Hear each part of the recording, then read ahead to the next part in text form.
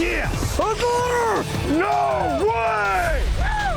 Live coverage of the AFTCO Bassmaster Elite at Lake St. Clair is sponsored by Garmin.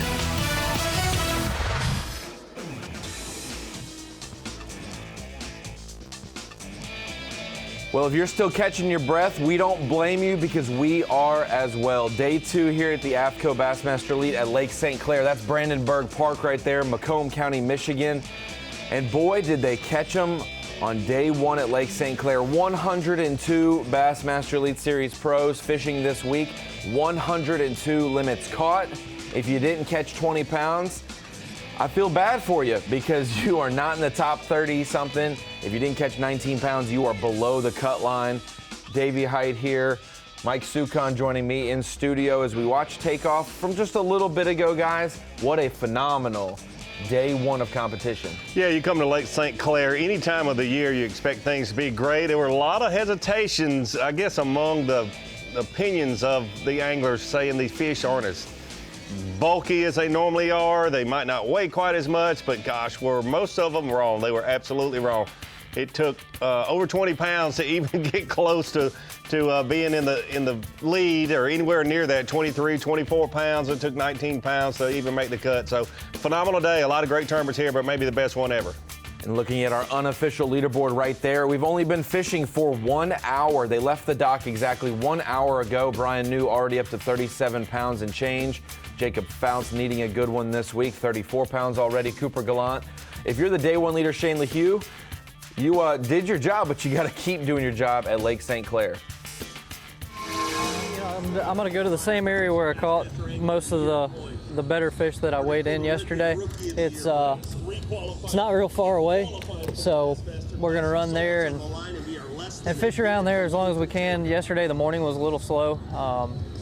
Yeah, I think the cloud cover and stuff may hurt it a little bit. I'm not particularly worried about it, but once the sun gets up, I can see them a lot better on my live scope. They tend to sit on top of that little short grass a little better, so hopefully we get some sun around 10 o'clock. I think it's supposed to be at least partly sunny, and yeah, that's about when we culled everything yesterday was from like 10 to 12.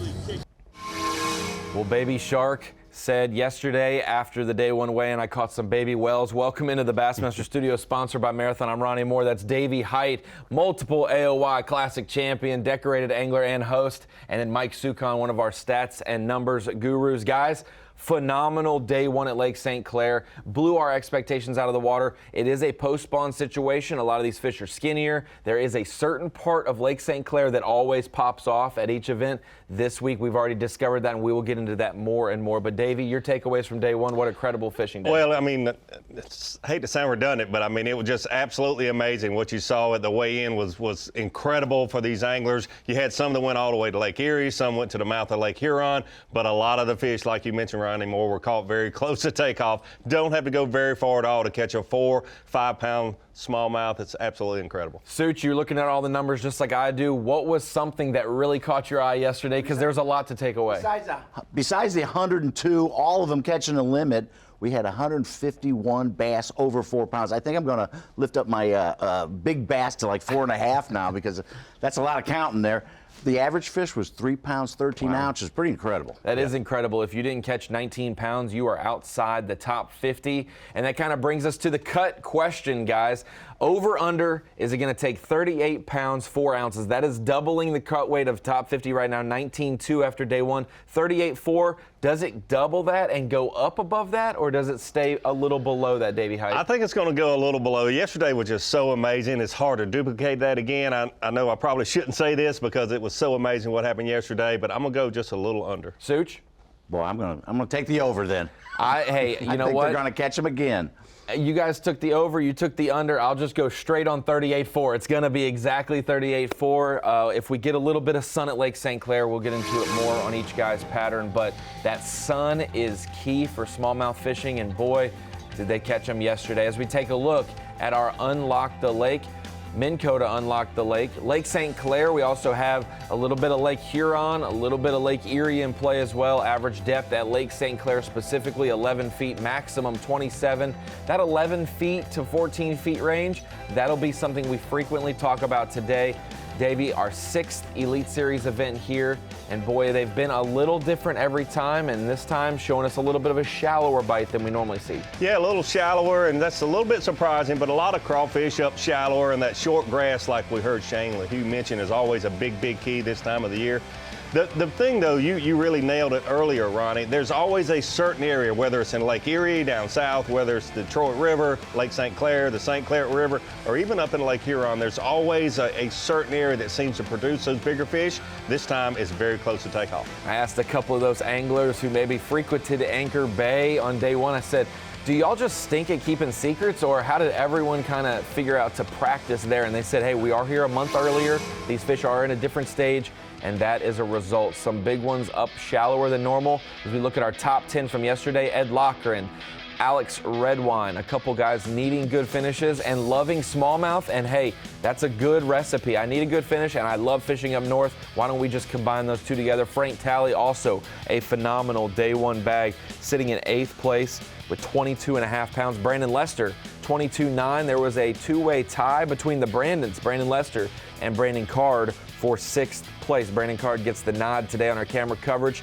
because of his AOY standing higher up in AOY, and we'll get to see him do some work. Joey Cifuentes, the cowboy, loves coming up north for smallmouth. Larry Nixon, his mentor, has taught him a lot about patience up here. We'll get into that and more.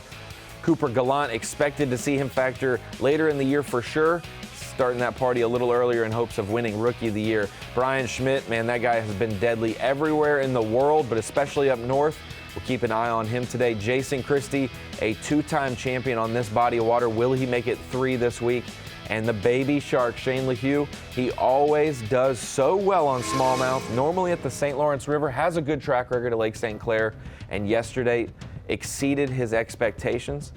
Said in some interviews that he got in the crowd of guys, caught 17 to 18 pounds, but when he started to kind of wander off on his own, was able to upgrade to some bigger culls later in the day. And that sun, if it comes out earlier, we could see some adjustments being made quickly as well. Well, he had 2 5-pounders on his bass track yesterday, and the rest were 4s, I think. It didn't realize he was going to have 24 pounds, though, and 3 ounces. Here's our new Rookie of the Year leader. He led earlier this season, won an event. We were looking at Shane LaHue for a moment there, and we popped over to Joey Cifuentes, not fishing in the area where a couple of our leaders are. And honestly, he said, I looked on the horizon and I saw 1 or 2 boats. It wasn't really that many people close to me, and I didn't really see many people on my run over there. So he's got a little bit of a, he said, I don't really know how big the area is. I don't know, maybe half a mile, maybe a mile, but plenty of area, he said, plenty of area. It's not very often that you have an area that's between a half a mile and a mile square that you think you can catch quality fish in a Bassmaster Elite tournament. Acting like a smallmouth, I think. And rarely, if you just saw that font pop up on the screen, Joey Cifuentes currently in 40-something place. Started the day in 5th. 1 hour ago, he was 5th, and now he's 45th place on Bass Track. That's amazing. That's what they're eating on down there. And I don't even think that was the fish I was looking at. He's still sitting down there. I bet it was a walleye.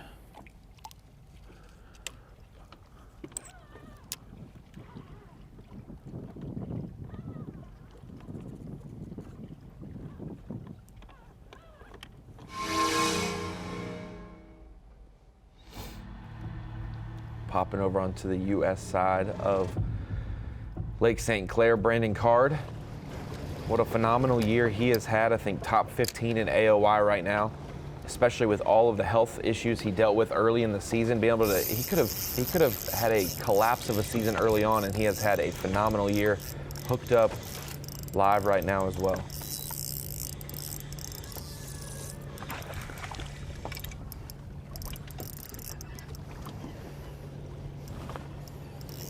Still not the right size, but it's bigger than the ones we've been catching.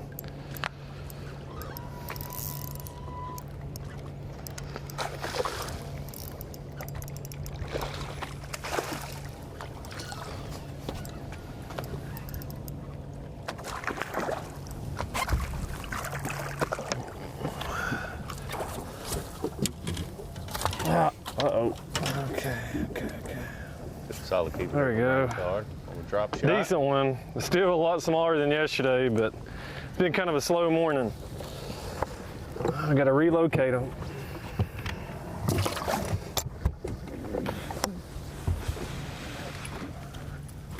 I think if you keep up, everyone who keeps up with Little Bassmaster 3-pounder. League Series understands that Brandon Carr has had some medical issues this year, and it's really probably his best year as an angler from Sabine River all the way to Lake St. Clair, St. Johns River. Starting the year All out with over a the top place, 10 yeah. at Okeechobee. Okeechobee.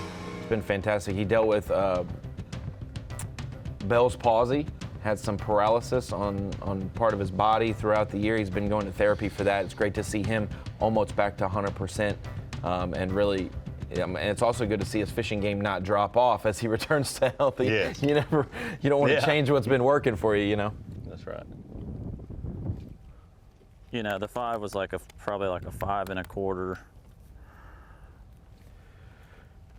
And everything else was like 4 to 4 1/4. Somewhere in there.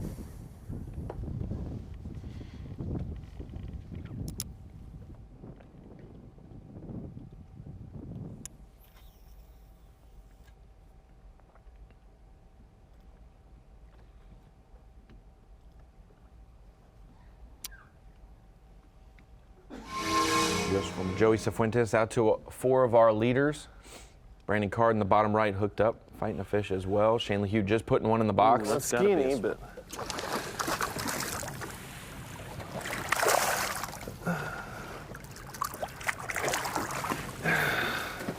Brandon Carr just said when he caught that there we fish go. a minute ago that things were a little probably- slower this we'll call morning. out in 3 1/4. Check out how skinny. Still a nice fish. Better than those 1-pounders we were catching earlier.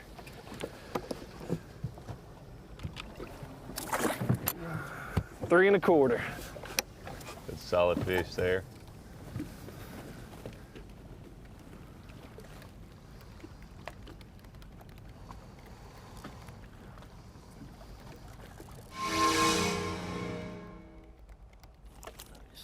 Oh boy, 3.5.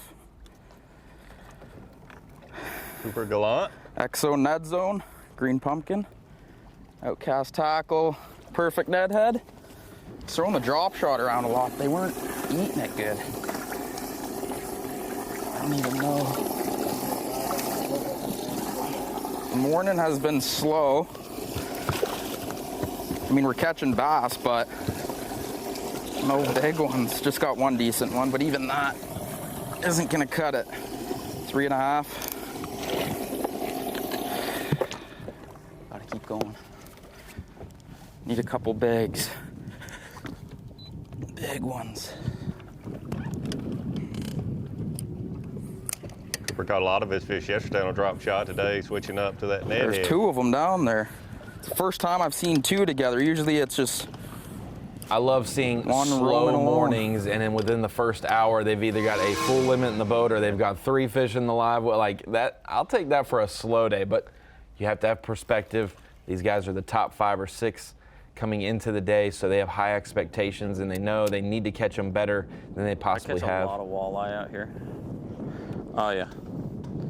And they look, man, I can't tell the difference between them. Typically the smallmouth will suspend a little higher, but I don't know. I've thrown at some that I thought might be a smallmouth and they were, or walleye and they were smallmouth, so I just throw at everything. These singles are supposed to be the bigger ones.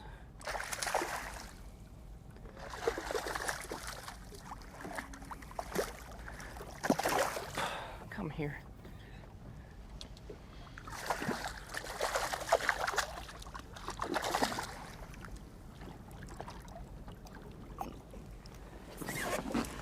It's bigger than that one.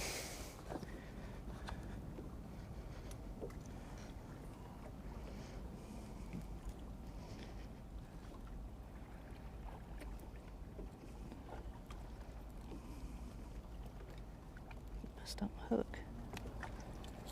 He did mess up. Getting to see Brian Schmidt also hook up with one, right side of your screen. The other Brian New. Caught 18.7 limit, took the lead. Now Goyo Fujita is up to 17.11 on the day, and he's another our nice new leader. fish. I think that's number 5. We got Brian New right here hooked up. We're doubled up. Fish are biting very, very well. I just haven't been fortunate to land on really big ones just yet. But that's 5. We're gonna keep after it. Good job. How big?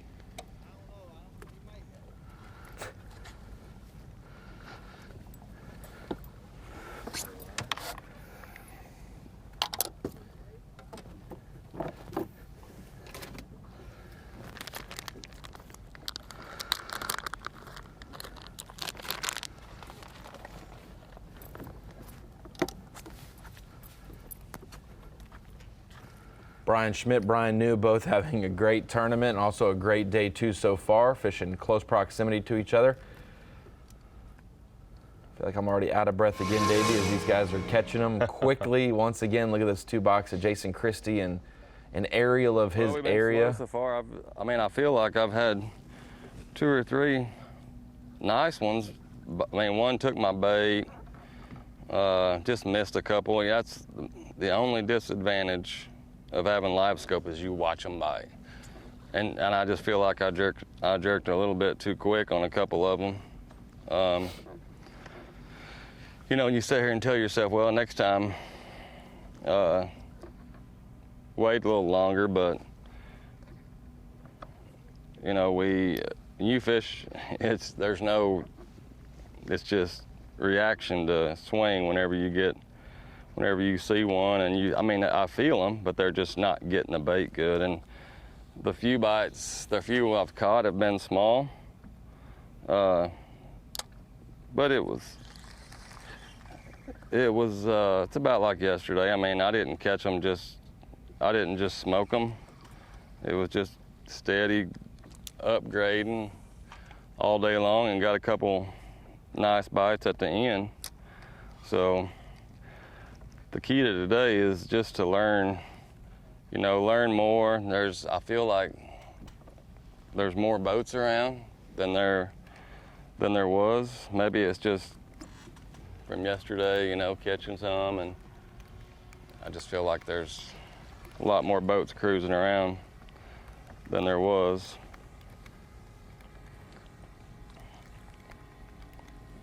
And it just takes, you just got to come across one pod.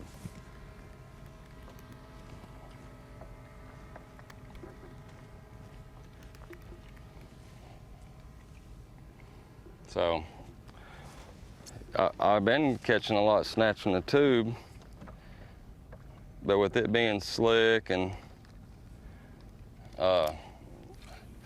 just so much stuff moving around, drones over the top of your head, it's just, I don't know, it doesn't feel right.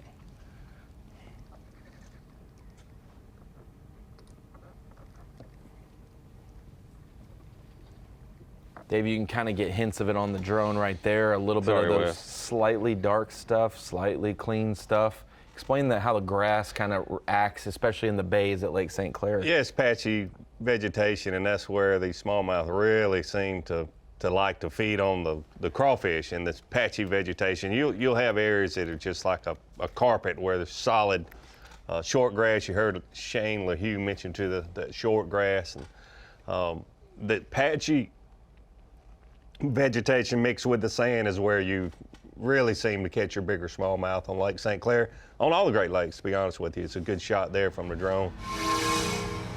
Good visual of it right there. Jason Christie, very unusual to see him in Anchor Bay. That's, Zona mentioned yesterday, there's a lot more anglers in Anchor Bay than we normally see there. But to see Jason Christie there is very unusual. Oh, that one should eat.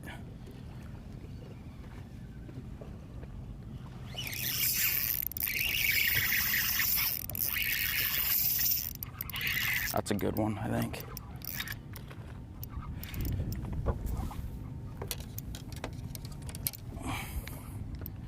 Will help for sure. Boy, that's a solid smallmouth right there. They're so strong. I love smallmouth fishing so much. I think it's a good one. Yeah, it is. Not good, but it's a one I'd like to have in the box for sure. 4-pounder, I think.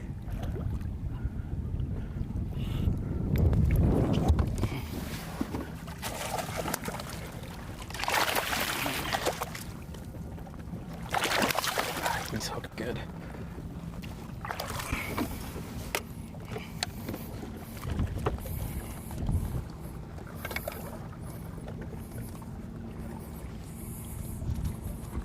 He's hooked real good. Cooper Gallant calling a shot there. That one should bite. So it's funny how back in the day you wouldn't even know if there was necessarily a fish there. Now you can see the fish, but now you can also know based on the way they're positioned, their behavior, if that is a fish that could bite, and how they react immediately when your bait gets in their area. Cooper Gallant, slow morning. Coop, I don't know where you're from. Well, I actually do know where you're from, but a slow morning is everyone else's best day of fishing ever, but Cooper Gallant has his sights on a Bassmaster Elite Series trophy, sitting in 4th place unofficially. Without that fish going into Bass Track, we will see where he moves up to, maybe getting closer to Shane LeHue in 3rd, but there's your unofficial top 10 right now. Kyoya Fujita on top, 40 pounds, 9 ounces. Brian New, Shane LeHue, Cooper Gallant, and Taku Ito are your top 5. We will be right back at Lake St. Clair with more fish catching, a lot more action. The AFTCO Bassmaster Elite at Lake St. Clair is sponsored by Humminbird, Mercury, Nitro Boats, and by Bass Pro Shops.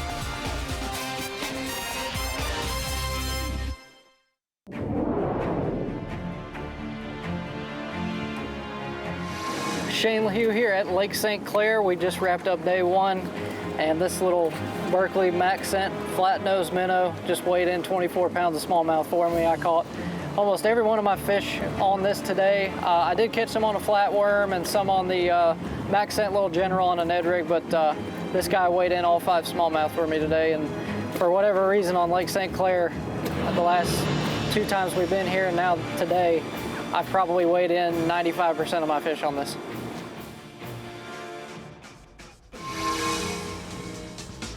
Shane LeHue giving us the goods. Look at that shot right there.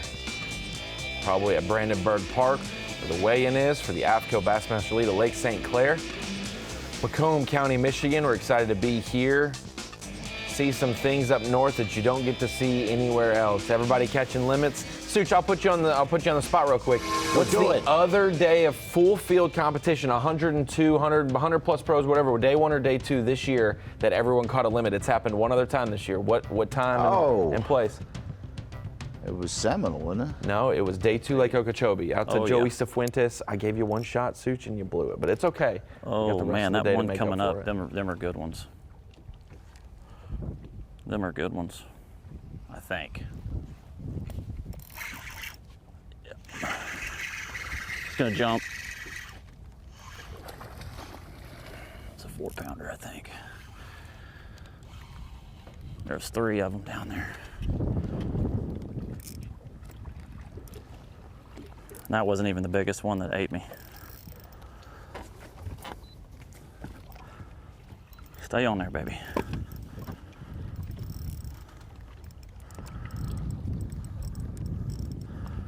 That's a nice one.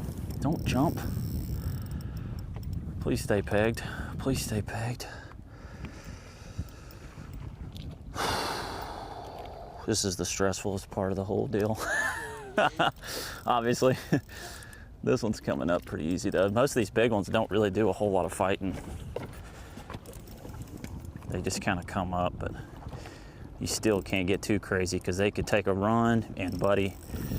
Oh, that's a good one.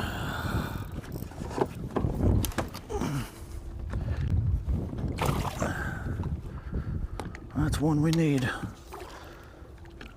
If I can get it up here by me. You just splashed me, dude. Oh, I'm terrible at landing fish. Come here.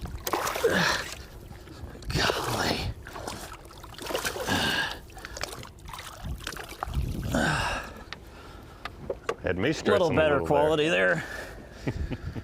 Hopefully I can catch his buddies.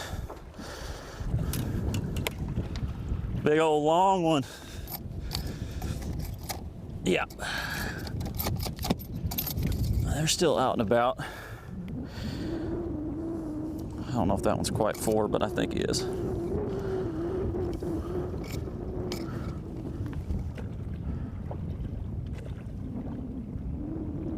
Yeah, it's just over 4 pounds. There we go. Finally, one good quality fish there in the bag, and he had 2 or 3 buddies that there was one that went up high, and I don't know what it was doing, but it went up towards the surface, and it was very large. It looked much bigger than this one, so. Gets a little antsy and That's good dicey news. fighting them, Davey, especially when you don't have another 4+ pounder in the live well, and that'll be your first big one of the day you want to take to the weigh-in. Yeah, absolutely. One thing in Joey's favor, though, you don't see other boats around him. No. He's kind of got that big area to himself. Shane LaHue and Jason Christie and some of these other guys are not really crowded, but more boats than you'd like to be around. Dang. Wasn't having this issue yesterday. I don't even think he helps. No.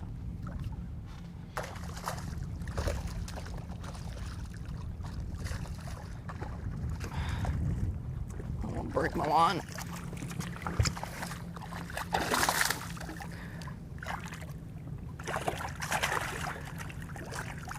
Yeah. We get it, little guy. You're mean.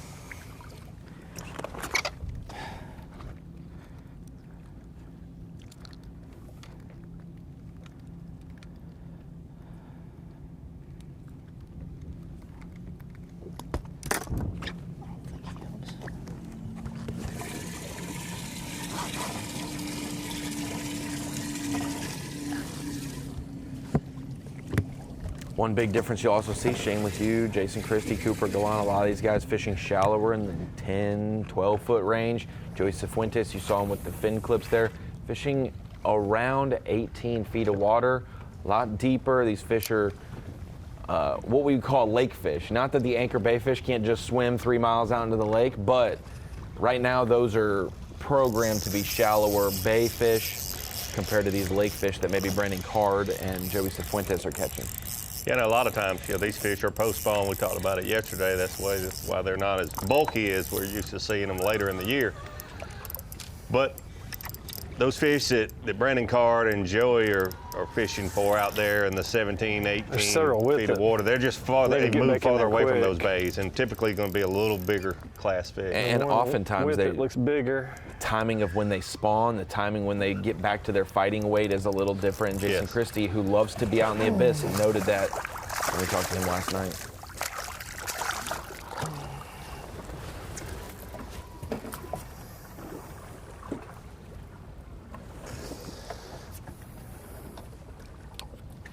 Koyo Fujita is not Check far this away out. from Shane I'm LaHue. gonna throw this in He's here, finding the and it big should ones. He be caught the his very fourth next fish draw. over 4 pounds. He's at I should get 19-14 on very Bass next Track draw. and Wow. still atop our I'm gonna leaderboard. put this rod over here. While LaHue has 13.5. He's got a limit too, but it's that class of fish.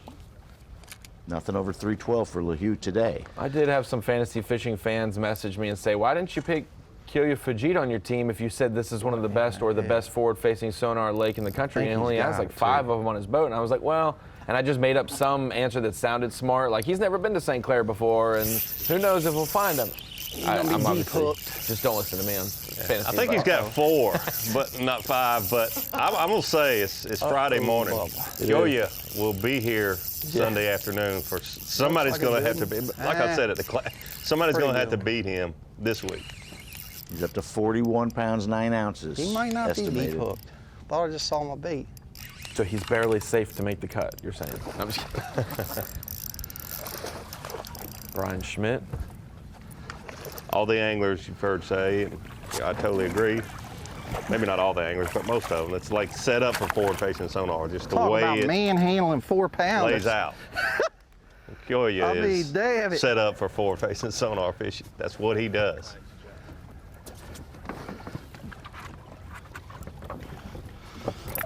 Dude, I mean, you know I cranked them in.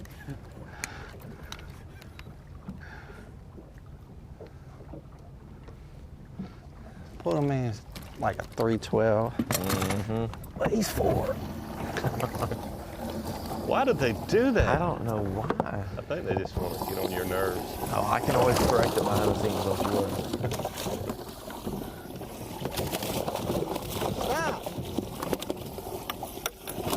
That is that's a good call. That is exactly what you want to see at Lake St. Clair. That's a good sign. Good job, man. Well, you don't All right, want to have that little 2 one fours in in there the in the first place, but Yeah, ideally. Did you see that debacle?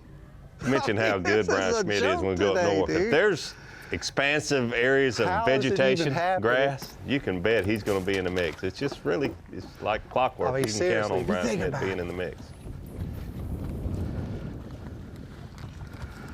Once in a while, I see one and throw at it. If I don't mess up anything on my line,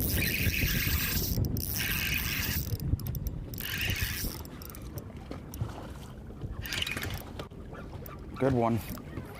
4-pounder.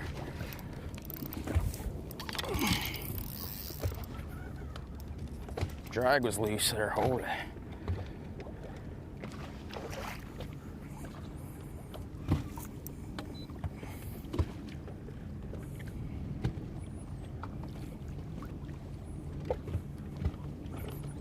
Yeah, it's a 4.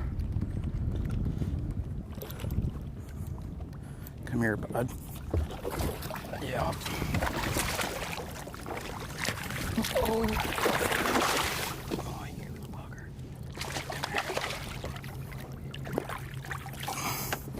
Oh, it's skinny. Length of a 4.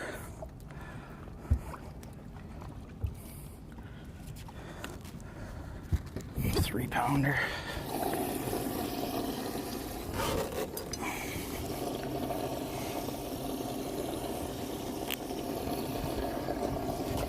Look at that live well. Keep in mind, this is the gentleman that said about 30 minutes ago how slow it was this morning. It's only been, they've only been fishing for an hour and a half. I will say, Davey, I can say this now that I've turned 30 just a few weeks ago. This kid, and I'm gonna call him a kid, this kid is phenomenal. 8 years ago, 2015, I met him at a high school championship. He was the only kid there that sounded funny because he was the only Canadian in the field, the only team from Canada. And I saw this short, smaller, blonde-headed kid from Canada came up to fish Kentucky Lake for the high school championship. And I never will forget that I met him there. And then a few years later, we're seeing him in the Bassmaster Opens, compete against Corey Johnston for the win, and he comes up just short there. Then he decides to fish all the Opens and qualifies for the Elites, wins an Open last year to make the Classic. Cooper Gallant's the real deal. Oh, yeah. It's very cool to see somebody fish high school just a couple years ago, and now we're high level on the Elite Series.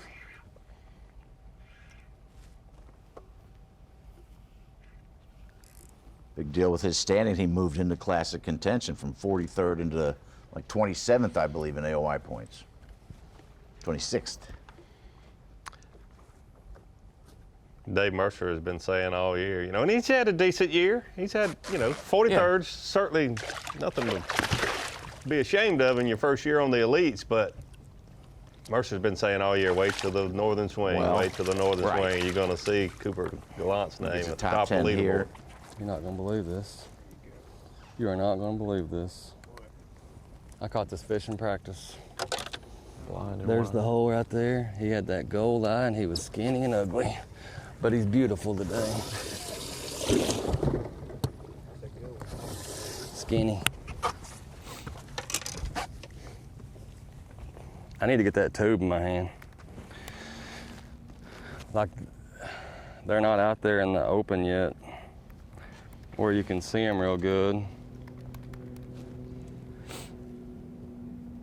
Christie also came in out of Classic contention. He's inside it now. We sure, because I know somebody. I need him on set with us for Bassmaster Opens. Maybe he'll cover one of the Opens with us in studio. I need him not fishing the Ozarks event. He can come in studio and cover that one. Said he was going to fish there if he wasn't qualified. I mean, they are biting out on Lake St. Clair. Don't worry about spot lock. You can catch them as you go, it seems. Trolling 2 reels and rods at the same time. I mean, just bowed up. As we take a look at our unofficial leaderboard, Kilya Fujita 41.9. A little bit of a distance to Brian New and Brian Schmidt. Jason Christie, that one right there will help him. Can't wait to see him get a tube in his hand. Cooper Gallant, Shane Lee Hugh, Frank Talley, all right behind them. Cole, Sands, Taku Ito, Jacob Fouts, also in our top 10. We'll be right back from Lake St. Clair. yes! No way! Live coverage of the AFTCO Bassmaster Elite at Lake St. Clair is sponsored by Garmin. Welcome back to Bassmaster Live here at Lake St. Clair, the AFTCO Bassmaster Elite. Some great visuals from up above, some great visuals from down below. I see you smallmouth swimming around there. A great destination, a lot of history as well. We've seen some of the Great Lakes have upturns. We were talking about that during the commercial break, Davey. Downturns, sometimes it's not fishing as great. I have never seen a stretch of time like the last few years on the Great Lakes and how good some of these lakes have been fishing. Yeah, absolutely incredible. And to be honest with you, the last 2 years I've been thinking maybe these fisheries won't be quite as good because they're receiving a lot of pressure, a lot more pressure than they ever have in my lifetime. And I did turn a little more than 30 a couple weeks ago, by the way. But it's incredible. It's incredible to me the pressure these places are getting. And it's all catch and release. You know, if these fish were being taken out of here, it would be not the same pictures we're seeing, but it's absolutely incredible the way the tournament anglers take good care of these fish to catch them again year after year. Just heard Jason Christie say he caught one that he caught just a few days ago. Yeah, he is.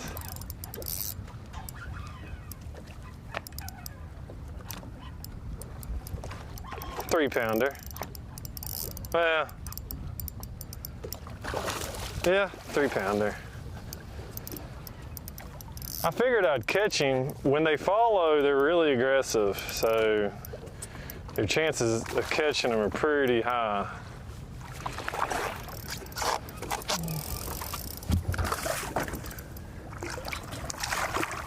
Yeah, 3-pounder.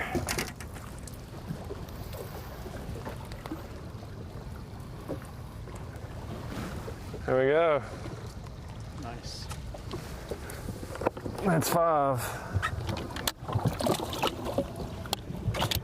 Brandon Carr was kind of that guy known as the guy who would go fish for largemouth at the St. Lawrence River and get a check. You know, he'd be one of those largemouth guys. But he has a great smallmouth track record as well. We saw Lake Oahe last year. He's done very well in some smallmouth places, and so not a surprise to see him in the mix again after day one as we go to Joey Cifuentes, who absolutely loves the smallmouth swing. Such might have picked him for fantasy at Seminole and been right, but I saved him for Champlain, and I told him not to waste his mojo exclusively this week. That one's not as big, but another keeper. His bass track has not been registering today. That's why he's fallen outside the cut.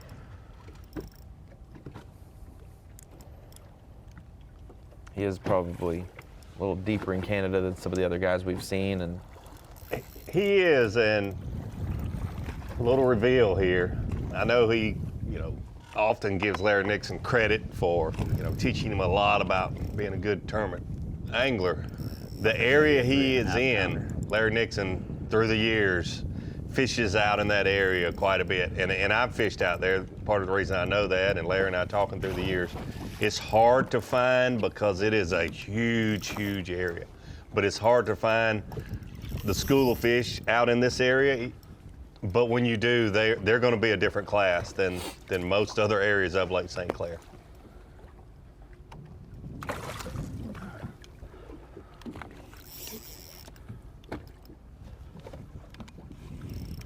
one thing Joey said, Davey, I said, are there groups of fish? Is there a specific waypoint where you're going to start and kind of look for those schools? And he said, man, you can catch numbers, but I didn't catch numbers yesterday. I saw like twins, like pairs. Yeah.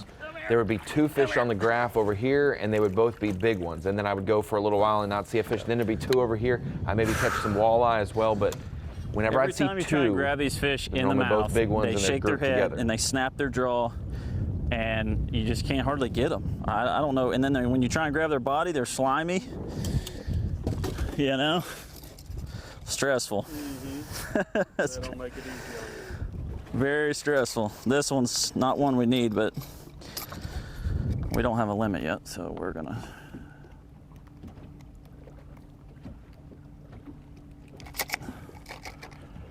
Oh, that's incorrect.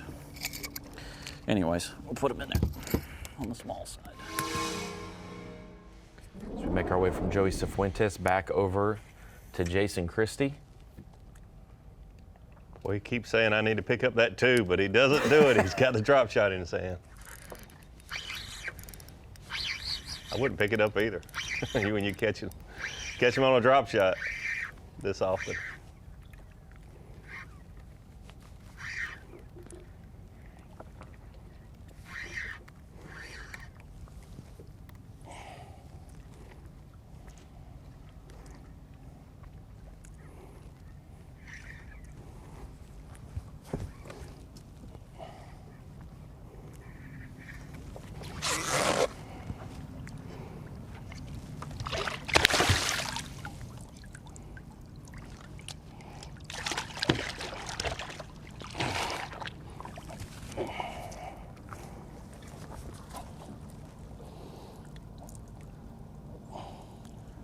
What?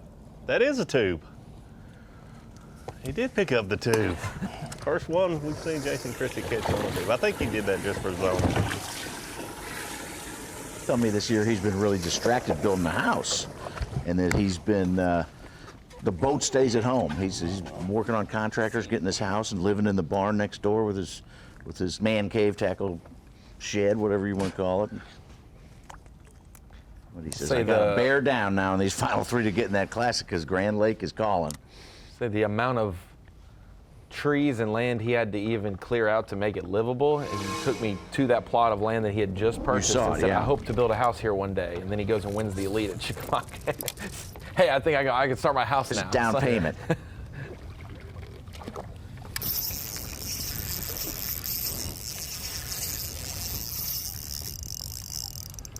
I wrote that he's leading Phoenix Coast Big Bass of the Year. It's going to get $10,000 unless somebody can beat his 9.4. From Lay Lake, and said they'd buy a lot of nice crown molding.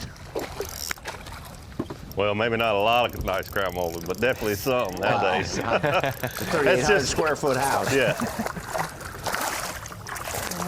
Crown molding costs a little more than it did a few years ago. Jeez. So does everything else. Should have just flipped him in. He's so little. I just wanted to take it easy on my line.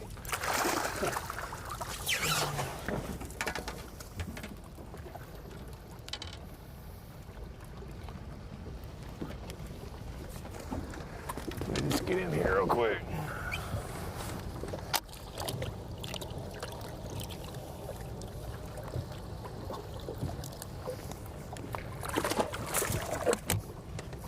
So the 1 pounder for what? 1.5. 1.5? Yeah.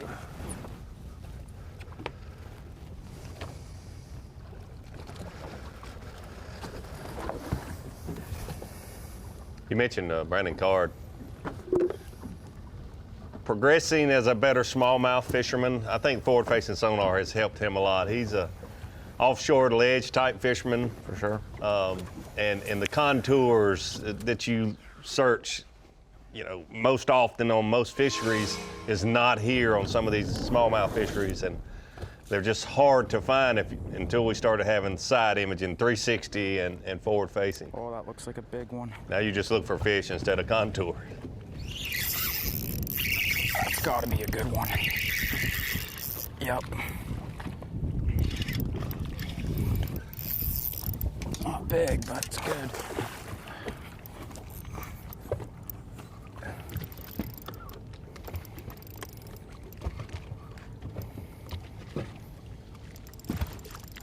If you listen to these anglers and pay attention to the ones that are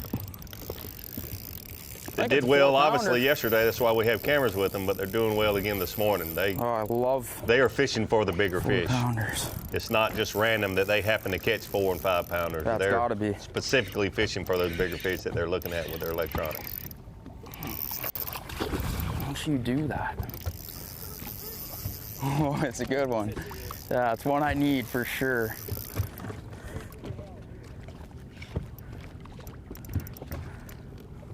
I buy you dinners. Might be a 4.5. I need this one so bad.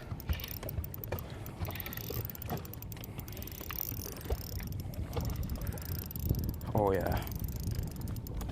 Get in here. I don't know if she's hooked good.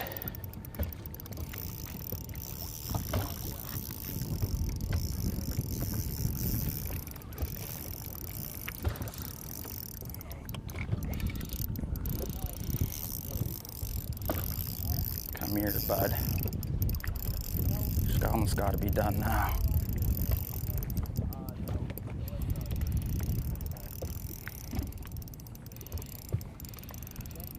Oh yeah, that's a good one.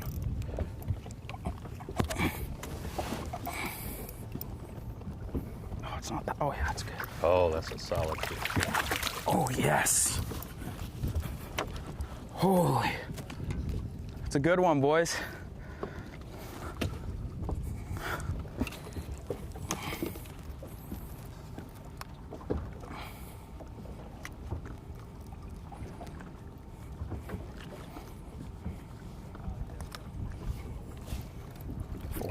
Baby. Every bit of 4 upgrade. Yeah, that's every bit of 4.5. Get them over 16.5 pounds. Every bit of 4.5. That fires me a up. little more than that. Get them back in the top 5.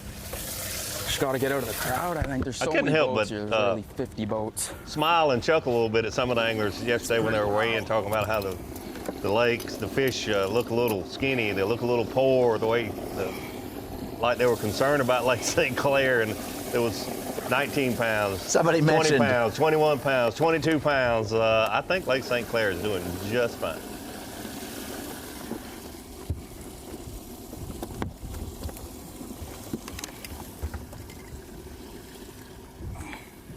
You talk about Canadians. The Johnstons both fell yesterday. Chris was 58th and Corey was 68th. They're catching them a little bit better today, trying to get inside that cut.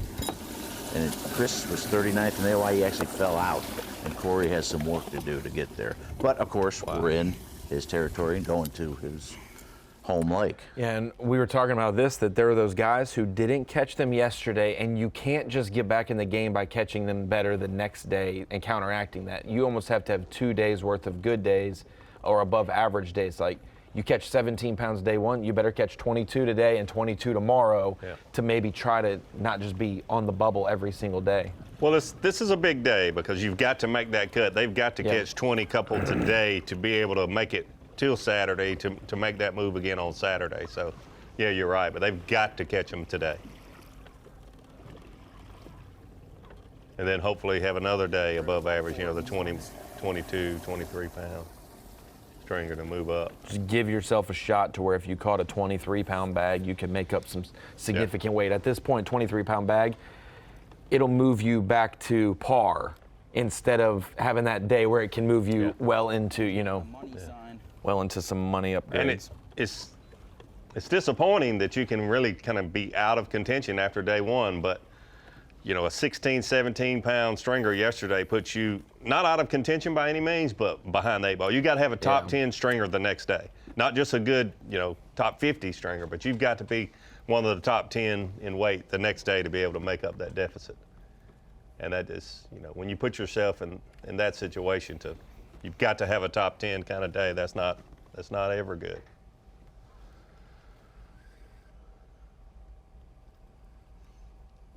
I mean, every single event this season except for Lake Murray, 16 pounds even would have had you well within the top 50 cut. 16 pounds even has you 95th place out of 102 yesterday. That is 16 even anywhere in the world gets it done. St. Clair, you get to go home early. 95th place out of 102, 16 pounds. We've got Crazy. some young names at the top of our Bass Track leaderboard on camera today as well. Cooper Gallant, Joey Cifuentes on camera today, Kyoya Fujita trying to be on camera tomorrow. All of these anglers are in our Dakota Lithium Bassmaster Rookie of the Year watch. Cifuentes holding a decent lead. Kyoya trying to cut into that a little bit today. Will Davis Jr. dropped back slightly yesterday. Cooper Gallant trying to make up some steam. 80 points down roughly with 2.5 events to go. We will see who wins our Rookie of the Year. We'll be right back. Yes! No way! Live coverage of the AFTCO Bassmaster Elite at Lake St. Clair is sponsored by Garmin. Welcome back to Bassmaster Live here at Lake St. Clair. Excited to be here for the 7th stop of the Bassmaster Elite Series season. We have 3 events left, counting this one.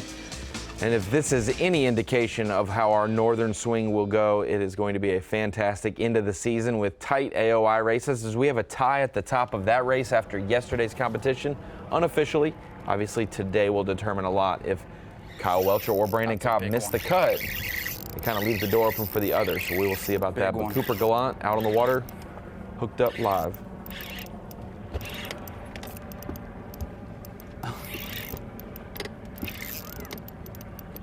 Big one, I think.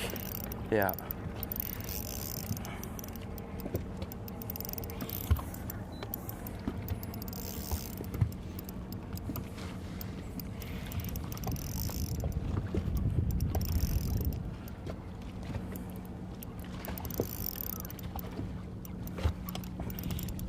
Oh yeah, 4-pluser. Come here, little buddy.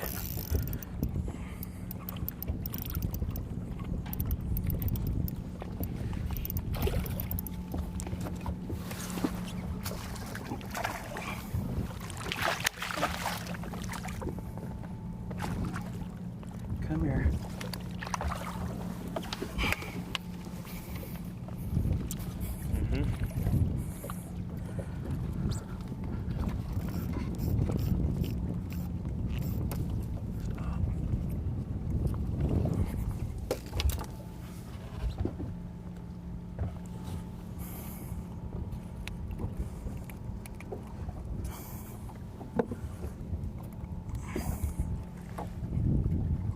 I should probably start weighing them.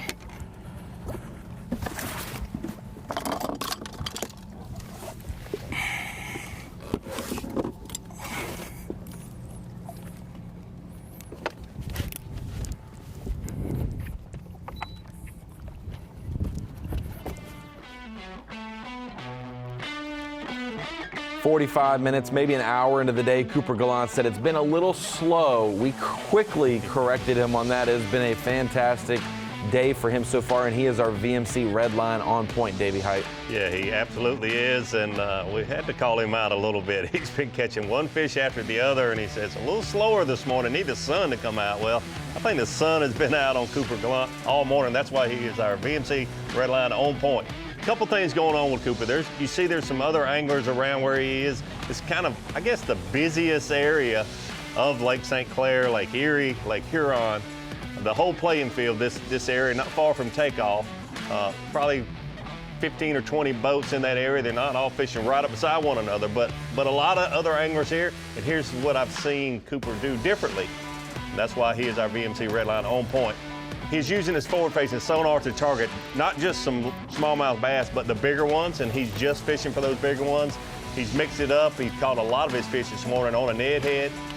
Yesterday, most of them were on a drop shot. This last fish was on a drop shot, but he's been able to mix up the baits and also just targeting those bigger 4+ pound smallmouth. That's why Cooper Gallant is VMC red line on point. I think that we say it and it sounds so easy. He's targeting bigger fish, but really when you get out there and you see how all these dots and these fish are swimming around, different species, walleye, all kinds of stuff, when you get a bite and it's a big one and you recognize why it was different or how it was different and then you run with it, that's what some of these guys are doing. That's why Jason Christie, Cooper Glenn are out fishing some of those people in the same area. Well, he recognizes, you know, and hey, that's a big I can see a fish on my forward-facing sonar. For sure. Those are easy. The guys that are really, really good with it, they identify species and size. That's probably not easy to do. And if their mouth's open at that moment or not. Yeah.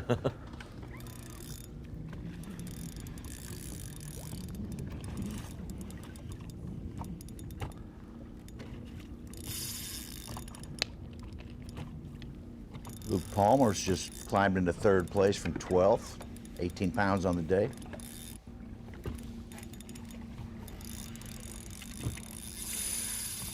Another listen to that. Okie who needed to make the classic and wanted to make the you classic. Talk about tough fish, man. Vegeta culled with a 4.5. He's up to 21.6. They are mean. Don't jump. Don't. This fish is going to jump. It's going to make like a 3-foot jump in the air.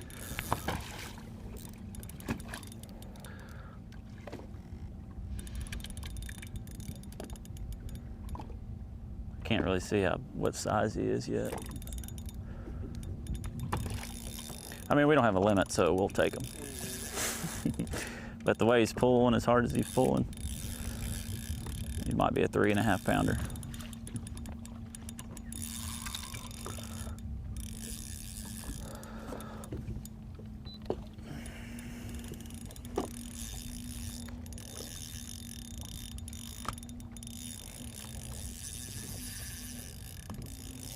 Downey's 5 fish came in at 18.12. He's in 3rd place, 4th place.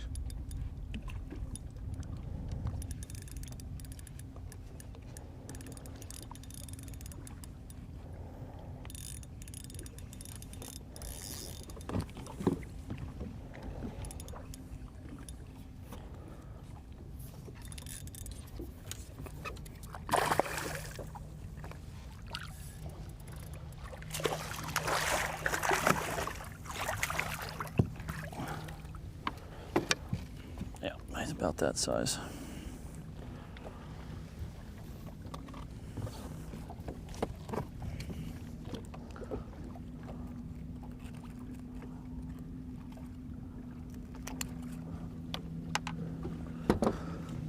Three-pounder. A lot of day left though.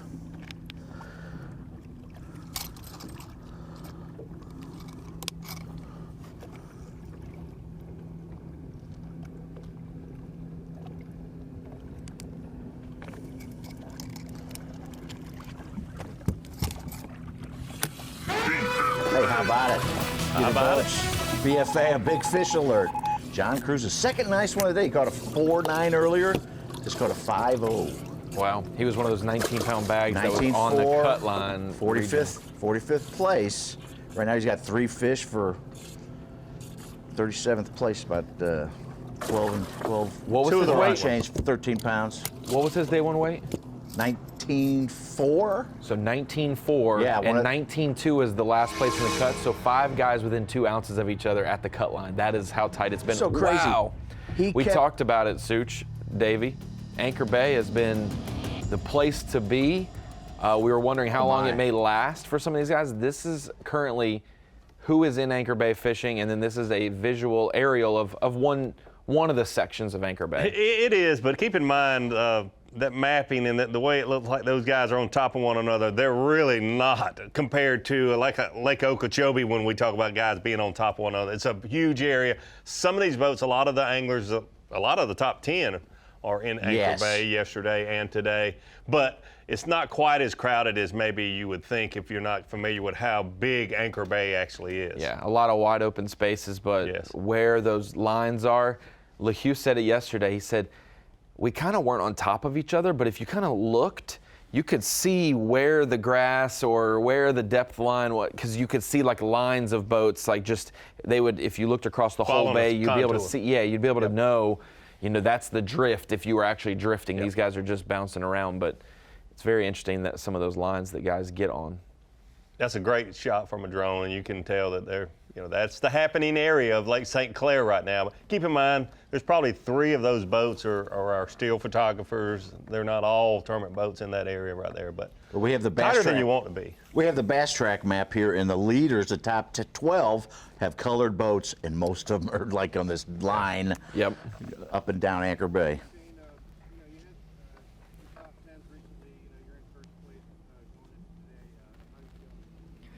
It's a little slow this morning, honestly. There's a lot of fish being caught around me, but it's I just haven't landed on the right ones, I guess. I've caught a lot of 2.5 pounders, which was not the case yesterday. I mean, I caught a lot of 2.5 pounders, but it's been a little slow, honestly. Got one out.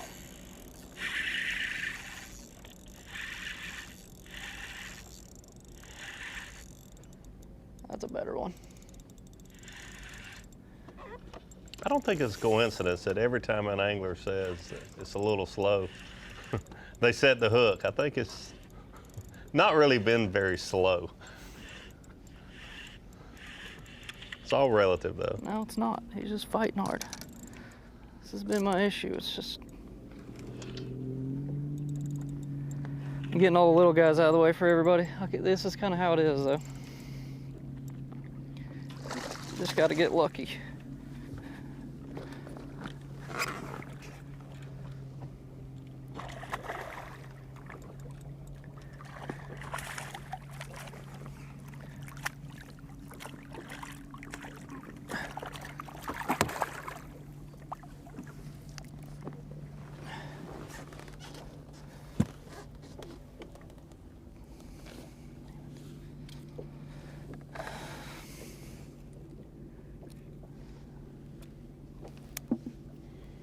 There again, Shane LaHue catching most of his fish. About 12 feet deep, flat-nosed minnow. 95% of the fish he's weighed in the last few years, he said, in these smallmouth fisheries has been on that flat-nosed minnow.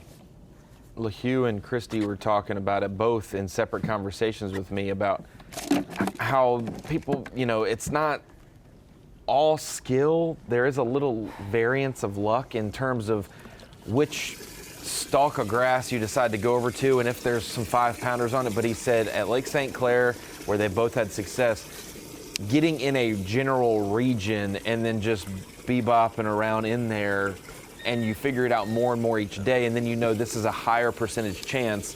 Whether the cast results in a 5 or a 4 1/4 may be considered luck to fans, but when you get in that area, you can really start to dial in a lot more. But it is kind of an unlucky thing if they swam to that clump 100 yards away and someone else pitched at it.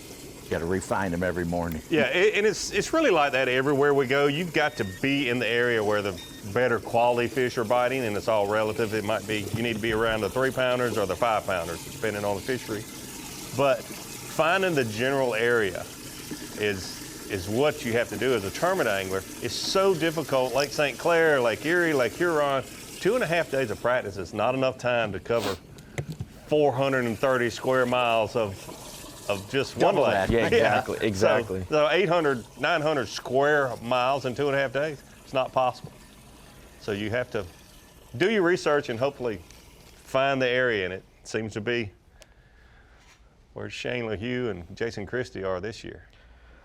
LaHue's calling out and getting a good gauge of his 5 bass limit in his live well currently. We'll get an update on his bass track situation there as we bring it in to the Dakota Lithium Screen of Knowledge. Lake St. Clair, phenomenal day one. We have seen some of these days up on the Great Lakes on the northern swing that kind of take your breath away, and you're like, this is something we haven't seen all season long or ever before. And when we think about the 20-pound bags just from day one yesterday, this is how it maps out for the rest of the season. And I don't want this to seem like we're putting other lakes to shame, because April in the South is great. February in the South can be great. March at the Classic, sometimes hit or miss. All those things factor in time of year. But comparing them just on a sheer 20-pound bag mark, Lake Murray, after the 4 days of competition, had 51 20-pound bags. Lake Okeechobee had 37 20-pound bags. And Santee Cooper and St. Clair both had 33.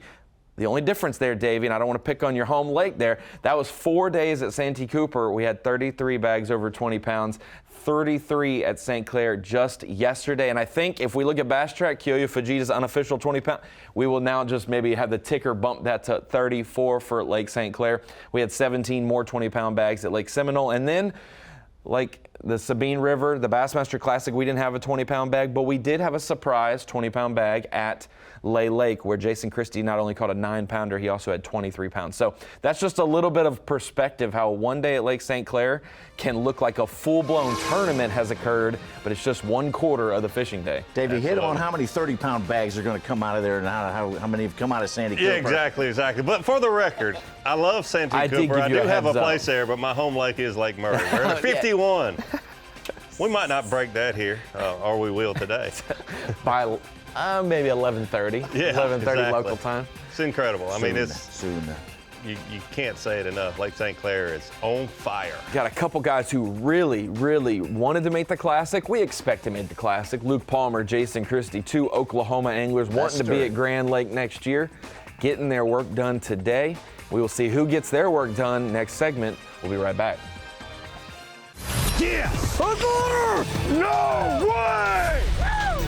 Live coverage of the AFTCO Bassmaster Elite at Lake St. Clair is sponsored by Garmin. That is a very, very good question. You know, I've won 2 events here, had another top 5. I don't know. I don't know if it's, you know, my dad and family has kind of grown up drift fishing for catfish, and I don't know if it's that. I don't know if it's kind of the way that I practice.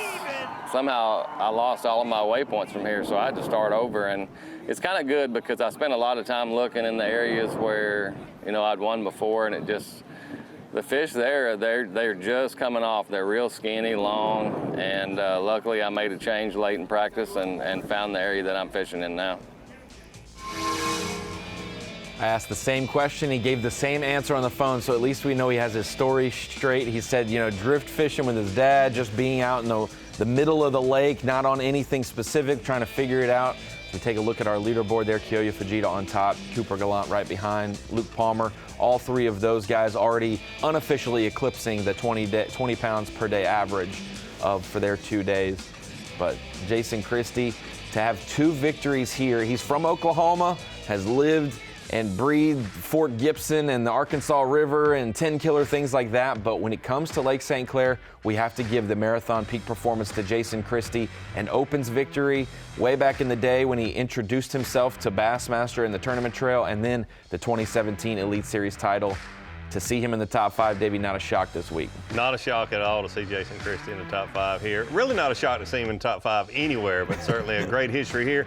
I will say this, so I love the way Jason Christie is so humble and likes to just, I just got lucky and found this area. I just got lucky, and maybe it was when I was catfishing with my dad.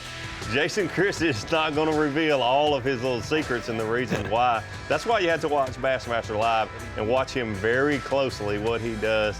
And one big thing that Jason Christie does, for sure, that I've noticed through his career, is he targets the bigger fish in an area, whether you're at the Sabine River or Lake St. Clair, Lake Okeechobee, Lake Murray. It doesn't matter. He really tries to fish for the 5 largest fish, and he does a great job finding the area where those fish are at, whether you're at Lake St. Clair or, you know, in Oklahoma somewhere.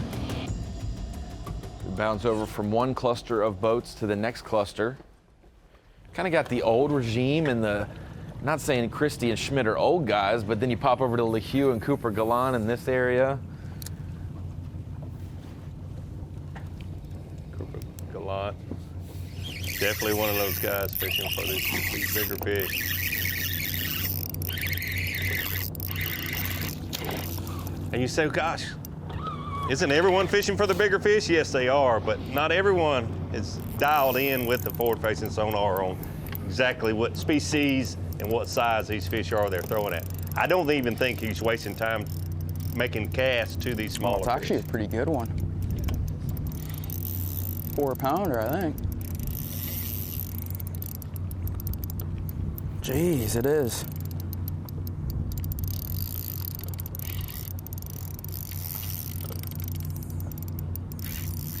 came swimming to me to the boat so quick. Tried catching up with him. That's why I did like that second hook set. Oh yeah, that's a good one. It's a good one. I think.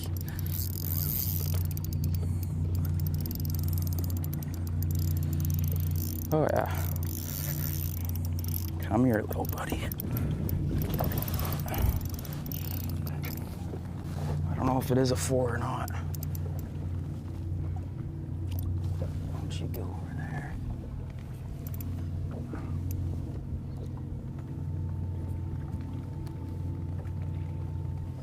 You're just swimming in circles down there. Come here.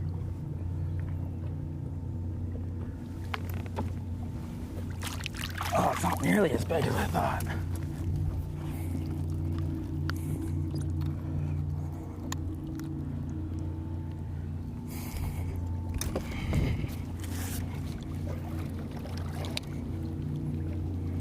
Don't know if that fish is going to help him.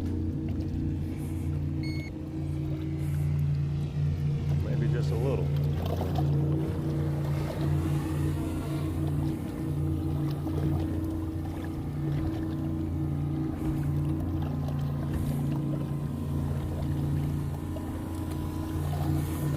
Gonna have to beam it.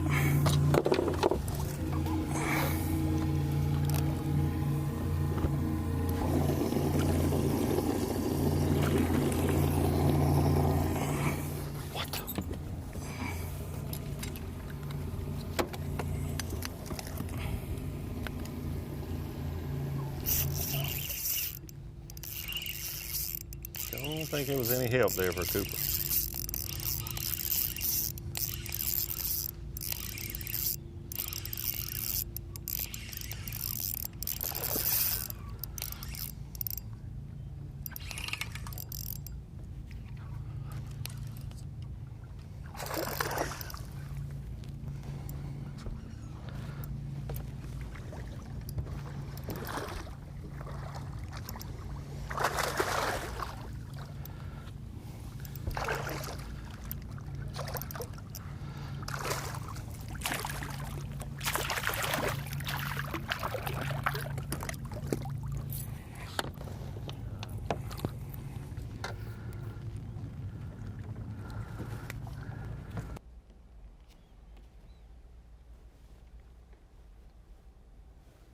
Brian Schmidt. Not a big one, but a nice one. Quietly having a good morning, a good tournament overall. It's a nice fish.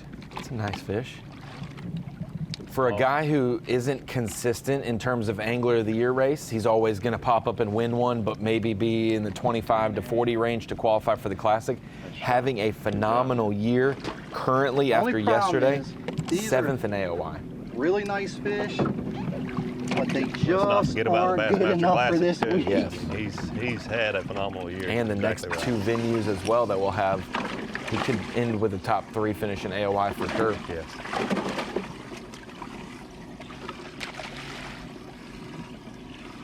All right. Still, we only got 2 we can weigh in. That was, pound and a half upgrade. The thing I've learned There you go. watching Brian Schmidt fish over the last few years on the Elite Series, he looks for those subtle, very subtle differences in vegetation, or at the Classic it was isolated wood off the beaten path kind of stuff. He's always looking for. He really likes to, and I've talked to him about his tournament strategies. He loves the first day of practice to go out and just explore and look for something different than all the other anglers. Those subtle differences. Come on, be a big one.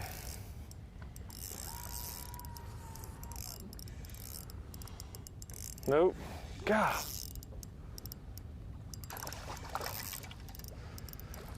Don't understand.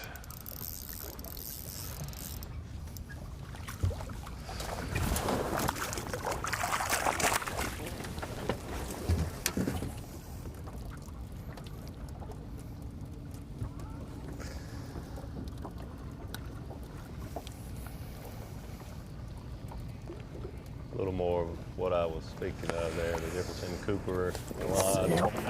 Some of these other anglers that are really looking at the size of the fish with their electronics before they even fish for them.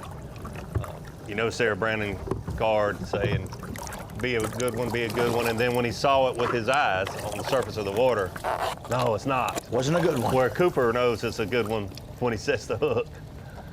You can just tell the difference in the way they act. Oh gosh. Some of those anglers don't wait till they see them jump to know what size they are. It didn't really hardly help any. Just 2-pounder. That's one big thing that Jason Christie said. He loves to be out in the abyss. He loves to be on the Canada side of the lake. He loves to be by himself, nobody in sight. He said he felt like the lake fish were about a pound lighter than they should be because they haven't quite fed up to their fighting weight, whereas those ones in the bay maybe have spawned earlier. They have been feeding up sooner than the lake fish, so they are at a healthier weight quicker. Sometimes we've seen the river fish do that, where like last time we were here, there was a couple river guys that factored, you know. So Christy said, Dude, he looks so big on the scope. Yeah, golly. Must have went through a lot to. No, he said he didn't get a ton of bites. I don't think he's of that the guys big. fishing But all shallow the good he fish, didn't. then. Yeah. Come on, baby. Seeing some fish though, which is always fun. There's one of them, you know, fish that pulls way bigger than he is.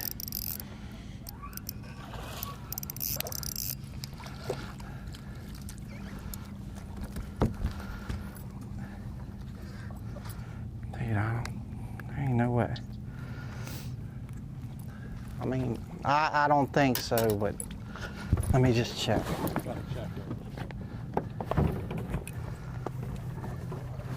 I don't think that was going to help you. Schmidt's got about 17 pounds on the day, a couple 4-pounders. Oh, it did help.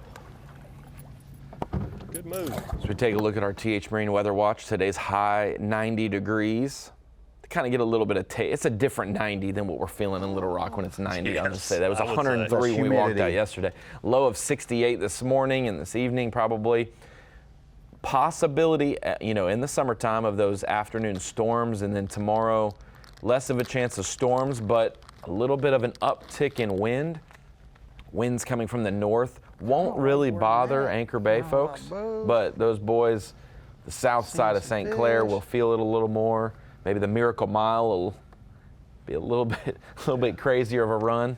It definitely will. And then looking at Championship Sunday 5 to 10, but that 10 to 15 is fishable, certainly fishable, especially, you know, in Lake St. Clair, staying within that lake. But here's a big deal about that 10 to 15 mile an hour wind. It changes forward-facing sonar in a big way with the trolling motor up and down, and at some places on Lake St. Clair, like you know, Bell River Hump, that sort of thing, be much more difficult to really focus in on the forward-facing sonar with the waves that they'll have. So fishable, but it'll definitely change things up for guys that are, you know, slick calm, looking at that forward-facing sonar, flat bottom like you have, not a lot of contour change on Lake St. Clair.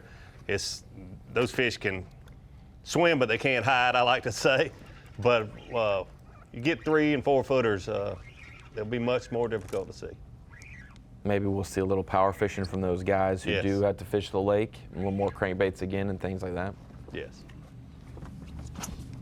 AOI update. Brandon Cobb is in the teens. He's 18th now with a limit of 16.5. Kyle Welcher is in the 50s. They started the day tied.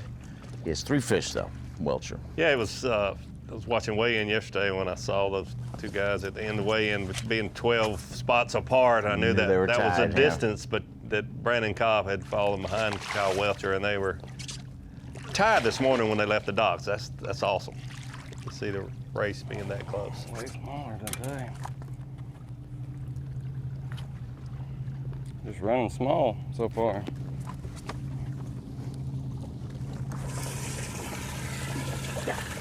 I said, Jason, we're going to be able to see you bob around in the big leg by yourself if you get frustrated with the craft, or if you just want to go expand. He said, I'm all in this area. He said nothing else in the lake made me feel like it would be worth it to run out there and spend time. And so that just kind of shows you a winner on this lake has seen the signs of possibly winning there again, and doesn't want to risk wasting time elsewhere. As we take a look at Shane LeHue and an aerial of LeHue and some of his closest friends. Christie's just made a slight upgrade. Ounces, he was 10th, now he's jumped to 6th with that last fish. That close. Davey, I'll also say that 10 to 15 wind is the difference in a 2-pounder and a 4-pounder. When you catch a 2, it's a lot harder to be real wrong on Bass Track estimating a 2-pounder. But when it's a 4 something, it could be a 4.5 and you're half a pound wrong. It's hard for a 2 to turn into a 2.5. So those 10 to 15 mile an hour winds can get to 20, 22, a lot easier than projections of 5 or 6 miles an hour. Yes. We had the AOI tie, but you look at the standings, there were 21 ties, exact same pounds and ounces. There were 3 at 1914 and 4 people at 1715. A lot of other ties. Wow. 21 different weights were. Is that a record? Do you keep that? No, I don't keep that. That's kind of hard to keep. I mean, that would be difficult, but if it's not a record, I can't think of anywhere else that it would have that many ties on day one. I like the fact that we'll have St. Clair and then Champlain and St. Lawrence. It's kind of like 3 events that get to one-up each other in uniqueness. Like Champlain's the lake where the weights are stacked through the field. St. Clair is doing that this week. St. Lawrence always has those top-end astronomical weights. We'll see how they all stack up as we do. We'll take a look, Such, at the Progressive Angler of the Year. Brandon Cobb took that 12-pound deficit when we counted him out. Not really, but we weren't shedding light on him. He is now drawn even after yesterday's weigh-in with Kyle Welcher. Like you said, Welcher dropping down a little bit today. But at this point yesterday, Welcher was in a bad situation and had a great rebound. The difference, though, 52 points from second to third, and then you see 6 points, 2 points, 4 points, 1 point. It is tight, and that's a lot of money difference from third to 10th, and those guys are all locked in a battle, whereas it's kind of a 2-person runaway at this point. We will see who tries to run away and hide with some sort of lead at Lake St. Clair when we come back. Bassmaster Live.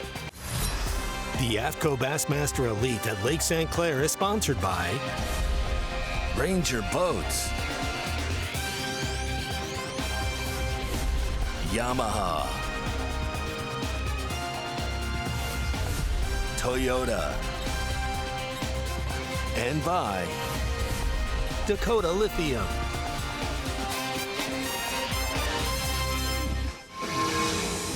We are getting hungry here in studio, talking about way too much food during the commercial break, but we're glad to be here at Lake St. Clair. I know the fish are hungry. They are biting today again.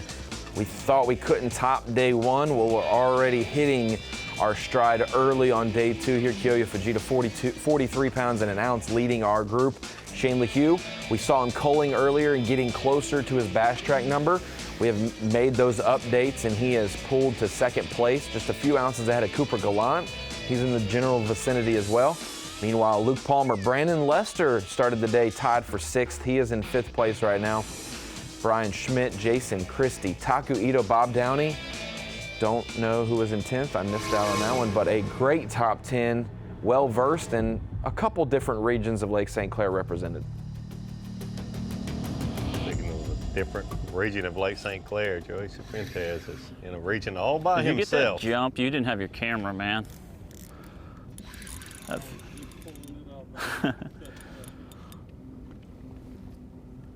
Chill, bro. Chill.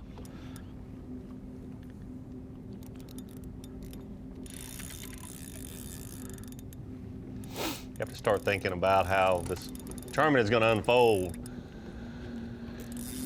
Lake St. Clair has got a lot of fish in it, a lot of smallmouth. When you see 20 or 30 boats in one bay, where I was, I think it's going to take its toll over a number of days. We'll see. Several smallmouth here. Joey's got to be feeling good about not being around the groups of people like he knows a lot of the leaders Please are. don't come off. Yeah, there's those two different feelings. You feel like you missed out on something. All right. If you weren't aware of that, and you feel drawn to yeah, I got to go try it, or that's where the winning fish might be. but having something to yourself, it seems like over 4 days, the attrition that goes through other areas, that maybe I can gain a little every day, and at the end of the week, I'll be up top. Easy now, easy, easy, easy.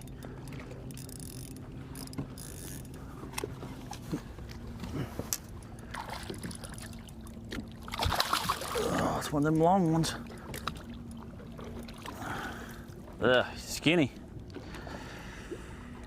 But that's 5.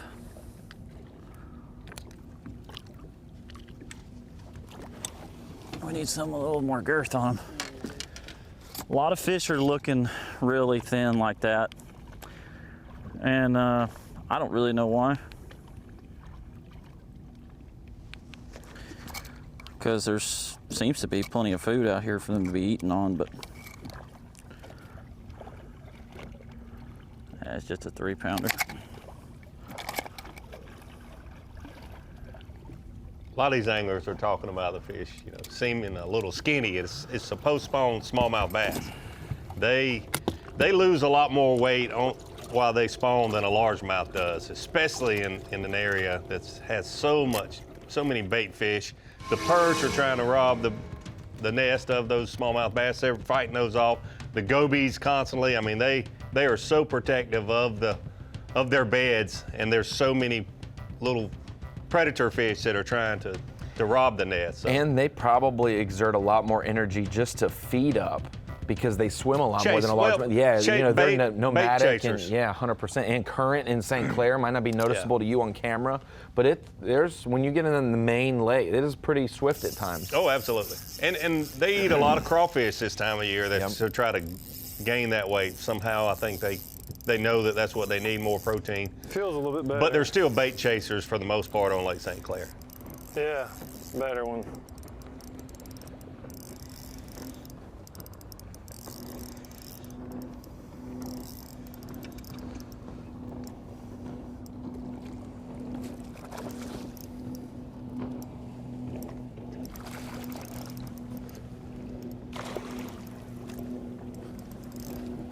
I've actually seen smallmouth bass on the bed there at Lake St. Clair, and just constantly, it's just like 24/7. They're guarding and just really having to exert a lot of energy to keep the gobies and the perch and the little small bluegill away from their beds. Oh my gosh.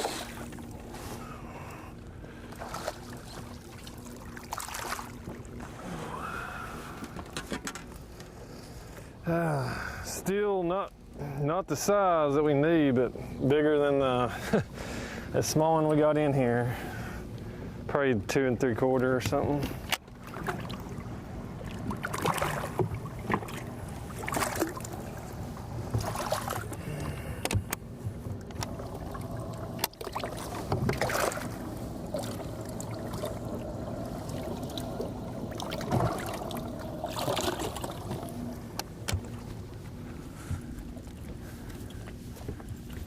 Tacoidu tied for Phoenix Boat's big bass with a 5-pounder, getting our top 10 at 8. Bigger than that. This was the start of Taku's smallmouth run his rookie year. We came to St. Clair before the New York swing. Remember when he 3 top 10s in a row? He wasn't quite sure what the eel on the on the bass was exactly. He thought it was an alien. No, he didn't think it was an alien. He said it was, though. Out to Shane LaHue. Oh wow, what a shot! The drone with that smallmouth bass jumping right in front of the boat.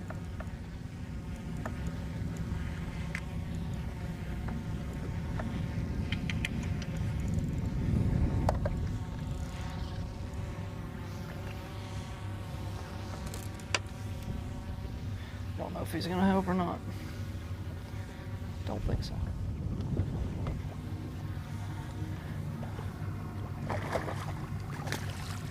He's long and skinny.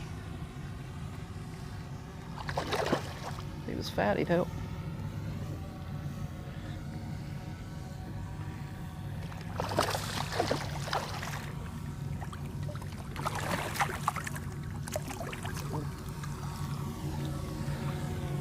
Great shot there. Good camera work. Just not as fat as those other ones.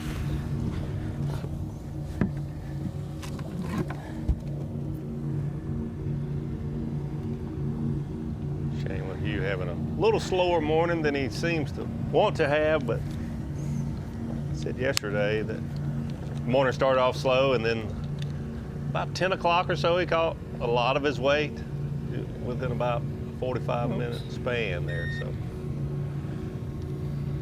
it goes like yesterday. His best part of his day is yet to come.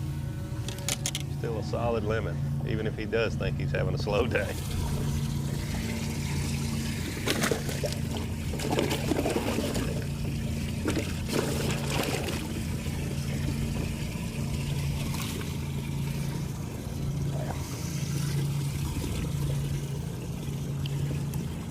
Shane LaHue proving that his first few years on the Elite Series aren't a fluke, not only performance, but ability to catch smallmouth. So we bring in our friend Mark Zona. Z, you're out there on site in Brandenburg Park. You got to see the weigh-in, talk to the anglers. Any surprises after the day one weigh-in for you? Yeah, I'll be honest with you, Ronnie. Number one, today, let's talk about today real quick.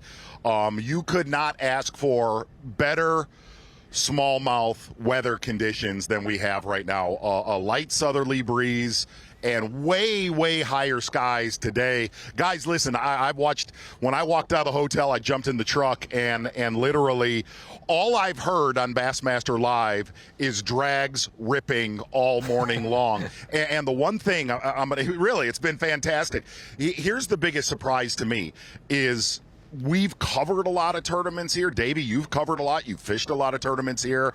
But even local tournaments, I have never seen the amount of our field in this bay, in Anchor Bay. It's fair to say, looking at our satellite of where our competitors are, I know you guys have put up a screen of where our cameras are, but there is 75% of the field fishing in Anchor Bay, which we have never seen before. And let me talk about that environment. What's different about Anchor Bay, you either love fishing in Anchor Bay or you don't.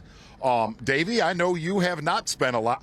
I have grown up here since 16 years old, and I tend to not like Anchor Bay because there's a lot more grass in here. And I asked Cooper Gallant, and one thing amazing about Cooper Gallant, he said, I think you guys might have tipped on this a little bit, this is his first tournament on Lake St. Clair. And I said, number one, why Anchor Bay? And number two, describe what he called a 3 football field size area. And he said, it's the only area that has broken grass, clear spots, almost like crop circles you see on a satellite in a field where there's no grass. And the other thing in this, Ronnie, was we talked about it a little bit at the end of the day yesterday, and I listened to these guys, and by watching your footage, there is a biomass in there, obviously, with bait, crawdads, whether there's a smaller population of goby, a massive amount of perch.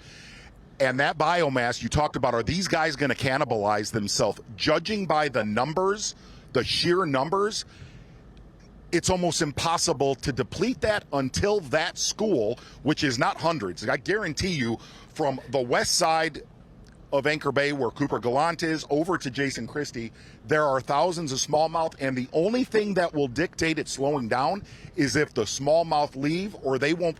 And the reason I say that, if you fish here the end of April, the beginning of May, and you fish on the mile roads, it gets pounded when there's a biomass of fish day after day after day for a month to a month and a half, and you cannot hurt that population, and it looks like that's what those guys are in right now in Anchor Bay. So Z, that's the question I had for you, and you hit on it, but I've just got to ask you, I mean, just plain and simple, do you think that Anchor Bay can handle all this pressure and the winner will come from Anchor Bay?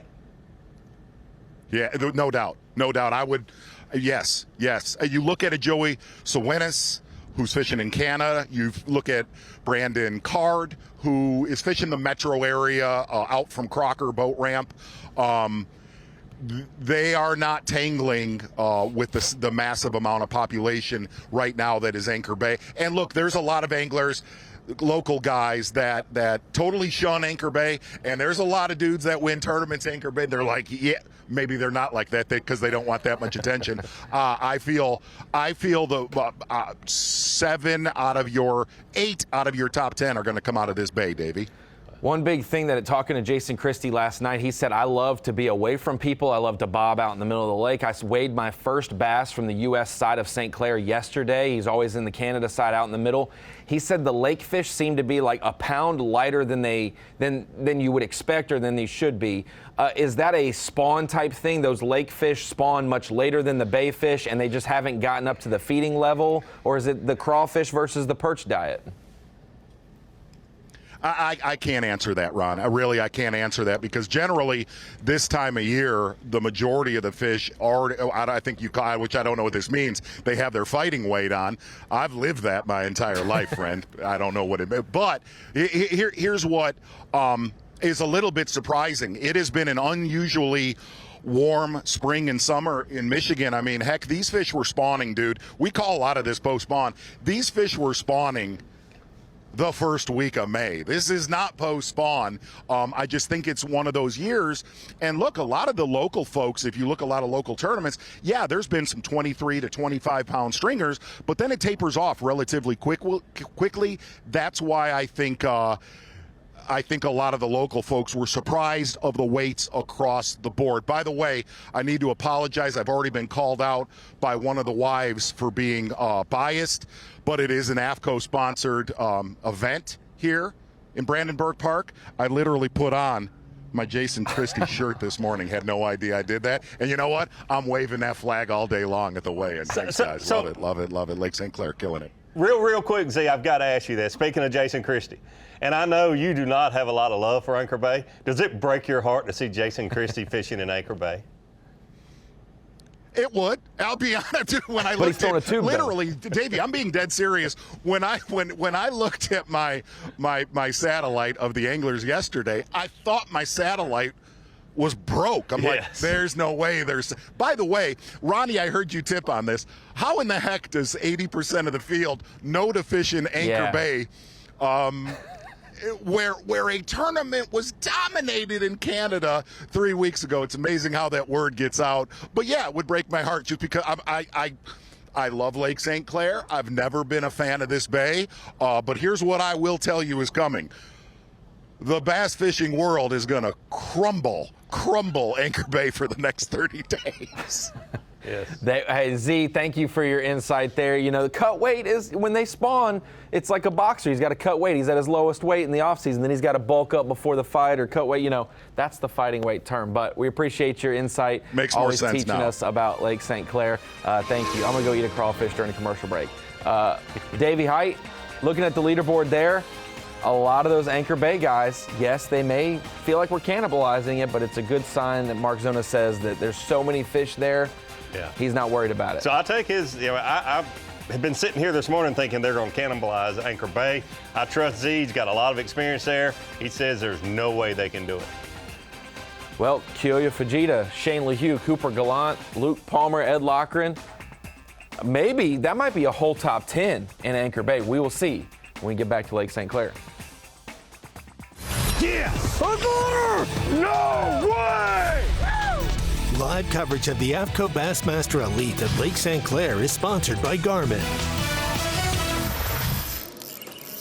Uh-oh, Bubba. So I'm not so sure if this area can hold up. It's a massive area, but I really stopped seeing a lot of fish later in the day today. I don't know if they're moving, they got caught, whatever, but I'm not so sure there's enough there to hold up for 4 days. So we're gonna have to find some other areas and maybe get blessed there at least one more day and then move on to some other areas. I'll be damn it.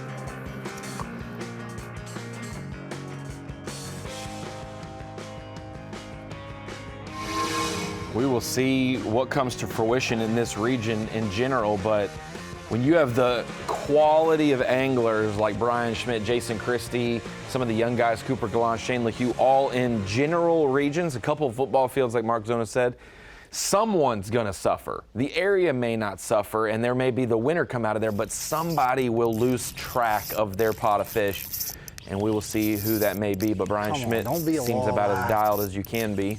When we cut from 102 to 50 Not tomorrow, acting there's still like going a to be the higher percentage of anglers are going to be in that 100%. area. Yeah, it is a bass. Certainly trust what Mark's So we're doing. I mean, he's reeling got one in much currently, experience, and and there's I about trust him on 10 of them his advice on following it. Lake St. Clair as much as anyone, more than anyone. This area where I'm at now is where I Gosh. originally A thought lot of fish being caught there. I was going to do really well in this tournament, and they were not here yesterday. And it's a big one. Nobody's around too, dude. It's a big one. Take your time. Dude, there was a bunch. Look at the perch he spit up.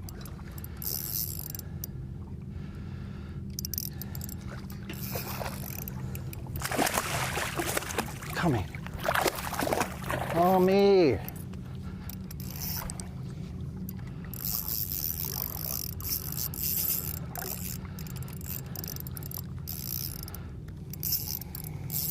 Come here, baby. Come here.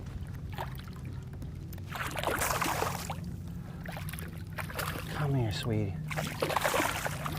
This is bad.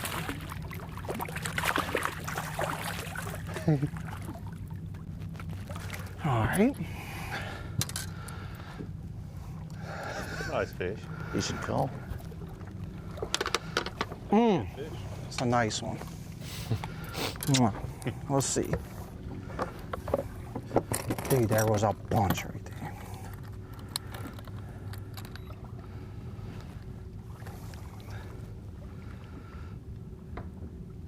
That's a good one. 3.5.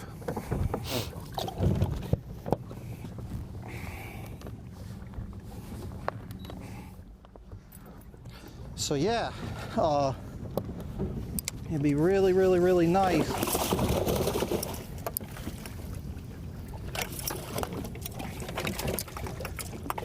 if this area produces, because nobody.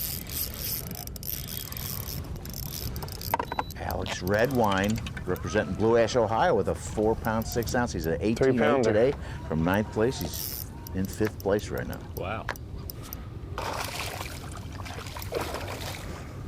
Maybe 3 1/4. I don't know. It's hard to judge For him. him, we may get him for the first time ever on Bassmaster Live tomorrow.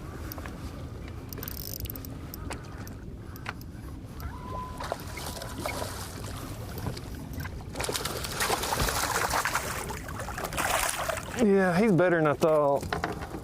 There we go. That's like pushing 3.5 anyways.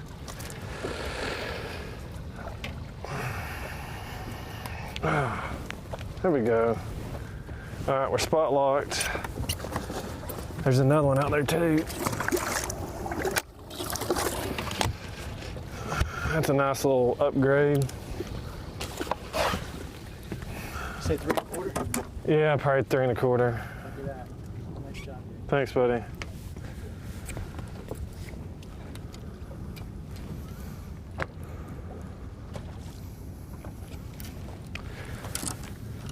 It's all part of a process, upgrading half Oh, pound yeah, here, big 1/4 time. pound there.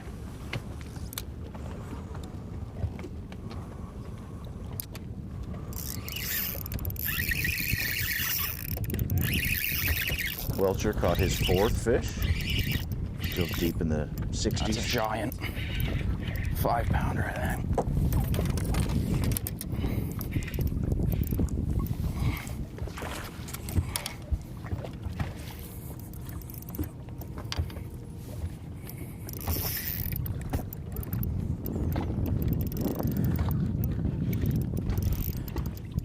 Told you they're big ones. You can just tell they're being stubborn, they're not eating, they're moving slow. It's a 5 pounder.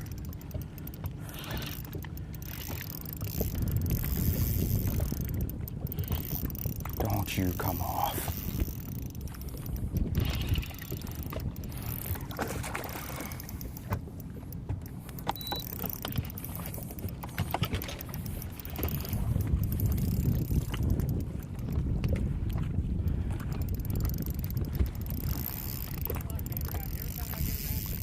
Come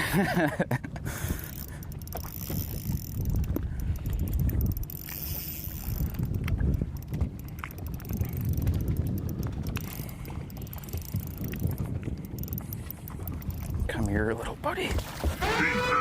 Hey, how about a Skidder Boats Big Fish Alert? How about it?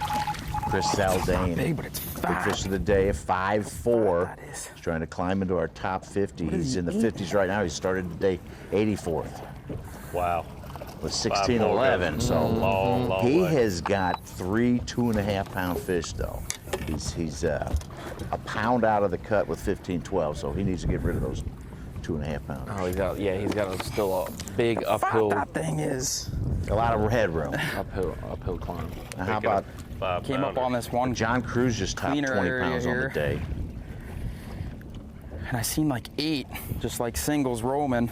You can tell they're big. They're big on the live scope and they're just swimming slow and they're not really eating. They're being stubborn. I'm gonna spot lock here for a bit and try and catch a couple of them.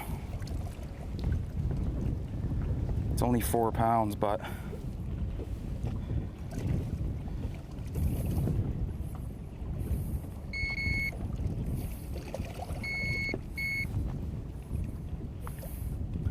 I thought it was a 5-er, just because I was so fat. It doesn't have the length though. It sounded like when it came out, it was splashing. Oh yeah. Thanks, bud. It was like 3 inches long. Still that fat. So I got 5. Cruz was 45th. He's got a 4.9 and a 5.0 today. He's up 20 pounds, 7 ounces. He's in 11th Mountains place. over there and got it too. 5 ounces from getting in the top 10. Wow. 4.5, 5 pounders go a long way. A long way. Nope, he ain't gonna help. Especially this early. in We the day. thought they went a lot farther than they actually Yeah, do. yeah. Yesterday we thought they were major game changers, and then that's the average fish. He ain't gonna help. 4 pounder. I was surprised with angler after angler coming in. There's another 20-pound bag, another 20-pound bag.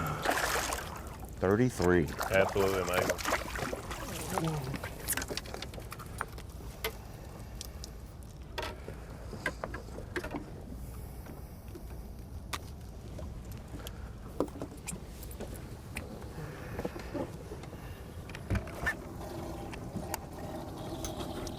Ronnie, you guessed 23 over 20. Davey said 26.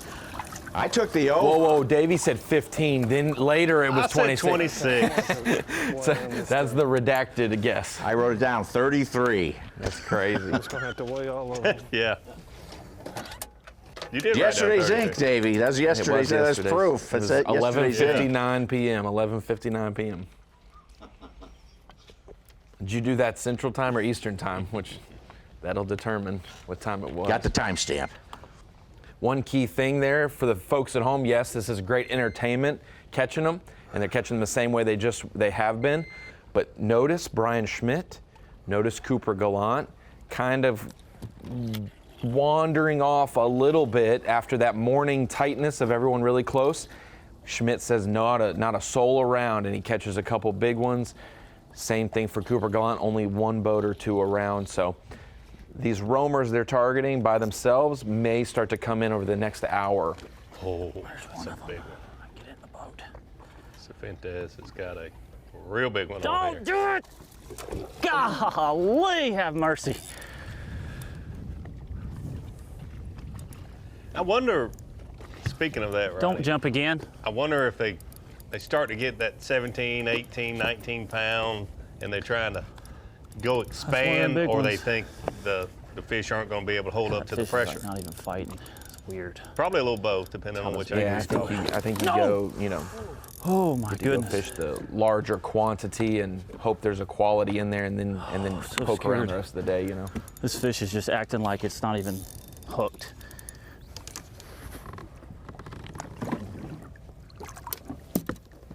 No! I got it! There we go. Golly. See, they're out here. I just got to keep poking around. Good grief, I got all day. I mean, it's a jumper. Yeah, jumped 3 times. Once right there at the boat. Should be a 4-pounder. Say it's a 4-pounder.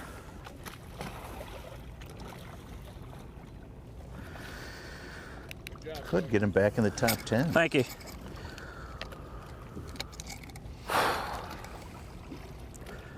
Patience. Chill out, buddy. Let me get your weight.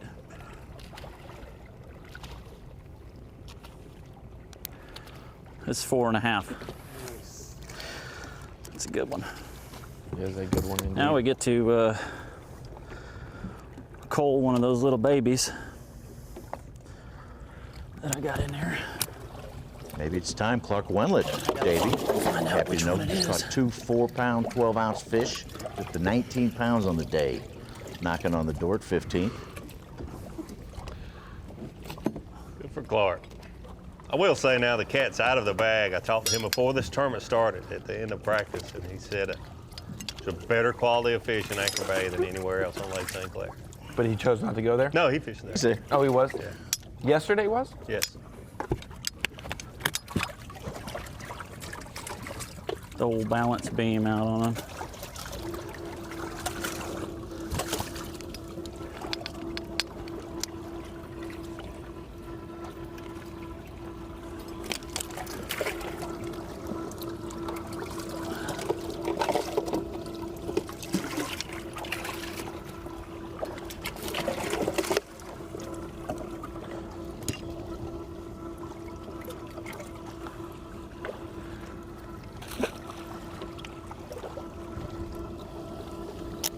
All right, so I got 2 4s and 3 3s. So that's 8, 17, probably 17 and a half. A lot of work to do. I'd say 18 and a half. He just weighed that 4.5-pounder and said call it a 4. Yeah. So it's amazing. And we know Brian Schmidt puts in a 312. He said caught Yes, sir. 312. That's not a 312 No, then. it's 4, but yeah. call it 312. Yeah, exactly. We can assume that Go they'll ahead be and sneaky, retie. you know He it. should be right around 40 pounds. I don't ever know, man. I mean, One of our guys out in the abyss. And you know what that music is, Davey Height. Absolutely. I'll give some love to some Joey Cifuentes fishing 18 feet of water, a little bit deeper than the rest of our field, it seems, or at least the large percentage of it. And that is our power pole replay of the day. When those fish come from 18 feet, Davey, they want to bring the party to the boat, and so they jump a couple times. Absolutely, and that's what you live for when you go up north, catching these smallmouth bass. To me, is the jump. There is no comparison the way they can jump out of the water much better than a largemouth bass. And they don't do it once, they don't do it twice, usually 3 or 4 times. And it's a beautiful sight to see a 4.5-pound smallmouth bass coming out of the water with your bait in his mouth as long as it stays in his mouth. That's the Powerful power replay of pole. the day, Joey Cifuentes. Great job, Davey Height. I will say, hey, not to put a damper on it, 33 20-pound bags is great on day one. Remember last year, this same month, we were at the St. Lawrence River. We thought it was going to be a lower weight deal, turned into be a 100-pounder. 61, 54, 36, and 9 20-pound bags. 160 for the week. We will see what St. Clair produces over the next couple days as well. We'll be right back. Yes! No way! Live coverage of the AFTCO Bassmaster Elite at Lake St. Clair is sponsored by Garmin. Welcome back to the AFTCO Bassmaster Elite at Lake St. Clair, Macomb County, Michigan. Day 2 coverage here. It's been a fish catching tournament so far. Davey Height, Mike Souchon joining me in studio this week. And guys, we have been treated to one of the 7th wonder, the 8th wonder of the world, whatever we want to call it. Lake St. Clair has been phenomenal through 1.5 days. How about a big move? Drew Benton from 62nd. He caught a 5-4. He's up to 21-7, knocking on the top 10 in 13th place. What's his 2-day weight so far? 39-12. Okay. He's got 3 4-pounders and a 3-12 and a 5-4. Wow. He'll have to keep catching them. That's going to be about the cut weight, isn't it? Maybe like a pound lighter, yeah, unless it doubles and goes up. But he was one guy, he came in the race 8th in Angler of the Year. With the slips everyone else has had, he could put his name back in the top 5 of that race by making the cut and moving up again tomorrow. Now, Welcher has caught his limit, but he has 4 2.5 pounders. It's not the bag he wants at 13 pounds, 2 ounces. He's down to 57th. A 20-point drop for him, while Brandon Cobb, who's tied to start the morning, has done a pretty good job at 22nd place with a 17 and change bag. Plenty of time, though. Plenty of time. Dang it. Jay Fishing Shakura. 3.5 hours. Jay Shakura with his third 4-pounders up to 11th place. Might help. He was 27th. Ouch. Dang, my hands hurt. The Hughes bass track weight was around 17. That will most definitely call. His smallest was a 3.3. Gain a half or more at least. Yeah, if his weight is truly a 3.3, this definitely will help him. He said he had 5, and they were from 3.3 to 4 pounds even. Just a little. 4. 3.4. I think he said. Did he say 3.4? I thought he said 5. I heard 4. I heard him say just a little, and then yeah.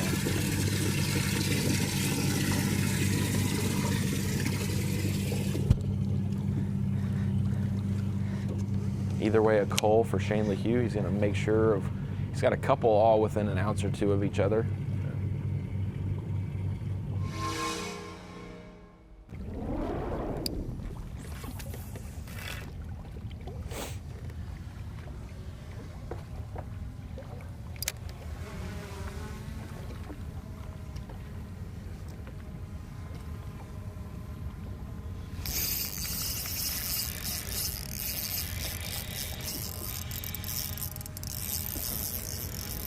This one feels pretty good.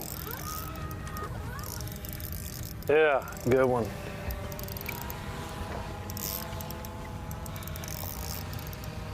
This is a cold fish here. Oh yeah. Biggest fish of the day so far.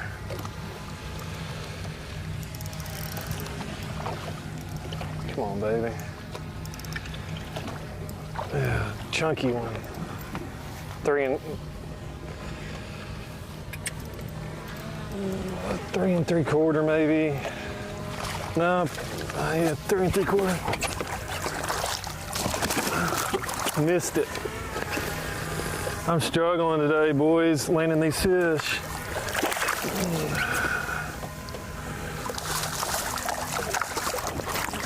Yes, actually that's a dang big one, boys. It is a big one. Holy cow. Look how fat it is. That's way bigger than I thought. Yes, baby. You're weighing that one, right? Holy cow. That's way bigger than I thought. I think it's over 4.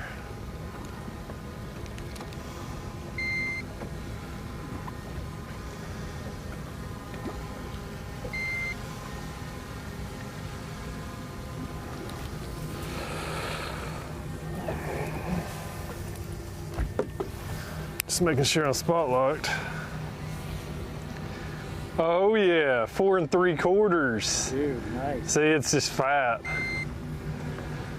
That gets rid of a 3-pounder.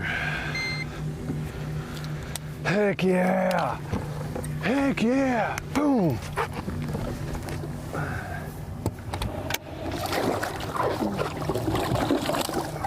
Four and 3/4? 4 3/4. Dude. yeah, I'd say that's a good call. Take the one out easy. That is an upgrade, boys. Bumping That up is to an 12th upgrade. place with that fish. They might not sound the horn in the truck for that one for a BFA, but that is a big fish alert, especially for the lake dwellers, the guys who are out in the lake comparative in the bay. Yeah. That is a big one, 4 3/4 for Brandon Card. That is a difference maker for sure. Good camera work there too. You could see he looked up, he was looking at his forward-facing sonar, looked up where he wanted to make the cast, made the cast, and you could tell as the bait was going down, he engaged his reel and he was ready. He saw the fish going to eat the bait before he ever even set the hook, long before.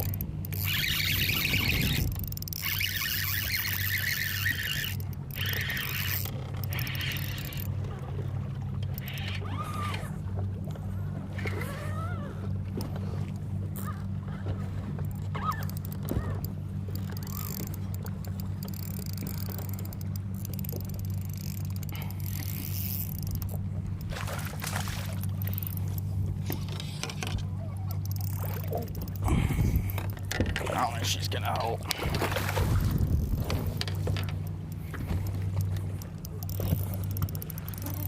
No.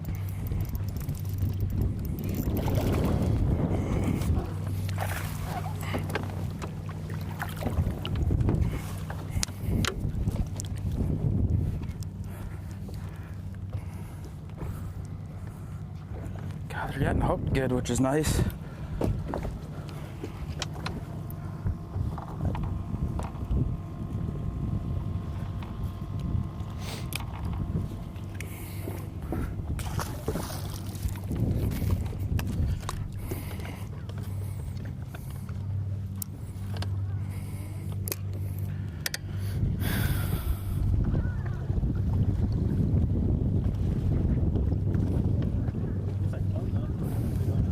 Yeah, oh yeah.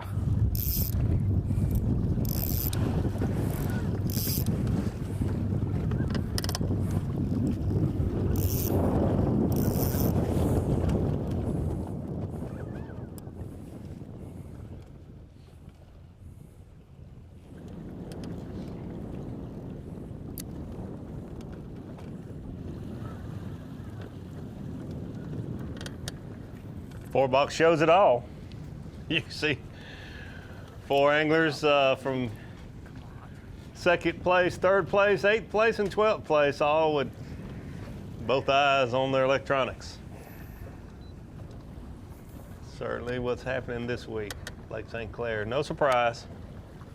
Better day for Skylar Hamilton. He was 96th yesterday.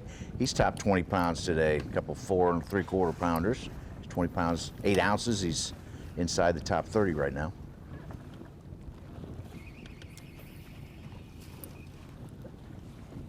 It's our 4th on Bass Track limit over 20 pounds. You got Fajita with 21.6, Benton with 21.7, Cruz 20 pounds, 7 ounces. Man, that fish is thick.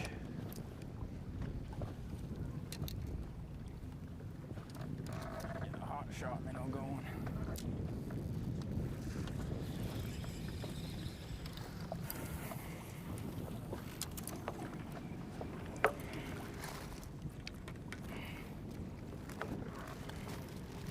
Biggest fish today, couple 5.4s, nothing close to Brian Schmidt's 6.1 yesterday. I think we may top that though this afternoon. Such, did you figure out Mark Fraser's 6.5 pounder from I Bass think Track? he entered it wrong, Ronnie. I think that got entered wrong. Something happened. Okay, maybe it was 5.5. Hit the wrong button. Because he had. Hey, we've had 11 ouncers get put in as 11 pounders, so not as egregious as that at all. As we go from a 4-box and a little bit of aerial of some of these anglers, wanted to break it down in the Bassmaster studios for you guys to kind of show you the differences out in the lake and in those bays as we take a look at some Humminbird Lake Master. This is a screenshot. I've got the depth highlights set for a couple different colors. This is Anchor Bay, where our takeoff location is right there in Brandenburg Park, the northwest side of Anchor Bay. But when you look at this, guys, the depth highlight, my shallow water is 4 feet and less is red. And then you've got that mid depth, 5 to 7 or 8 feet is green, then you get that 8 to 12 feet is yellow, and then green, the green obviously shallower once you get back in the west side of the bay. But that kind of explains where some of the good grass has grown. You can see when our anglers are spread out on the map how they kind of make that banana-shaped line. They're all kind of curved in the same general area. But then another snapshot of Humminbird Lake Master as we get closer to Metro Park, where we know have seen a lot of anglers fishing that region, and then it dumps out into the lake. There's the main shipping channel of Lake St. Clair going from Lake Huron down to Lake Erie. But when you get here, this is where it really starts to drop off. But this kind of, Davey, paints the picture, and you can explain it even more, how far it goes before there's a real significant depth change. How that this isn't just a couple hundred yards, that this is 2-3 miles at times, some of these places, before you get to the next layer of depth change. Obviously, grass changes each year on how the spring and winter go, on how they grow, thicker in areas, taller in places. But that is a little bit of Humminbird Lake Master and Anchor Bay, and right below it, south of there, and how really you can get in the depth zone, maybe a good grass area, and go for miles at times in one direction. Yeah, it's showing the Lake Master there is good to know and to see, but the area, when we say there's not a lot of contour, and you look at a condensed, map of Lake St. Clair, you think, well, there is contour there. But like you said, those areas that may look to you, if you've never been on Lake St. Clair, like it might be a few hundred yards with that contour change, is probably 2-3 miles. Yeah, what is Anchor Bay? Probably, I don't want to guess wrong, but 10 to 12 miles probably from the widest point, wide, yeah, and then 12 miles tall or something? At least 10 miles across Anchor Bay, yeah. It's probably, Anchor Bay itself is probably bigger than half of the lakes in Minnesota that are considered lakes. It is its own deal. Yeah. A little wider than the Sabine River and Lay Lake, I can just say that, yeah, the last two fisheries.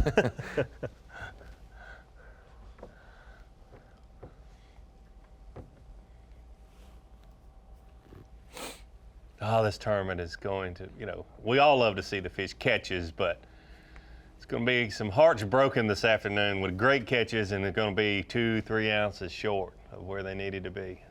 How many ties yesterday, Such? 21 ties, weight ties. 102 anglers. Ranging from all the way up in 6th place down to, just below the cut. It's a lot of spots that normally you go, if you can go a pound for 10 places, that's a pretty tight tournament. We had 2 pounds from like 60th to like 11th. Yeah. So it's 2 pounds for 50 spots or something like that. Incredible. It's going to be fun to watch. We go to a quick commercial break.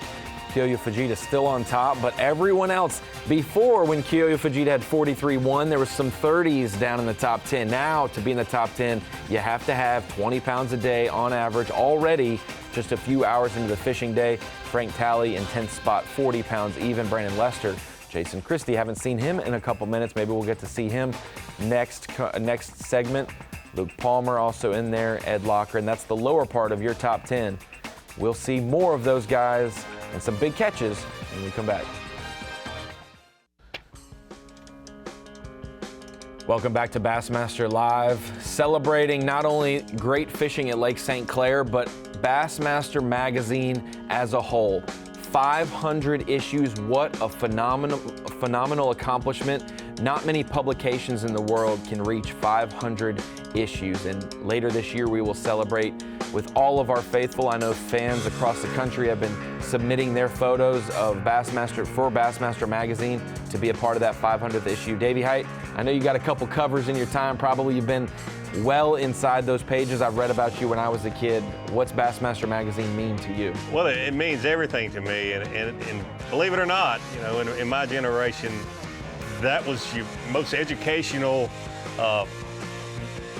the way you could learn about bass fishing. I mean, that was the way that so many people, not only myself, but so many people, was able to pick up the Bassmaster magazine and learn technique, learn about patterns, learn about different baits. Just absolutely incredible to be around that long. 500th issue, I think, coming in October. Yes. It's just absolutely incredible. History of B.A.S.S, the history of our sport, all of that has evolved through Bassmaster magazine. I will equate it to my generation, you know, early 90s babies, grew up with Bassmaster magazine as their version of YouTube, and even the generations prior, the 80s and 70s, no doubt that was the one source that you came to every single month in your mailbox if you wanted to learn how to catch a bass. Big that one.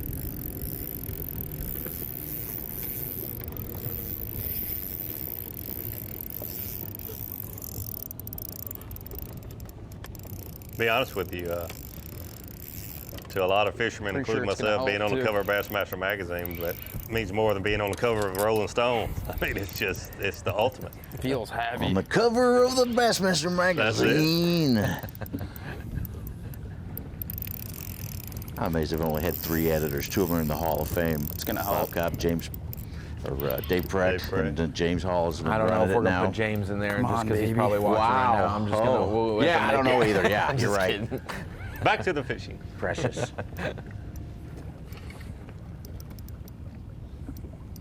Oh, yeah.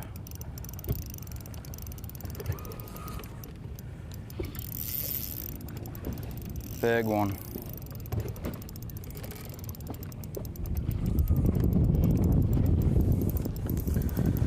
Just gotta take my time.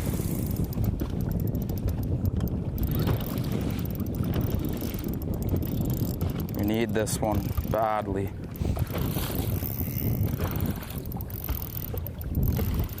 I think it looks like a 4.5. I don't know. 4.5 will give him the lead. Oh no. Oh, that worked out good. Definitely great to watch Cooper Gallant today. No, it looked Heard so many of those huge. anglers that had the better weights of 20, Sorry for getting everyone excited. 1.5 back home. plus. It ain't a big Saying one. they just got lucky. You can tell Cooper Gallant is not just getting lucky. He's got some different things going on with his baits and with his using his electronics. Fun watching him the rest of the day and probably tomorrow and learn. She'll I'm help. fishing all the other Canadians too, even Gussie and both Johnsons, though they're making a comeback today. I got excited too. What's that? I got excited too and stepped on Oh, hell good. Cooper Gallant, like you said, No. very good 370. teacher for his young age, very good fisherman, especially for smallmouth bass. And he broke down his key lures in our Bass Pro Shop's top lure segment this week. 3. So did most of my damage today with 3 different rods. An EXO Ned Zone on an outcast tackle Ned head, 1/4 ounce, a drop shot with like more of a fluke style bait, and then a drop shot with more of a finesse style bait, the EXO and Hot Shot minnow. Those are the 3 rods I switched throughout the entire day, and probably do the same thing tomorrow. Just keep it simple, 3 rods on the deck pretty well all day, and hopefully we can get some big bites. Oh yes. Definitely got some good bites there. And notice this morning, you see those 3 baits. It's a good one, boys. This morning it was that Ned head combination that he had there, 1/4 ounce head. But this afternoon it's definitely been the drop shot. So even though he's keeping it simple, he's definitely mixing it up with those 3 baits. I think one thing that's underrated is the ability to adjust and not get locked into what you're doing. When some of these southern anglers start to get on a smallmouth bite, they want to use what they've been using. These guys who know smallmouth well, unafraid to switch up to a Ned rig, drop shot, Nico rig, small swim bait, whatever they have to do in that moment. They're comfortable with that. A hair jig, we've seen that a lot. These guys make those small adjustments in a day that make a big difference. God, they're getting hooked so good. Almost too good. Learn to get the hook out. They still paired up down there, you see? One southern angler is not afraid to mix it up, Not and Brian really. knew. He usually keeps about couple 30 rods on us. Together, but He would Out have of a his rod conniption box. fit Yeah. seeing how they're spread across Cooper Gallant's deck right now. His is about as very orderly, organized. orderly as they get. Yes.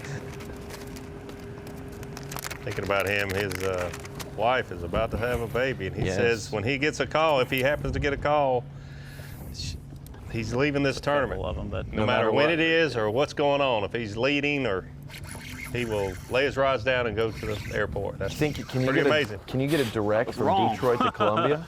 I Is was that big wrong. You cannot. I don't think, unless you charter a plane, but he's got a plan. Detroit to Charlotte for sure, yes, at least. to Charlotte. He's got a plan on who's going to pick him up, take him to the airport, and he can just fly out immediately. But yeah, I think it's a minimum of, if everything goes perfect, it'd take him Don't you do 7-8 it. hours. You to stay get on there. Mm-hmm.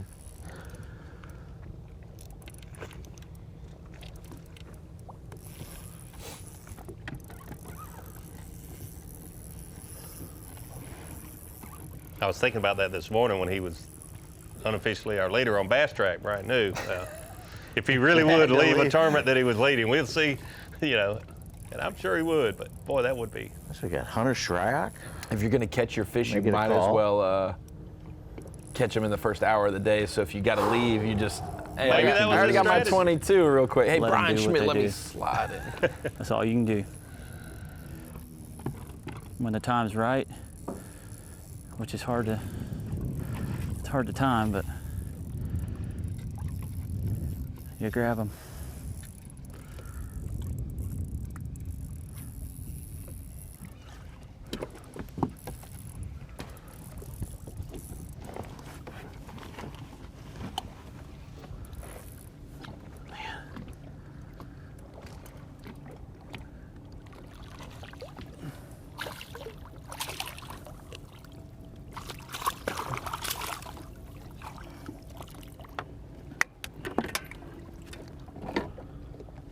I don't know what that fish weighs. It's a nice one.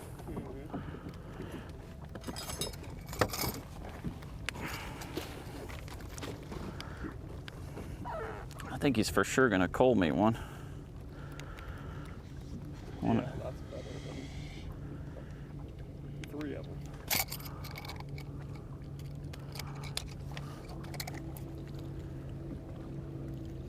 Yeah.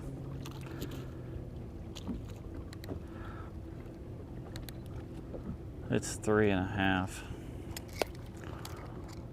So it's not as big as I was hoping, but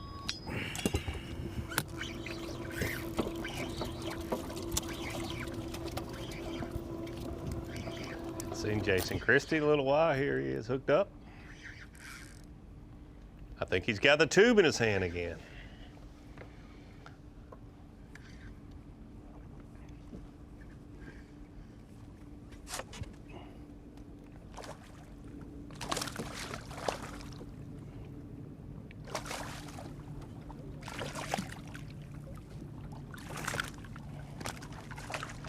try that again. I don't think he'll help, but let's do it 3 times. A little time with this one. I liked Baitcaster too, Jason Christie. More, no, he just boat flipped them in, Absolutely. bobbing out. No way. He did say he's doing a spinning rod with a tube instead of a baitcaster because it's a lighter head than normally when he's out deeper in the middle of the lake, snatching, from a deeper depth. Yeah, those 3/4 ounce and 1 ounce tubes, the size of the lead and the size of the head on that tube makes it difficult to get a good hook in those fish. I've had a lot of fish jump and throw those bigger tubes. Go out to a 4-box. Brian Schmidt, top right. Hooked up with one, maybe, probably doesn't help. Shane LaHue, Joey Cifuentes, Brandon Card as well in our 4-box. We just moved out here on the lake to an area I haven't fished since the first day. And I just lost a really big fish. And just caught this little guy, but seen a few out here, so I feel pretty good about our chances.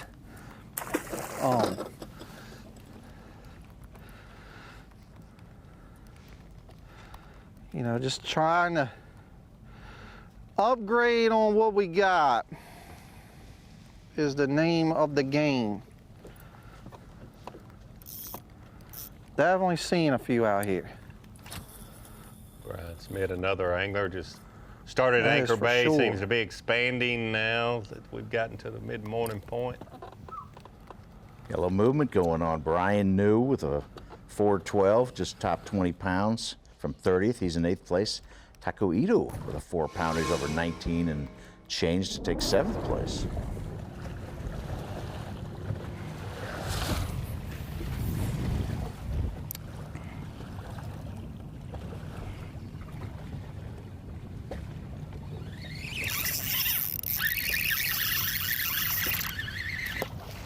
Oh, wow. That was the coolest jump ever.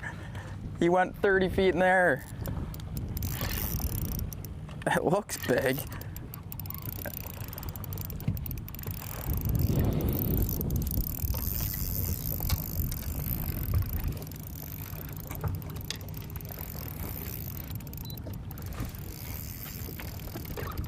Camera angle, he was blocking that fish, but you could tell. It's got to be a 4-pounder. Didn't get to see a lot of it, but you could tell that fish Keep came out of the saying water that, with but- like 5-6 feet. Oh, right after the hook set. Beautiful.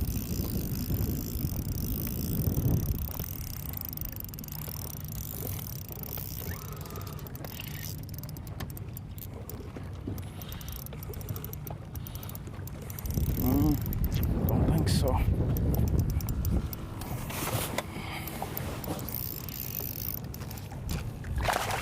Nope.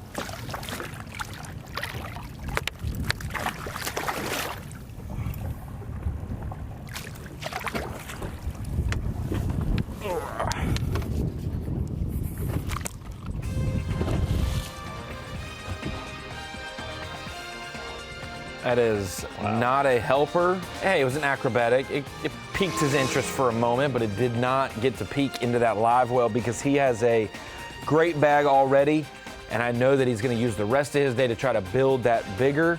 Upcoming coverage at Lake St. Clair. We look forward to joining you in just a little while. We're going to take a little break. Live mix will roll, and you'll be able to watch the action continue, and then Dave and Zona will join us an hour after that. We'll be back.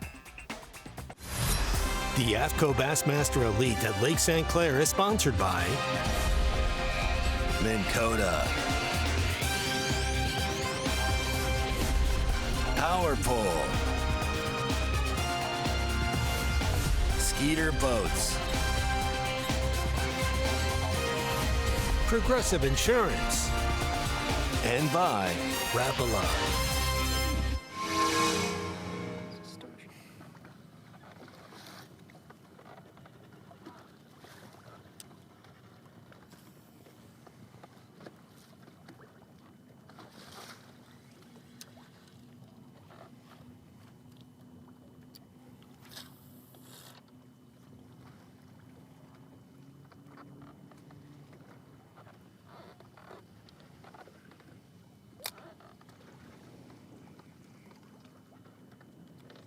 Highly educated fish.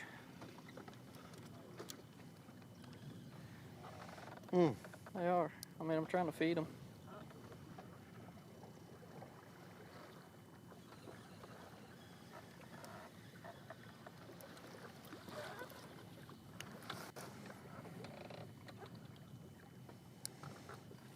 Now seeing them, man.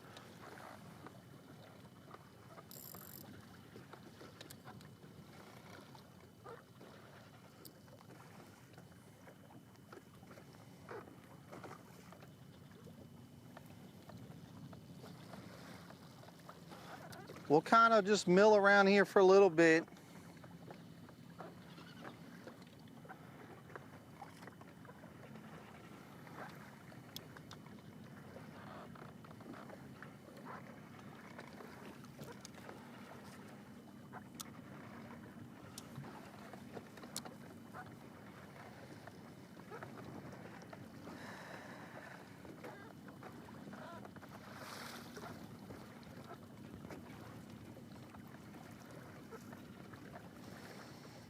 I almost feel like I need to run up a little further and do that drift again a little bit further out. Because as soon as we stopped, we saw them, a couple anyway.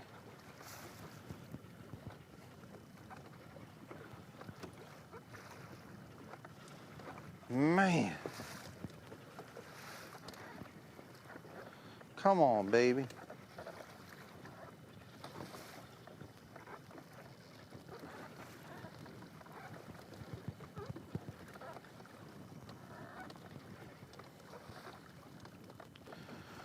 No love.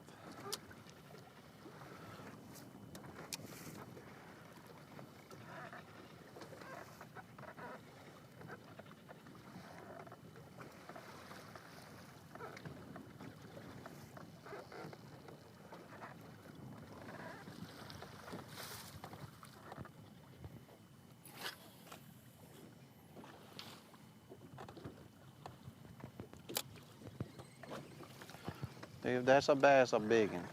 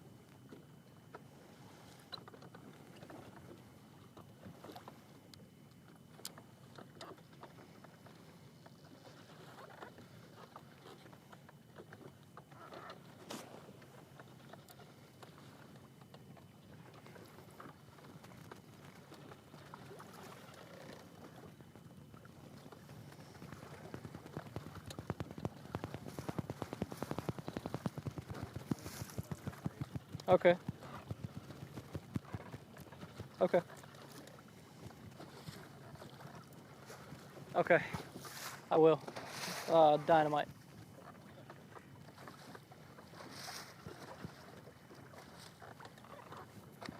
Maybe a cast net. Something more humane.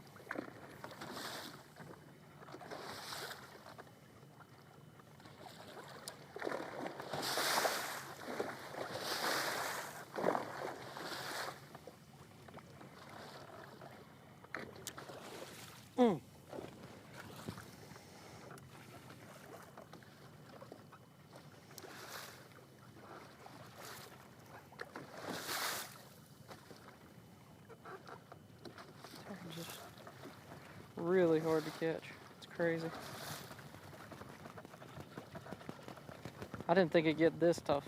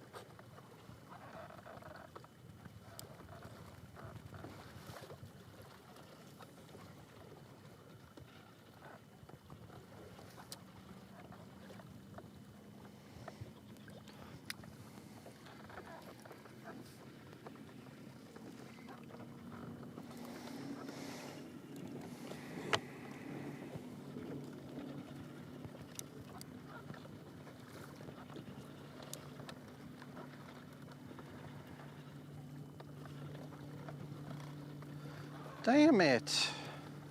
Got 2 shots out here, messed up both.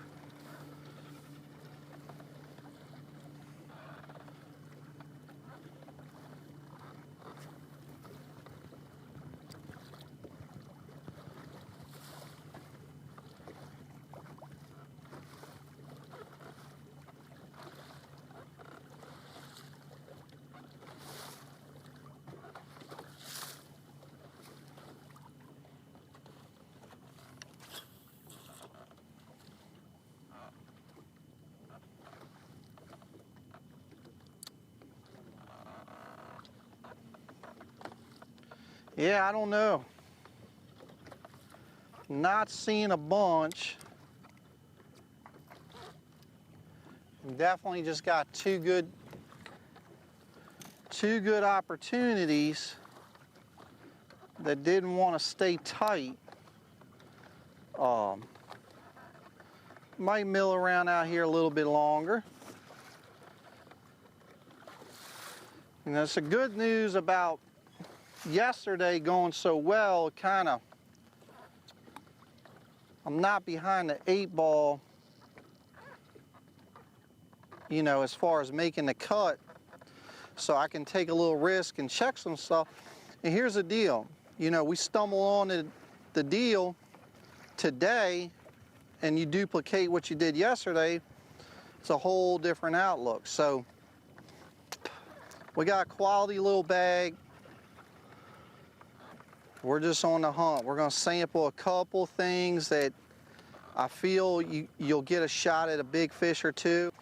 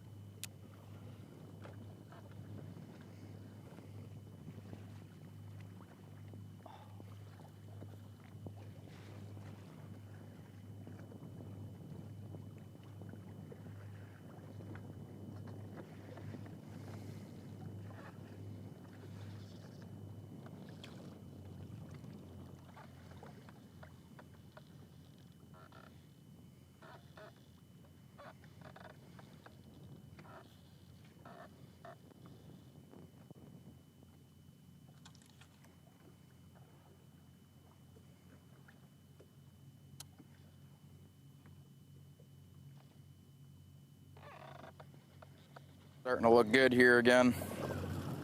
We're gonna get one.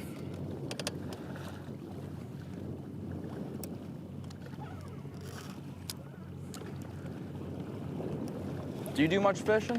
I don't. No? I do a lot of hunting. Nice. That was my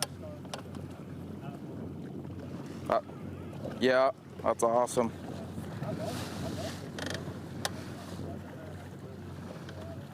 I want to get into hunting so bad. It don't matter. Only problem is it's expensive to do both. Yeah, oh my goodness. Hunting will make you a millionaire if you start off as a billionaire. Yeah.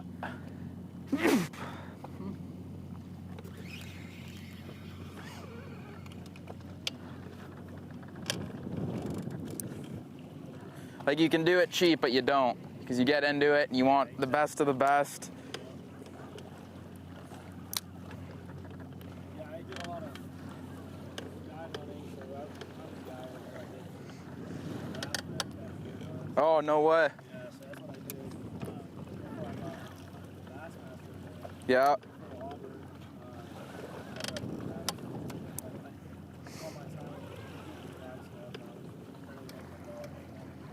Yeah. But I was doing it with Jake and Michael Bassmaster. Frequent bag with his nose, sparkling people, grass.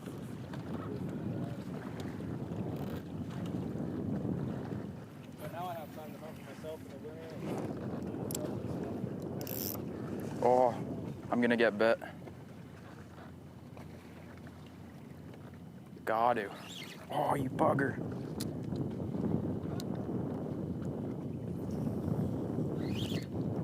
They must be dinks, I think. There's a group of them. They didn't look small, though.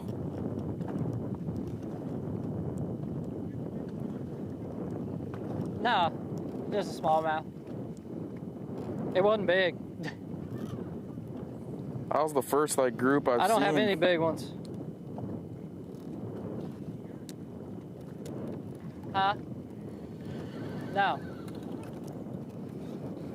18 and a half. Small. What about you? Maybe there.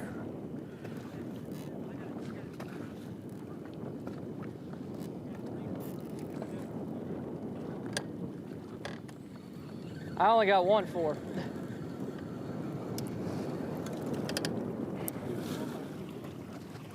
Opens. Yeah. 2 years. Thinking about getting out of here. Yeah, I'm glad I got in when I did. It's getting harder and harder, you know. Like it was hard last year, and apparently this year is even harder. Looking at the averages. Did you know Logan Park? Yeah, I know Logan. Yeah, so he was one of the main guys. I've thrown to a lot of smallmouth as wicked. well that haven't bit. Yeah, I'm I said I've buddies with thrown to a Logan. lot of smallmouth We met that a have couple not years bit. back in the opens. Yeah, him and Tucker Smith are pretty close. Yep. They were not doing that yesterday. He was the last man out on the open last week. The AFTCO Bassmaster Elite at Lake St. Clair is sponsored by Humminbird, Mercury, Nitro Boats, and by Bass Pro Shops.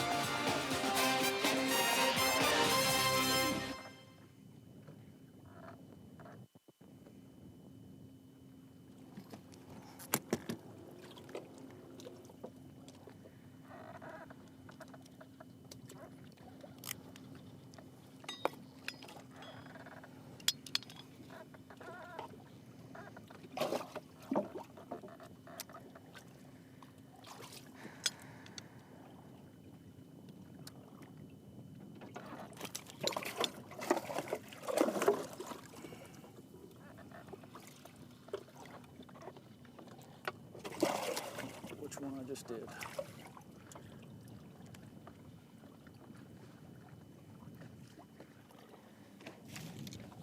Being awfully picky. They're identical.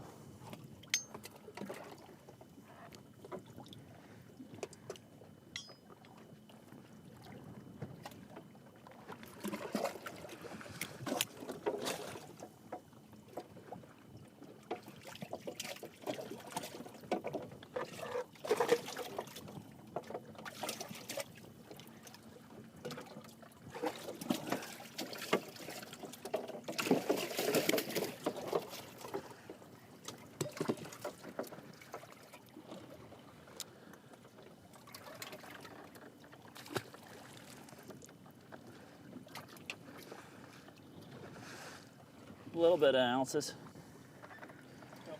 Couple ounces maybe.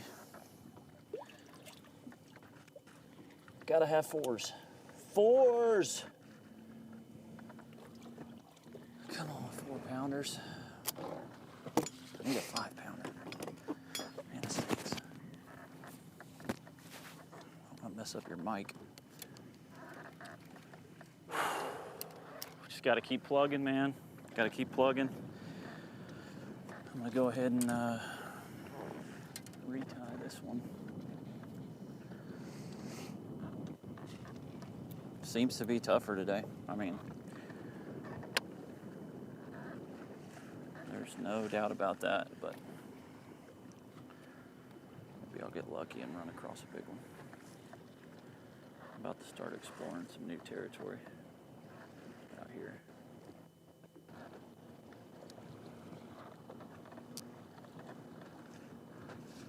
Can you get in a different area, the different class fish, maybe?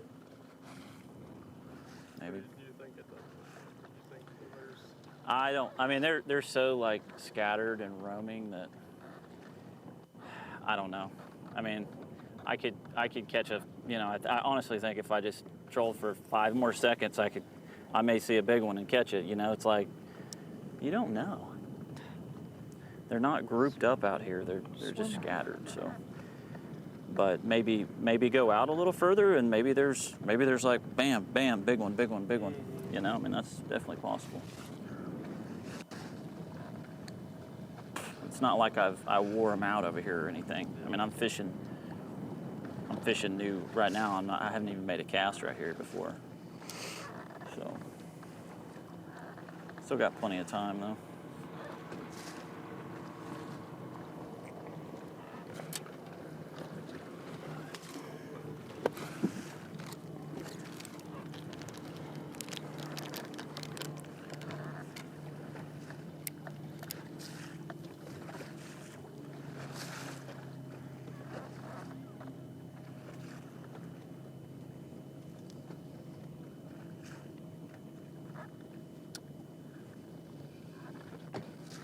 And I'm telling you, man, some of these fish are, like, I don't even know if I seen one there.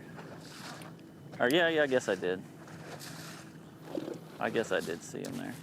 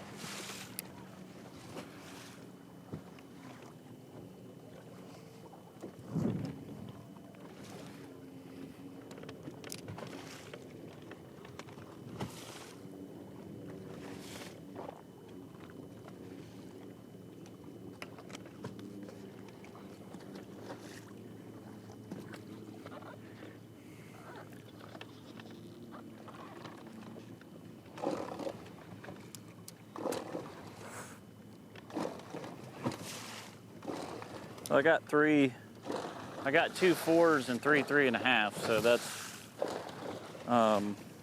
extra 1.5 pounds on top of 17, so.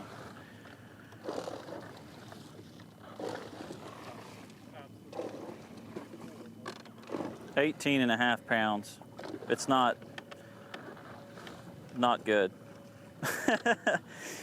18, it's sad to say, but it's I mean, yeah, it's not horrible, but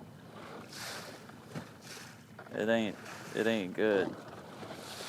I gotta get 20 pounds today at least. Gotta hit 20. I'd love it if the wind would start blowing.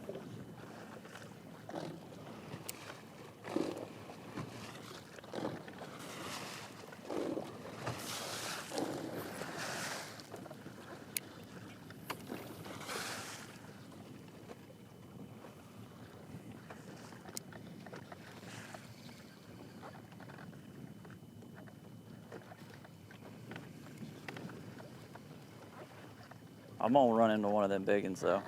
Mark it down. It's gonna happen. I don't know where it's gonna happen at, but it's gonna happen.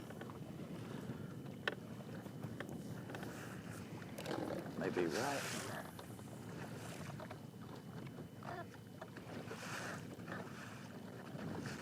No. Thought that was a bass. Dang.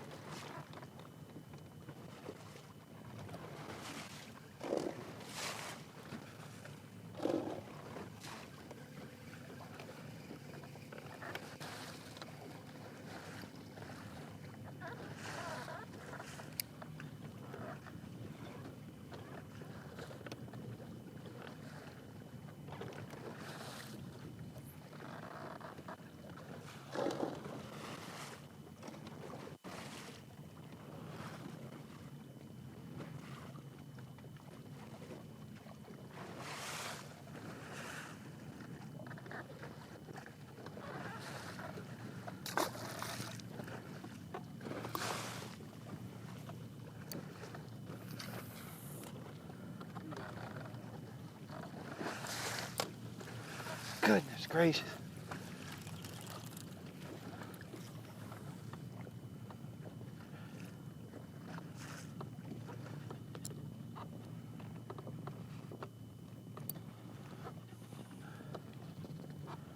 Just saw a big one, man. That's not him. I mean, this is a bass, a big one, but I saw one. Saw another one swimming that.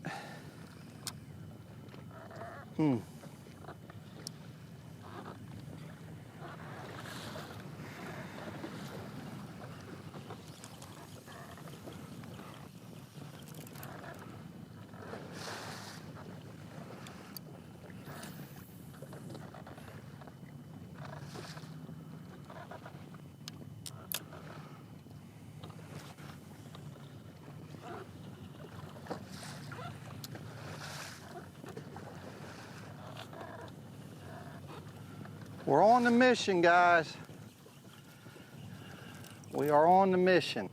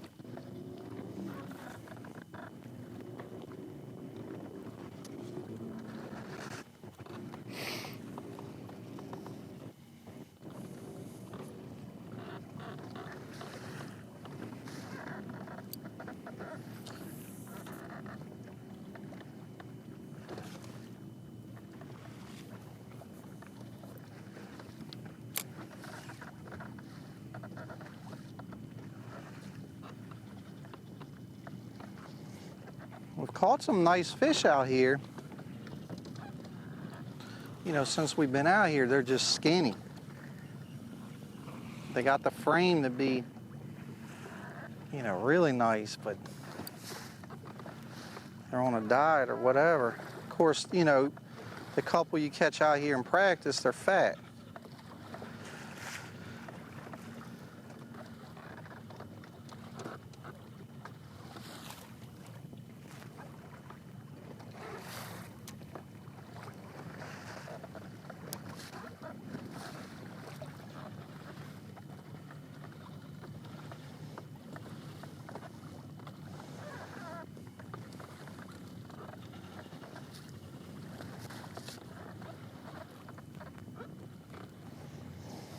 Got one other little deal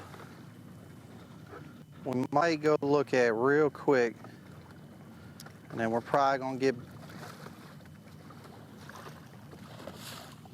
back in Party Cove.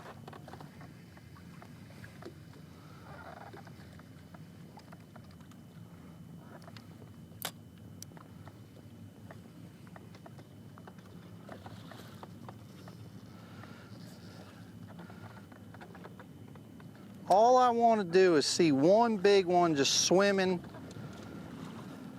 throw to them and catch them.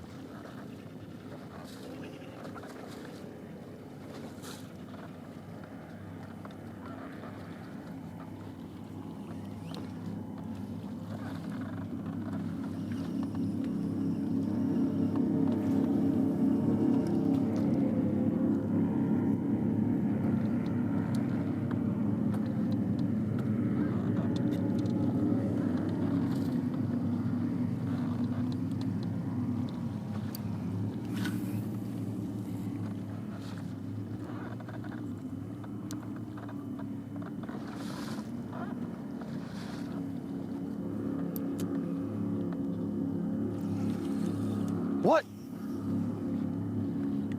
Come on, bite it. Huh.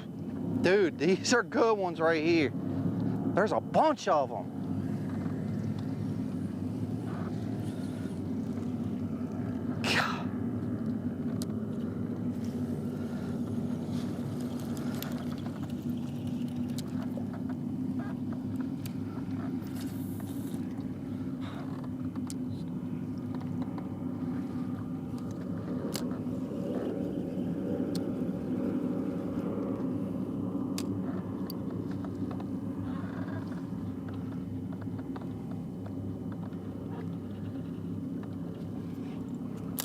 Dang, go on, man.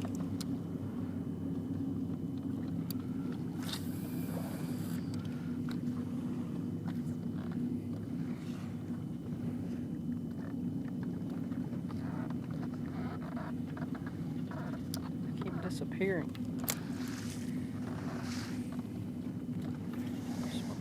Mm.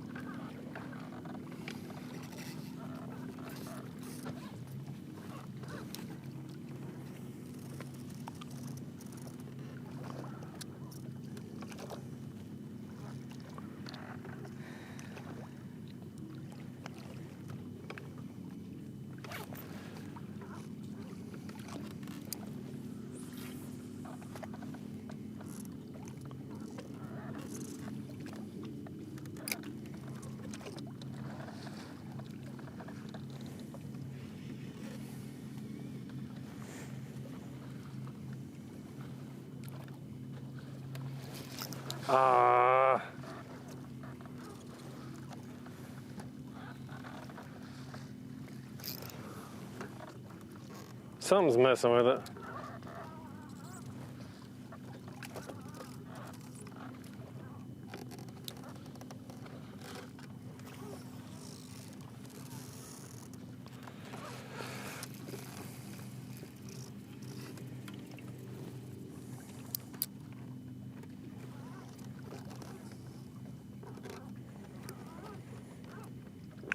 We're kind of in a section with a lot of activity. Yeah, really good.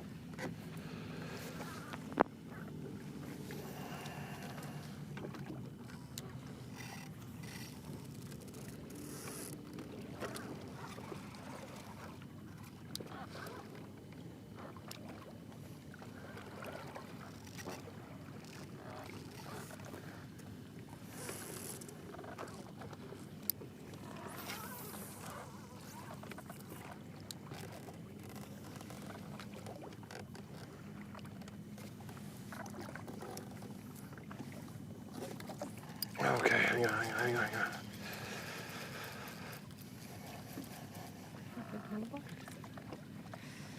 Bombs away.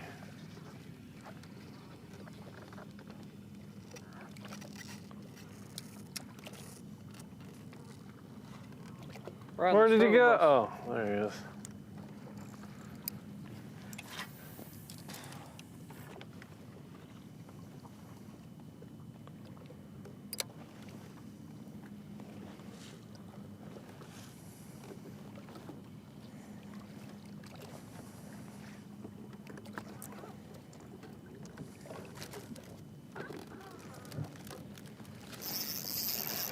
That was cool. I just let it sit there for a while and then I barely moved it and he ate it. He must have just been staring at it. Oh, big and dude. Yes. Yes, it is. God. We're in a good zone here, man.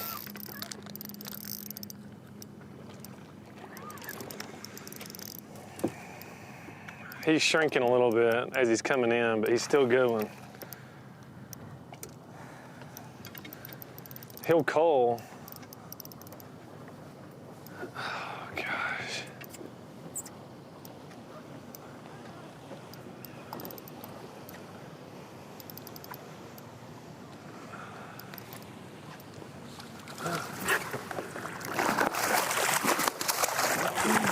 No. Gosh, I'm struggling, man. Are you kidding me? Gosh.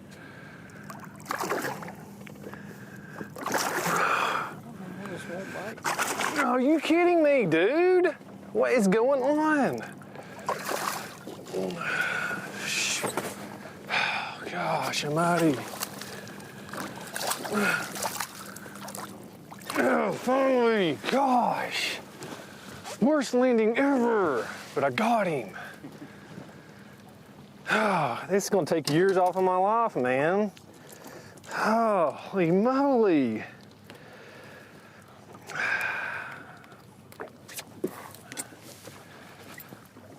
I just don't understand why I can't land these fish. They just fight so hard.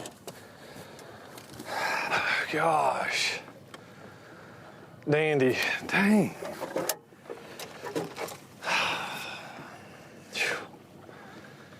That really is the worst landing I've ever had.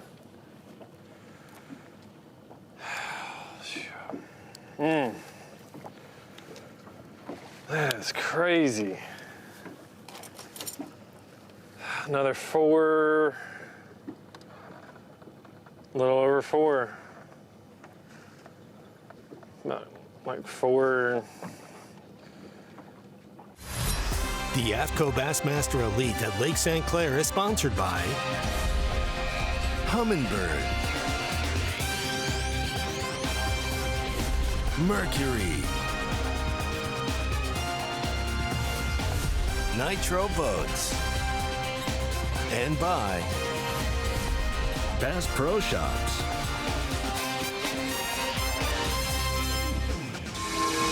Welcome back. The Bassmaster Elite Series back in your life, and welcome back to the 856. That's right.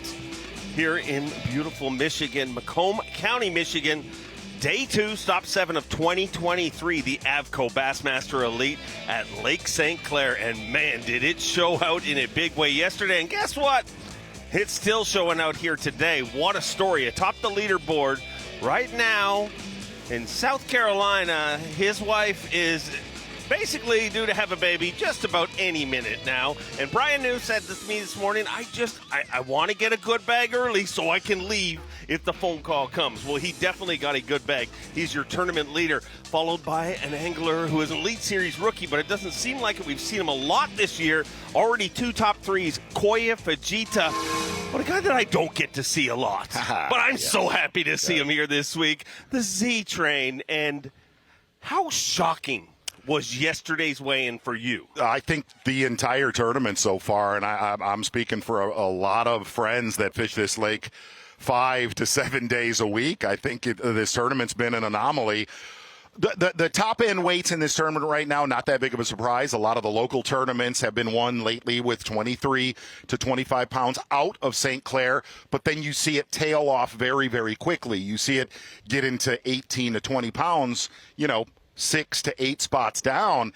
Yesterday, I think the sheer number of, did I see 30 anglers catching 20 pounds coming into this? No, absolutely not. Going off, St. Clair had been relatively off. We talked about it yesterday. St. Clair had been relatively off, and I really thought a guy like Chad Pipkins was going to knock their lights out because that was the most consistent area, the North Shore of Erie, just a week ago. Not the case so far. And I think the bigger story in this right now, Dave, is where it has gone down. St. Clair, not that big of a surprise, but to see, it's almost like if you looked at a map right now of the leaders in this tournament, it's almost like Canada is off limits because there's nobody there. Like, the map is so bizarre to see 6 anglers in Canada and 90% of the field really from outside of Crocker at about, call it 14 Mile, and then obviously the big player, and we're going to break it down throughout this hour, Anchor Bay. And I said this to Davey and Ronnie, I've never seen that. Obviously, in a Bassmaster tournament, the sheer numbers of anglers that are there this time around, I've never seen that in a local tournament here where 80 to 90% of the field is fishing in Anchor Bay.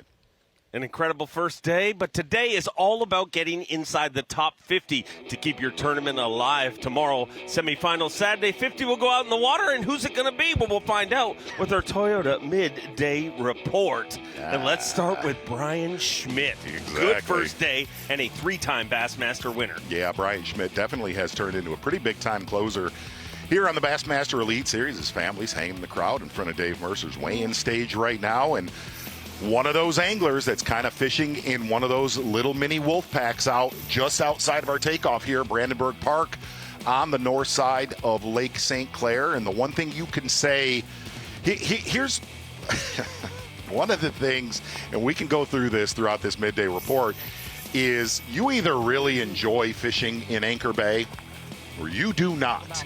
And what makes Anchor Bay a lot different from the rest of the lake, looking at Brian Schmidt right here, obviously what he said is a nice small quality stringer right around 20 pounds already, is number one, the conditions this morning were so epically different today than they were yesterday. There was a lot of sun this morning, very, very light southerly winds.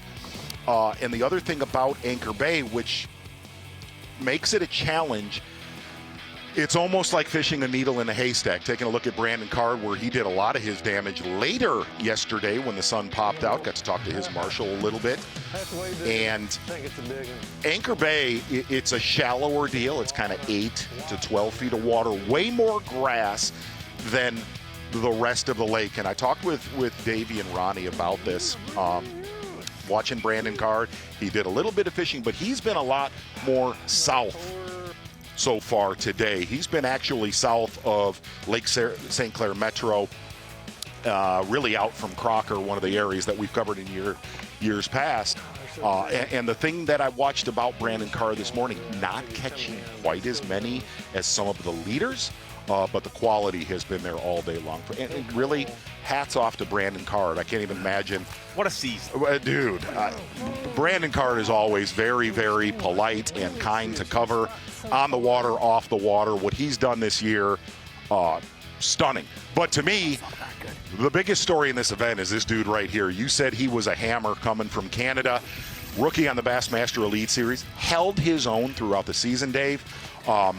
Made the comment to me behind stage yesterday, and it blew me away. He said, yeah, it's my first time to St. Clair. It's the first tournament I've ever fished here. I'm like, what do you mean? I was kind of stunned. But he's been concentrating, we said, 8 to 14 feet of water. And the biggest thing, he said, finding those crop circles of no grass. And the other thing is, look, this group in Anchor Bay have found one of those biomass food, a lot of forage, tons, hundreds, possibly thousands of smallmouth. You know, you see that a lot here in April in our catch and release season. And Davey and Ronnie asked me, they said, are they going to cannibalize each other? I don't think so. I think there is such a huge population in this bay right now.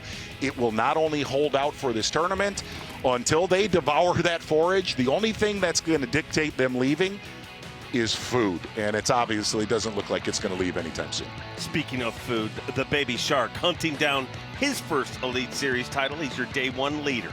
Yeah, Shane LaHue, one of the anglers that kind of lived in Anchor Bay earlier this morning, and then tapering down to the Mile Road area just south of Metro, and actually seeing John Mazurkowitz here from the Bass Fishing Hall of Fame. We're going to talk about their project. Stuff going on. Actually, a really cool project. After we get through this midday report, we're going to break down what they're doing. Really cool stuff with the Michigan DNR, a great project. I think a lot of our viewers and listeners going to be interested in what they are doing starting today. But looking at Shane LaHue trying to put away his very first Bassmaster Elite Series victory. Numbers there. Quality has tapered off a little bit for LaHue today.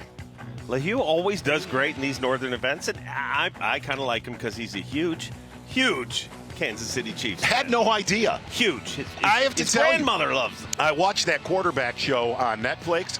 I did not like Patrick Mahomes before it, and it made me not like him worse when I saw the house that he's building. I told you, taking a look.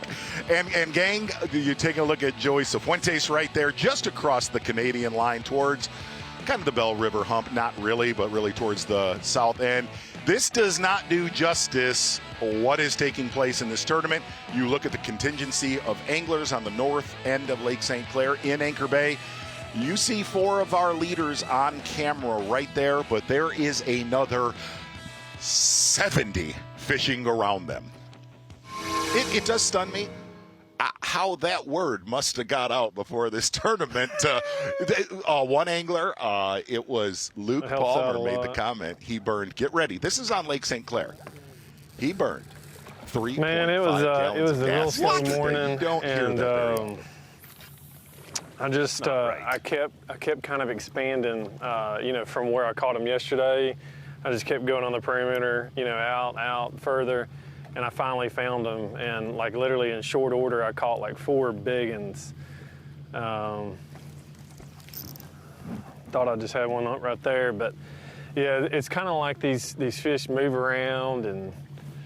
But yeah, when you catch one, you need to kind of mill around in that area and see if there's more. And sure enough, I caught like 4 big uns. So we just got to keep doing that, and still got plenty of time. We got I'm not due in till 4, so we got like 3.5 hours of fishing time left. So just got to keep it up. Just keep plugging away.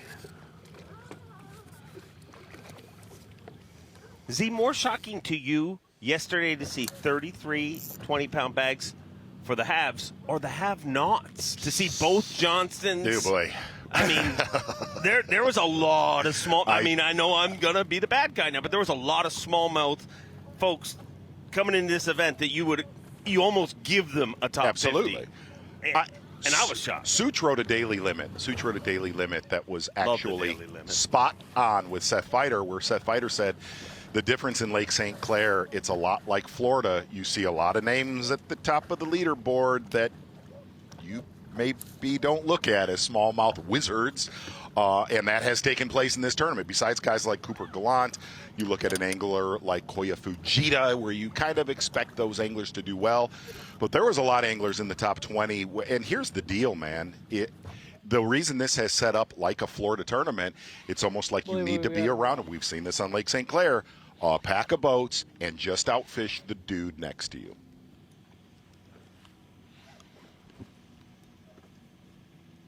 Just heard LaHue say he thinks this is a drum. What's your theory on those? Mixed in with the bass, or do they? Yeah, absolutely. Yeah. Especially when if you see it way more on on Lake Erie. Yeah. Than you do here. But when you're around drum on Lake Erie, you're around them, and that's from Pelee Island to Buffalo. It's just not. And every party knows it's a drum. Bass, it's really, but there's really that big. little party that's like, well, maybe. Just don't. We'll never find out. They'll never find out. There you go. I'm going to leave Shane LaHue right now, and we're going to get back over to Brian Schmidt. Yet another big tournament, heading to a body of water here soon, Lake Champlain, where he has held a Bassmaster Elite Series trophy. Man and open. Yes. Two wins there. Good dude. You talked about Shane LaHue being a Chiefs fan, Brian Schmidt being a Bears fan, so he's been miserable for the last decade of his life. Big week for the Schmidt family. Not only did he have a good first day, but his son competing in a kids derby here yesterday. Oh, I didn't know that. Gave him all a quick little whooping and was telling me this morning that he planned on doing it again today. He's a good boy. Sounds honestly so much like Brian. When you hear him talk, you're like, what? It's a good fish. So let me kind of dial in what Gene Gillian from Bassmaster, Director of Conservation, has going. Yes. Very cool for a lot of our local anglers, just because we all wonder these things. Basically, the Bass Fishing Hall of Fame has purchased 15 transmitters that are going to be attached to 15 smallmouth that they picked today. In conjunction with the Michigan DNR, they are going to track these smallmouth to see, after they're weighed in, where do they go? Do they go right back out to the same school here in Anchor Bay? Very cool. And here's what I did not know, that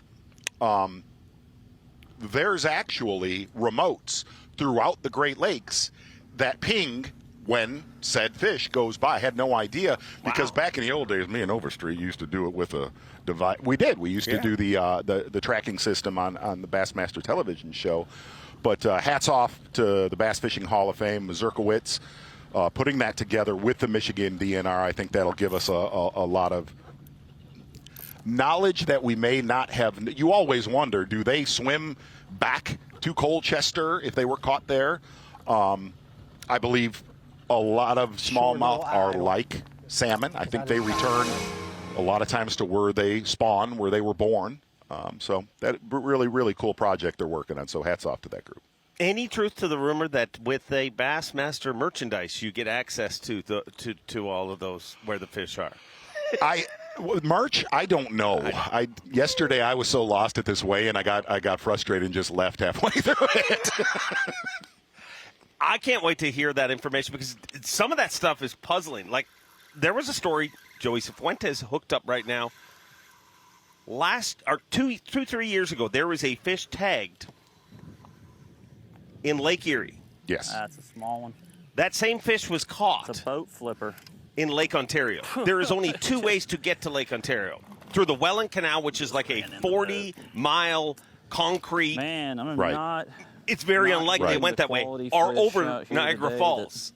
So That is bizarre. it's wild. Obviously, a fish right here that grind. won't help Cifuentes, but for any of our It's so calm or viewers watching what's this, going I on, caught but- 2 tagged fish in East Traverse Bay, have to make a and they move both here had for it. tags, and I called the number, and they said, would you be kind enough to give us your GPS coordinates, and I gave it to them, and I caught those fish in back-to-back casts. They were 16-inch smallmouth. And then the guy called me back, and he said, no, really, where did you catch him? I said, look, dog, I don't have any reason to lie to you. I mean, I would generally lie to him on a GPS coordinate. drop those shot. fish were tagged out I in the got middle 8 of pound Lake Berkeley Michigan, 100% Beaver Island. So they swam across the abyss to get to the bottom of East Traverse Bay. Main line. Wow. And it's really not hard fishing. It's I'm just out here, you know, panning around and looking for them. And when I see one, I can catch them about every time. But you know, today I'm just not getting that quality that I need. So just gonna keep hunting here. I'm gonna spend probably another hour here and maybe make some adjustments after that, or may just go drift a new area through here. See if I can find some fresh fish. Sidebar: maybe, Joey or- Cifuentes has 2 brands, not tattoos, like branded into his skin. I have a few, actually. He said if he wins the Bassmaster Classic, Yeah. he'd let me brand him on stage. Hey, man. Dave, I'll let you do that during the Dave and Z-Train show tomorrow. Oh, my goodness. You heat up some iron, I'm all in. Brian New, your tournament leader, about to become a brand new daddy. But before he does that, he's got this tournament to lead. Koya Fujita right behind him in second place, and Brandon Carr trying to chase down his first Elite Series title. Who in that list scares you the most if you're Brian New? Taku Ito, Cooper Gallant. Yep, those 2 right there. Scary, scary list, and a great tournament we're having here on Lake St. Clair in beautiful Michigan. Bassmaster Live Show.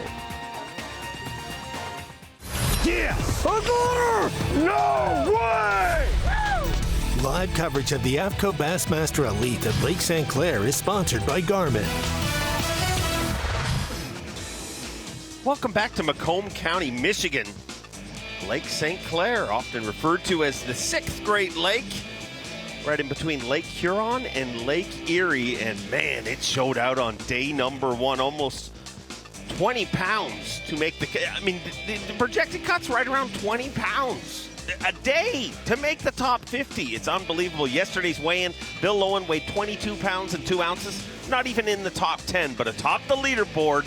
Brian New, his thoughts are at home. Oh. He said he's got plans in place to get out of here and get home, but he's got this pesky tournament that he's leading now. I wish we could say some of your commentary. You're talking about Brian New's morning rituals during the commercial break, and boy, they are interesting to say the least. Taking a look at your Mercury Move of the Day.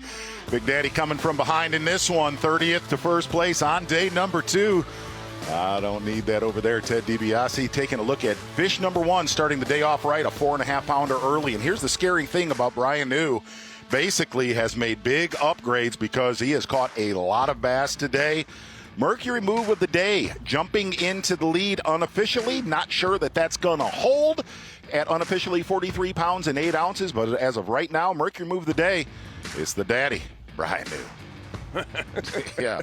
An incredible tournament. And man, I told him, we kind of made a joke at Sabine River. I'm like, it's going to be New of the North. We're going to see, because the North hasn't always been as kind to him. But he spent a lot of time fishing with Austin Felix, who is definitely good at this. And so far, New of the North is showing up. But how about that's one? It's her. Don't do it. Oh yeah, I think. Yeah. It's a big black one. Ooh, it's a big black one. Please don't come off. Please don't come off. Please don't come off. Stay on there. Please don't come off, fish. Stop. Look at how Cifuentes won on Seminole, what he's doing here, obviously what he did at FLW. Stay down, stay down. Before he came to the Bassmaster Elite Series. He is the real deal with forward-facing sonar. He talked about that a little bit backstage yesterday. And please don't come off. I said, give me your knowledge of smallmouth. He said, staring at my screen. That's what I do. Stay on there. Came close to winning a big event on the St. Lawrence River just a few years ago. So you got to imagine in these next 3, he's going to be a player. And how hard is it going to be to win Rookie of the Year this year? All right. Yeah, with winning a tournament. 2 rookies have won a tournament. Absolutely. You got Koya Fujita, who had 2 top 3s. Cooper Gallant has had a great season, and I would imagine these next 3 events, that's very, very, like, it's going to be You win Dakota Lithium Rookie of the Year. You've done something this season. Yeah, I look forward to seeing how much info Davey's able to get out of Koya Fujita after the Lake Murray tournament. I had tapped out in a big way, trying to figure out. He's very elusive, Dave. He is not. I asked Sago, can we get some info? He's like, I don't feel good about your odds from Koya. Sago seems to fear him a little. I think so. It's a good one. No! Oh my goodness. Did y'all just see what happened there? Oh man. Please come here.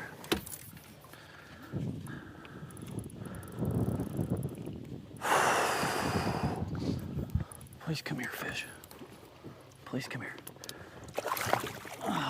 Back over here. Right here, right here, right here, right here. Right here, come here. Come here. Come here. Oh, I got you. Thank you, Lord. That's one of the bites we needed. Took a while.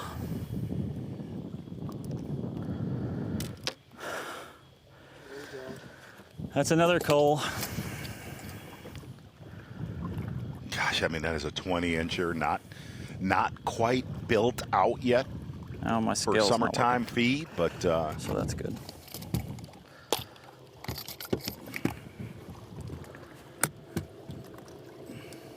I know I'm calling one of those two there for sure. Yeah, without a doubt. Ooh. It's a 4-pounder. I mean, it might be 4.5. So that's gonna help. That gives me 3. Should put me close to 20, I think, maybe. Fin clips on there? Oh, I just gotta find my littlest one.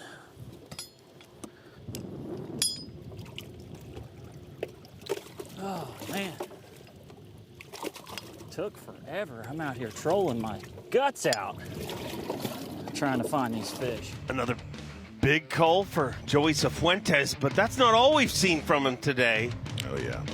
You know that music, Z. I know You're that so music. good at this. Let me watch it happen. And I'll tell you what, friendo, I love that music. I have for the last decade just because we've done it so many times, Dave. And we're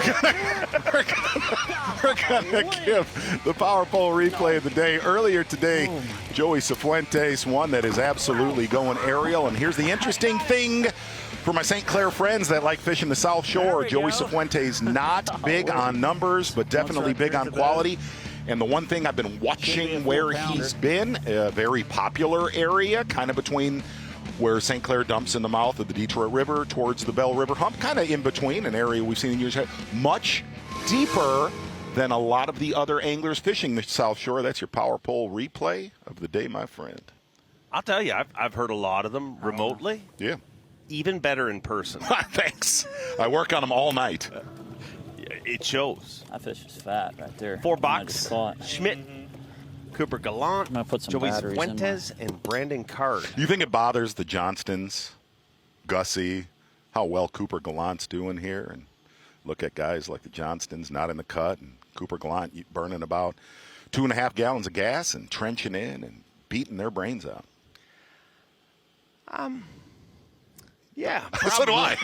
Not Gussie. Only reason I say that. No, not Gussie. Gussie's happy for him. But if he wins this tournament, if he wins a blue trophy before Corey. Oh, absolutely. Oh, my goodness. These things will just get your heart running like crazy. Golly. Another thing I got to see with that Cooper Gallant is very cool. His dad travels with him and does his videography. Yeah. I can tell you what Big Alzona would never do back when I was that age. Been to every single event with him this year. Very cool. Very cool. Really awesome.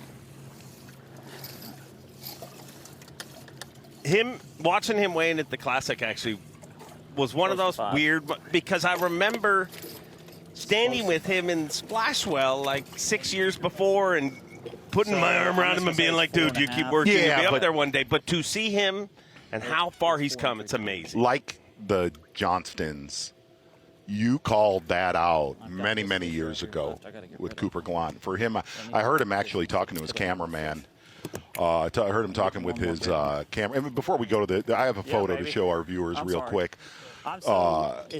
Cooper Gallant making the comment, thank goodness I made the Elite Series in 2 years just because of how hard it is to get there now. But anyway, the Poliniks do this gig, a beautiful family. I love the Poliniks, their whole crew.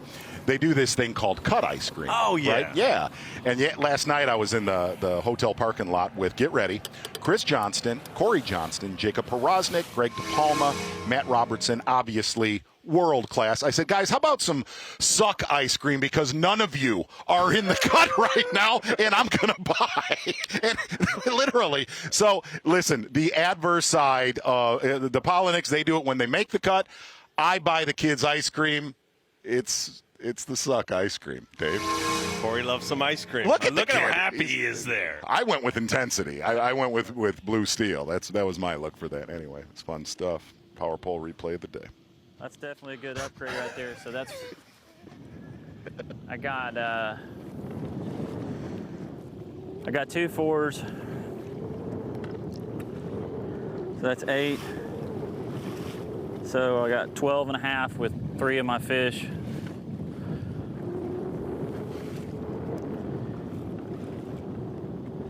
I don't know. I should have like 19 and a half pounds. And that's probably a little light. I'm probably right at 20, which is my goal. And shoot, man, I'm for sure gonna be fishing tomorrow. But now I really need to try and maybe upgrade and catch a. That one had another one with it. It was big. It was a big one. It's like they like to hang around each other, those real big ones. Was yesterday. After weigh-in, I remembered last year on St. Lawrence River, we had a bunch. 61 20-pound bags were weighed in on day number 1 there.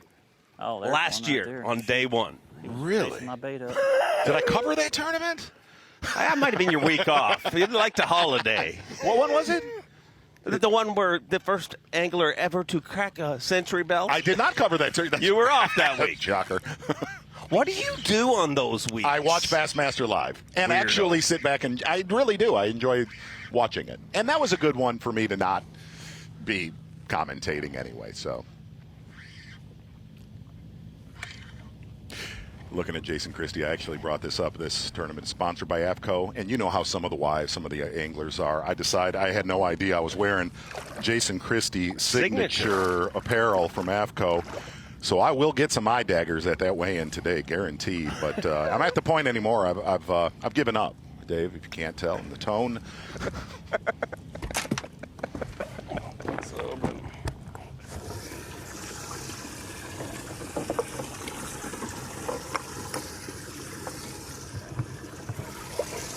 Jason Christie doing a lot of work with a tube.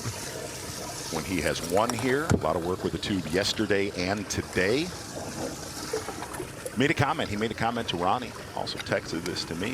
One of the first times ever he's weighed in smallmouth on this lake off the U.S. side in his lifetime. Wow. Yeah. Weirdly enough, I mean, he's having a great tournament. Yeah. But it's kind of nice to see Jason Christie a little stressed for once. You know what I mean? Like, when's the last time you saw that dude stressed about making the Classic? But he came into this event, needing a good event, an uncharacteristically tough year for him. And obviously, he wants to make next year's Classic, being in his home state. You know what's weird is you talked about Sago being intimidated by Koya Fujita. Christie's one of my friends, yet intimidates the heck out of me. Like, he flowed by me yesterday like that young Darth Vader. Mm-hmm. Absolutely. All I did was I gave a shunned look, and I just backed off of him. It's the right move. I mean, it's like he floats past you. Good to know. Not even moving his feet. Good to know I feel he's on my side. Power pole replay of the day. You do love the power pole replay of the day, and you do love smallmouth bass. Yes, I do. And it seems right now, like our leaderboard has stabilized. It seems like we're always getting a new leader, but Brian New atop the leaderboard with 43 pounds, 8 ounces. What do you think the cut weight is going to be, Z, to get in the top 50? Oh, gosh, man, I'm going to throw it at 38 pounds. That is ridiculous. That's ridiculous. It's ridiculous. I mean, I usually like tournaments here, but yesterday when I was like, this has got to be no fun. No fun at all. Bassmaster Live. Yes! No way! Live coverage of the AFTCO Bassmaster Elite at Lake St. Clair is sponsored by Garmin. Welcome back to Lake St. Clair, and beautiful underwater shot of this incredible body of water. That's one of the rare spots that I'm not seeing a fish, because it seems like they are everywhere, Z. No, there's actually a fish in there, Dave. Oh, look. Yeah, absolutely. Cameraman Brian Evie decided to go to an area called the Brickyard, get a little underwater. I'm totally lying right there. Brickyard's a little bit deeper than that. Going to get on the water right now with our friend Joey Cifuentes fishing on the Canadian shore. Actually, he's not on the shore. He's quite a bit offshore. Really kind of two zones always on the south shore, 13 to 15 feet of water. Seeing Cifuentes. Looks like he's in that 17 to 19 foot of water. Not as many bites, but the quality has definitely shown up. Bassmaster Live, Joey Cifuentes. Man, he is coming at us. That's because he's little. That sucker was running fast at us. He's a boat flipper. Davey and Ronnie and Such asked if I thought anybody get him up here could beat the contingency that's fishing in Anchor Bay. Oh man, they smallmouth are so fun. And really, I think it's going to be hard to do that. But somebody like Cifuentes that off on his own, a notoriously quality area on the Canadian side. He's going to be dealing, though, with some north winds tomorrow. This is unofficial TH Marine Weather Report.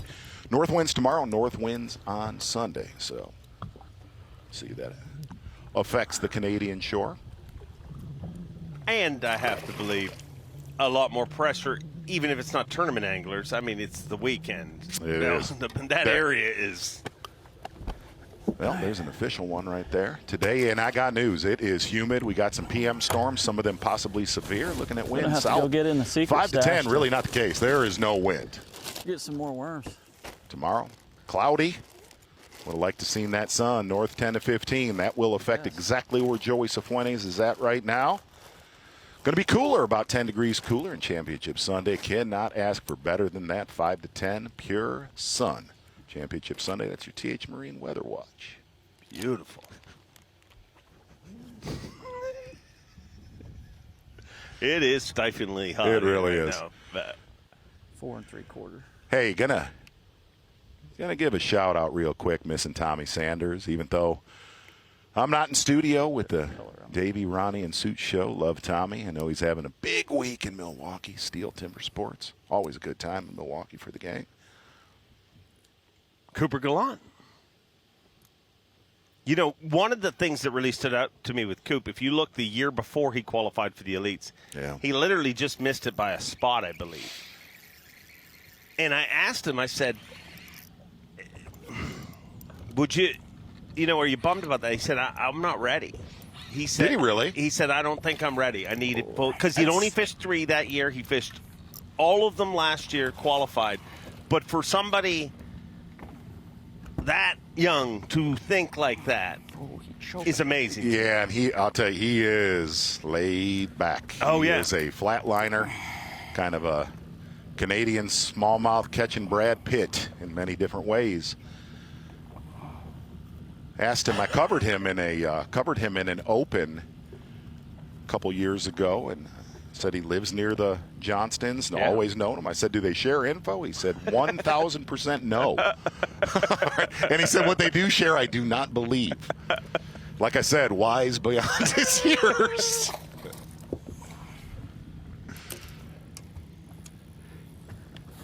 Boy, they are catching them. This morning when I tuned into Bassmaster Live driving to Brandenburg Park, it was just constant drag, squealing all morning long. That's the last small one. I'm not sure, though. May just be a high 3. It's not a bad fish though. Thing is it could be real fat and heavy. Some of them are, most of them aren't, but just stay on there, baby. Just come on up in here in this boat.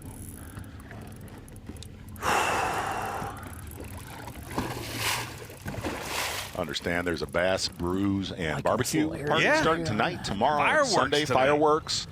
I think presented by TNT Fireworks. Not sure about that exactly, but big now. time here. Beautiful. Had no idea. As much as I fish here in the spring and in the fall, I had no idea this facility was here. I always would launch in Acre Bay. I would launch over at Selfridge at the Air Force Base. Great spot in case you got a big north. You come from out of town, you got a north that wind. fish This is the pulling ramp to now. use. It's a strong one. Wicked splash pad, too. Can't do nothing with it. Absolutely You is. want to go for after all the this kids. segment? You want to? Nope. Really Okay. against. That's nice. Really against things like that. Oh, come on up, girl. Oh, fun. There you go. I did like that one. Yeah.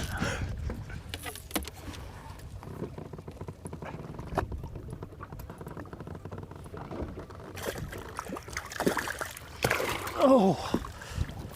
Yeah, that'll call for sure. If I can get this thing in the boat without losing it. Come here, come here, come here, come here, come here. Stop.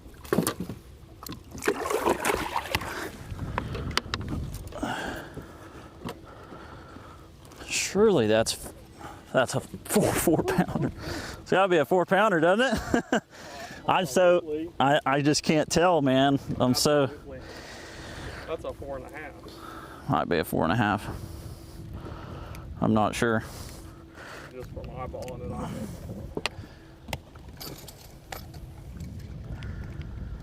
Let's see what we got here.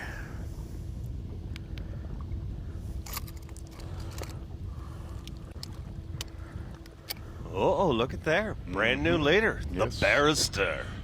Don't count him out. This shows you, and granted, I know some of you know, I That's do. a good call right there. Check this I out, struggle guys. with vocab. I never I'm sorry, understood it's so hard to gauge why you called him but the Barrister, and I asked you, I said, does he make that's my call cappuccino? right there. Does he Man, make that's coffee? a big fish. It's just so hard to tell. I'm being very serious. Now I've got, I don't know what I got now. Did you figure it out, or? But that's for sure. You told me. My coal right there. That one's 4 3/4 that I just weighed, that I just caught. Make sure this is my last 3 pounder. I know it is, but yeah. Looks like a good little bag now. Got a good little bag now, yeah. So that was fun to watch. Has had some fighters and some interesting landings next to the side of the boat. Typical for smallmouth out there in the abyss. Notice something about Joey Cifuentes as this day has gone long. His weight definitely has gone up. Some big culls here in the last 90 minutes. Arkansas angler, rookie on the Bassmaster Elite Series. You talked to a lot of anglers backstage during weigh-in yesterday. Actually, I did not. Oh, well, it seemed like, well, okay. I'm intimidated by all of them. Well, I could see that. Well, imagine you did. Yeah, if I had. Yeah, if you had. I had heard some of them on the stage say that they didn't get as many of the afternoon bites that they expected. Was that just an anomaly with a few, or were you? But I'll tell you what was interesting. If you tuned in with us on Bassmaster Live yesterday, it was for the first 5 hours of fishing, really from till about noon or 1 o'clock. There was just a lot of 17 to 18 pound bags, and then between 1 and 3, you just started seeing 20 pound bags registered about every 3 minutes. So I think I do feel a lot of those later flights yesterday climbed on them. Okay. And took advantage of that time.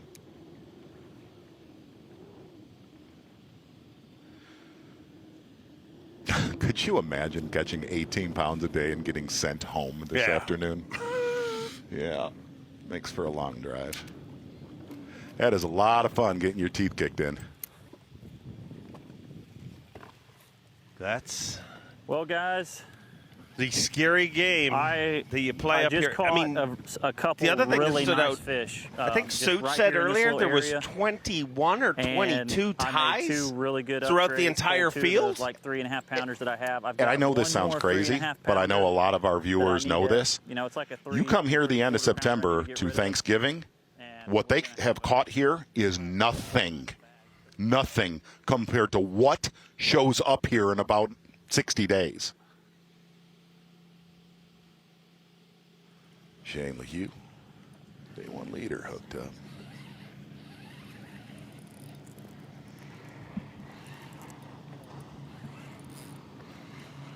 They have not been plagued with the bug situation they had in pre-fish. We did yesterday here, big time.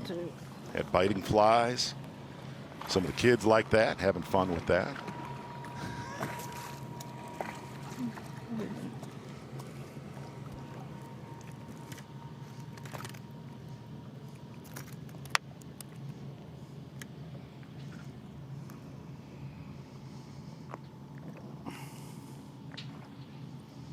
How many 20s do you think we see today?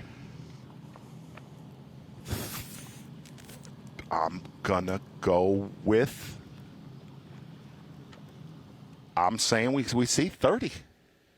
Dude, it is, if you turn around, if you look behind us, it is so perfect out here right now. Little bit more cloud cover than we saw earlier this morning, but sun's still popping. There is a fish catch on Bassmaster Live now, literally every single 15 seconds. I think that's a big one.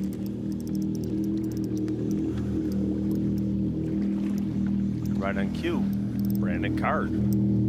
Oh yeah, big one.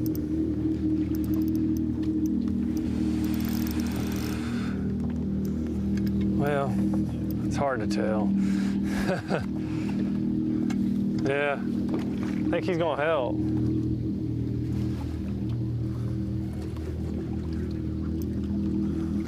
Yeah, I think he's gonna help. Come over here, baby doll.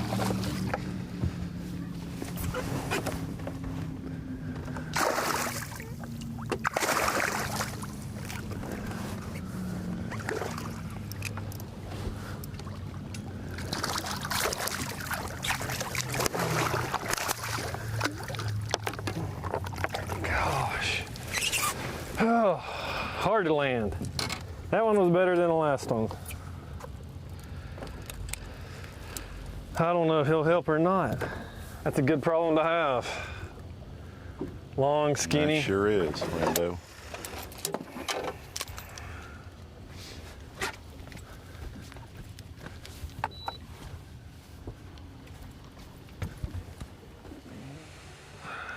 Let's see. All right, see, we're halfway there basically in this We are. tournament. Who? I'm gonna put you in the spot. Who you calling? Who's winning this week? I'm going to throw out right now, I'm going to throw you 2 names. I'm going to throw you obvious right now, Koya Fujita. I'm going to say Cooper Gallant gets to hold that trophy. Just feel like it's setting up, and here's why. I think he doesn't have a lot of knowledge here and will trench in and get it done. Dave and Z-Train Show, Bassmaster Live, unofficial leader. Whoa! New unofficial, yeah, exactly right. I think you brought that up. Making the espresso and making it work. 44 pounds atop the leaderboard. Brian New with a lot on his mind, but sitting in second place. Koya Fujita. What a rookie season he's having. A lot of fishing still to come. But me and Z are done, and we're heading to the splash pad, right? Love it. No, I'm not big into fun. Bassmaster Live. See you all tomorrow. Oh. Semi-final Saturday. Going to get it done. Yes! No way! Live coverage of the AFTCO Bassmaster Elite at Lake St. Clair is sponsored by Garmin. Welcome back to Bassmaster Live. Thanks to Z-Train and Mercer taking care of the last hour of coverage from Bassmaster Live. Here we are, day 2 in Macomb County, Michigan, Lake St. Clair. Wedged right between Lake Huron and Lake Erie on the Great Lakes system. And it is, by definition, a Great Lake. It may not be classified anymore as a Great Lake, but it is a fantastic fishery as we head out to Cooper Gallant. hanging tough in our top 10 and honestly having a really stellar day to be as far down as 8th place, but it is within ounces of the top of our leaderboard.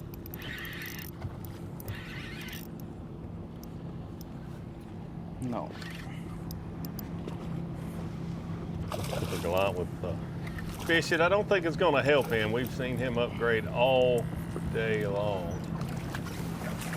Moved away from the pack a little bit, outside of the Anchor Bay area.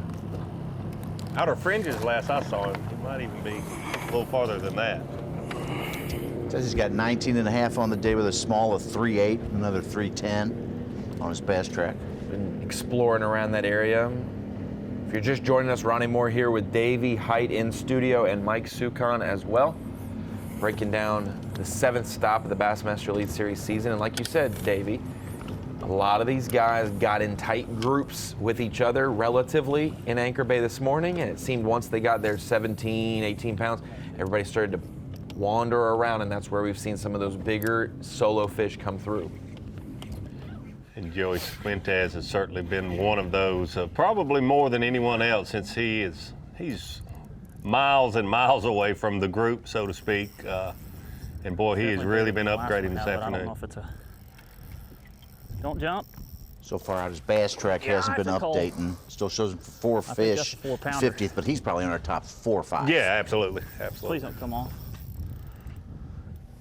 He's over in Canadian waters. That could have a little something to do with the service. Please don't come off, fish. If he gets this one in the boat, it's going to be another upgrade for him. Say he's 21, maybe knocking on 22 pounds for the day. He's really upgraded in the last hour or so.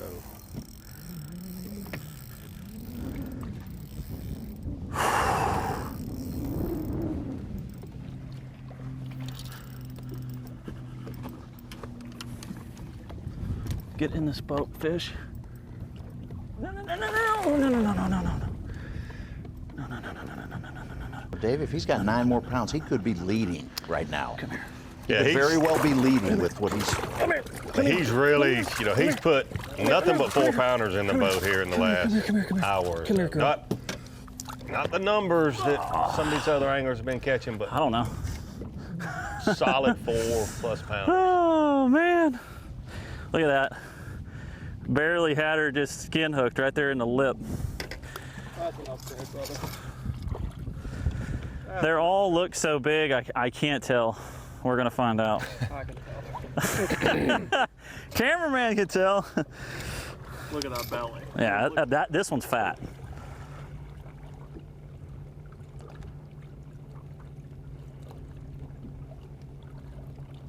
It's 4.5. Exactly. 4.5. So,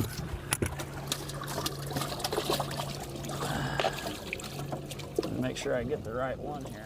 Needless to say, Joey Cifuentes will probably be in the top 5 at minimum at the end of weigh-in today, and we will see him on Bassmaster Live again tomorrow on semifinal Saturday. Welcome into the Bassmaster Studios, sponsored by Marathon. Ronnie Moore here with the legendary angler and host Davey Height, and our stats and statistics and trivia guy Mike Sukan. Davey, first half of day 2 is in the books. We are going to the last few hours of fishing. What are some takeaways that you have of what we've seen this morning? Because you could key in on a couple guys or a couple key things. Well, the big thing is how good the fishing has been. No doubt about it. It's been great this morning. It was yesterday. And then yesterday afternoon, if you remember, Ronnie, so from about 1 o'clock until about 3 o'clock, that's when we saw guys go from a lot of 18-pound stringers to 20 pounds. I expect to see that again today. It's going to be brutal this afternoon at the weigh-in to come in with, 2 days of 18-plus pounds of smallmouth, 5-fish limit, and go riding home empty-handed. Yeah, it kind of feels like you did your job, but you didn't get paid to do your job. Such, we're going to have some guys do that. Right now, 50th place is Kenta Kimura. I need him to stay in there for my fantasy team. But always about your fantasy team. 36 pounds even, 18 a day, and that is the cut line with 2 more hours at least to fish for the first flight of guys, 3.5 for the guys who are checking in later.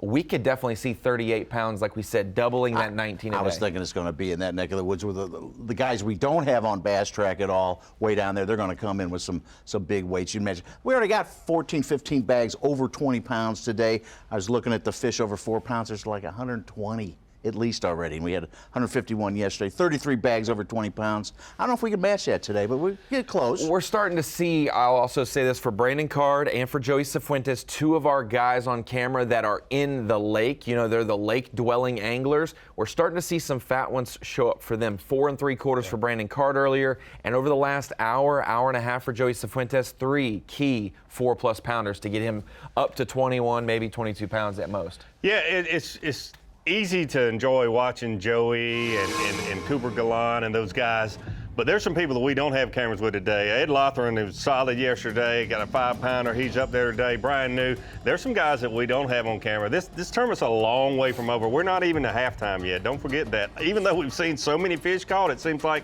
we're in day 4. It's not even about halfway, a little above halfway through day 2.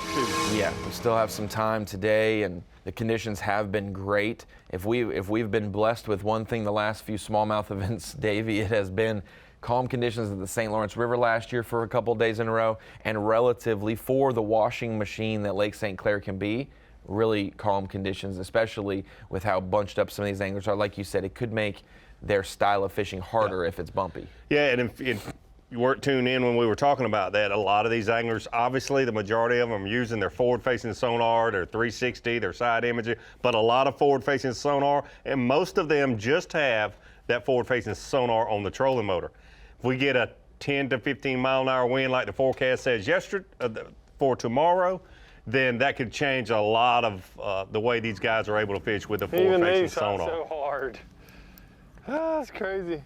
Although they're saying 5 to 10 now, and I'm saying it looks like it's 2 to 3 at most all day today. You just got to weed through these small ones to catch the bigger ones. I would flip this in the boat, but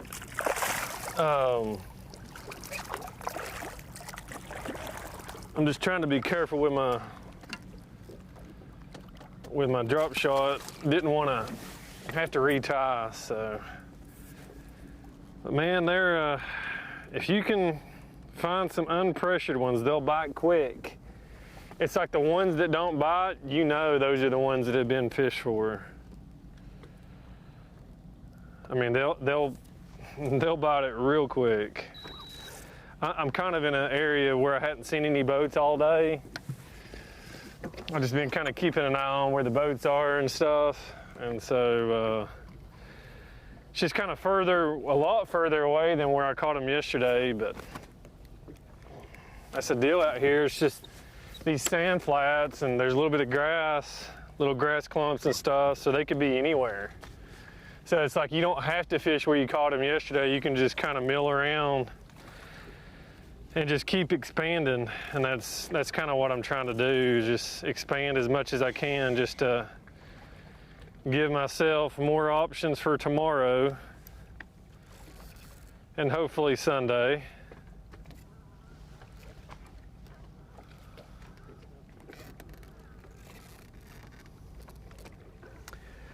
Davey, we just got a word from our cameraman with Joey Cifuentes. They have terrible signal in Canada for Bass Track, for cell, for what they're inputting.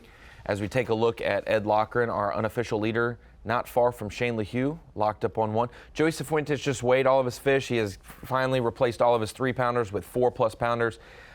Approximately around 23 pounds. So you pair that with 22 yesterday, 23 today, leading. 45 and change. He will have not only leading a significant, pound and a half lead that you don't normally see at the top. There's probably a couple other guys that we were a little short on also, but yeah, like I said, I've been watching. I watched the Dave and Zona show, and you could see Joey Cifuentes making those culls. I mean, he was culling those 4s for 4.5s, and that's huge. Boy, they got to see a lot. Brian New caught a 5.7, the big fish of the day. Get up to 23 pounds, take the lead. Then Ed Lochran caught a 5.4 right after. He's totaled 22.5 today, 44.8. But we think Cifuentes has eclipsed that from yesterday's 22.10 and today about 23. I don't know how much Shane LaHue has moved around, but Ed Lothran has been relatively close. I've seen him in the background, Shane LaHue's cameraman. We've seen quite a bit of Ed Loffert. Probably fished around one another yesterday. I have no idea. 100% I'm a long in the way gallery. from there. Yeah. When I think it was Steve Bowman sitting in the gallery, and you have LaHue, Gallant, Palmer, Ed Lochran, a couple people in those different galleries right there all together. You knew that this place was getting clobbered, but like Mark Zona said, the biomass of bait fish, crawfish, other things that smallmouth will feed on, the cover that they have around this shallow bay, it is a place that they're going to stay until that biomass decides to go to the lake. Guess who else is in that neck of the woods with over 21 pounds? Brandon Cobb is up to 12th place, putting a little distance between him and Kyle Welcher, who is still outside the cut. LaHue, I asked LaHue about Cobb, and they obviously work together. They're roommates, the best buds, and he said, you know, I wasn't going to get on any of Cobb's stuff because he's trying to win AOY, and I reminded LaHue, you might be trying to win AOY. You're in 5th after yesterday. And you're trying to win a tournament, too, so. Sure. It's 23 pounds. Stake your claim, what do you son. do? You probably, if you're, I never want to leave fish, but I think I'm going to probably go. If this thing's right, and it's pretty dang close, because I just weighed every single one of them, so. Yeah, those are all 4+ pounders. Yeah, that puts me at, I mean, 23 is a 4-day tournament. Like, if I weigh that today, I got a legitimate chance of potentially winning, so. Unless they just smashed them today, but even then, I don't want to beat this area up, so. Well, you're not going to get much better than that. And I'm not going to get much better than that. I mean, I can catch another 5-pounder. But I'm pretty sure I'm making the decision right now that I'm gonna exit this area for sure. And I just caught, I fished all this, I just drifted all the way out here, and I got right here and I caught bam, bam, bam. I mean, like 3 good ones right there. So I'm gonna put a little different symbol in this area. This is where I'm starting tomorrow. Put an exclamation point. So, man, that's a good day. that's a good day right there. You get those numbers, Ronnie? I sure did. I straight up saw them. Hour and a half yeah. around. Yeah, absolutely. It's 1:13. I hope he doesn't have any company there in the morning. It will be Saturday morning. They're bleeding from messing with the smallmouth, catching those big smallmouth. But yeah, not that I would do that. I mean, heck, I'm a long way from there. Scrubbing that from the little spot that I hit there, archive. and we may be under and around them right now, too. So, but I'm done here. I'm done here. I'm going back to the United States. We can go catch some fish over there and have some fun. So, we'll go do that.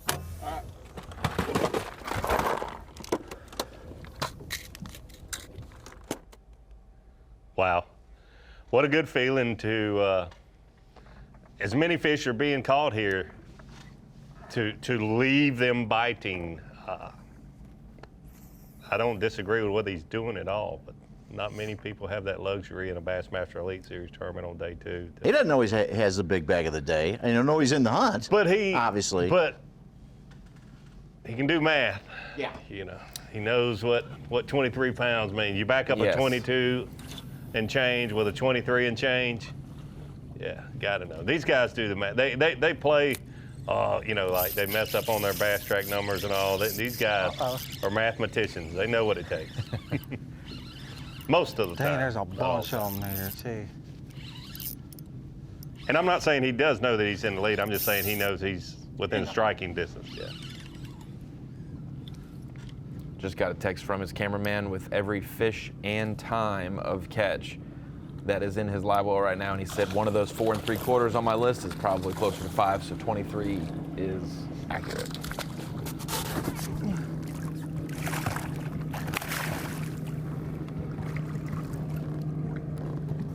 Well, hell, he might help.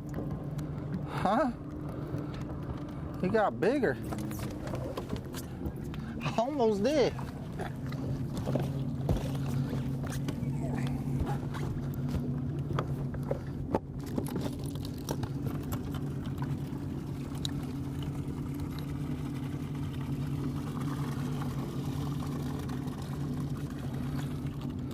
Pretty sure he held. He's not big. There was a bunch there.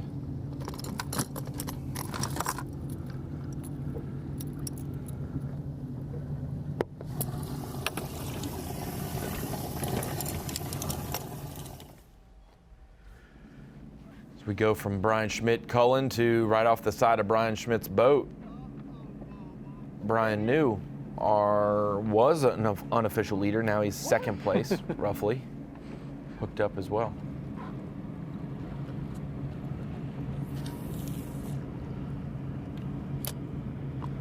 There's another big bag in the back, John Cruz. Yeah. It's kind of just. Well, just as we were talking about some of the anglers like Brandon Card and Shane LeHue have kind of eased away from the group, there's some other ones that are tightening into the group. I don't think Brian New and Brian Schmidt have moved very much today. It's incredible how many pounds of smallmouth bass they have caught. Oh, thought he'd lost it, but no. I'm gonna come over there in a minute.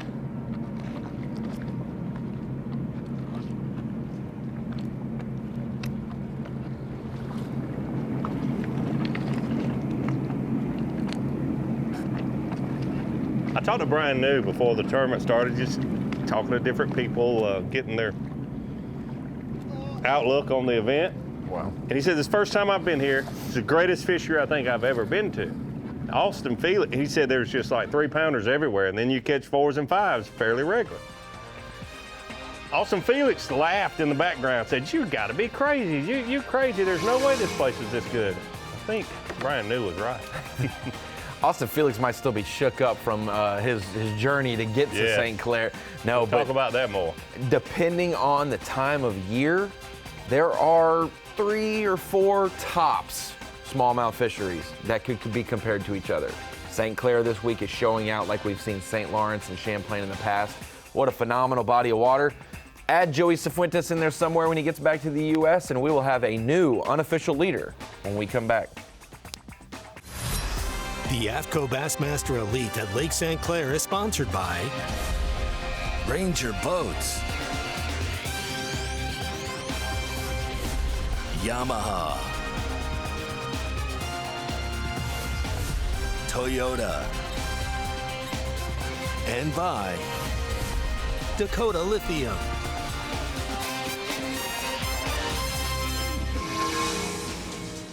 Welcome back to Bassmaster Live at the AFTCO Bassmaster Elite at Lake St. Clair. Day 2 action. We've got about 90 minutes left or so in the fishing day, roughly, for the first flight of boats at least. But we know the action has been hot and heavy on day 1 and 2 of this event. And Davey Height, Mike Sukan, it leads us into the Yamaha midday report. And let's just start off with Cooper Gallant, one of the best out of the Anchor Bay boys, as we can call them, this morning. Great start to his day 2. The Anchor Bay boys, I like that. He got off to a great start, but not according to Cooper this morning. He was complaining about how slow things were, and they certainly didn't seem slow to us watching the monitor this morning. Cooper Gallant got up going early and often, but there were a lot of 3 1/4, 3 1/2 pound smallmouth, which a lot of people were really begging for those type fish this morning. But Cooper Gallant knew that he needed more than that.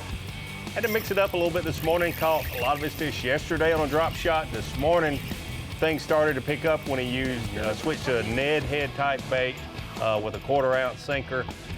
Then went back to the drop shot a little later. He's just been upgrading all day long. And then he kind of eased away from the Anchor Bay Boys Club and upgraded big time, right where he wants to be. Everybody wants to lead, but when you get back up a 20-plus pound stringer smallmouth with another one, another 21, 22-pound stringer, he's in good shape. He will be around on Sunday, in my opinion.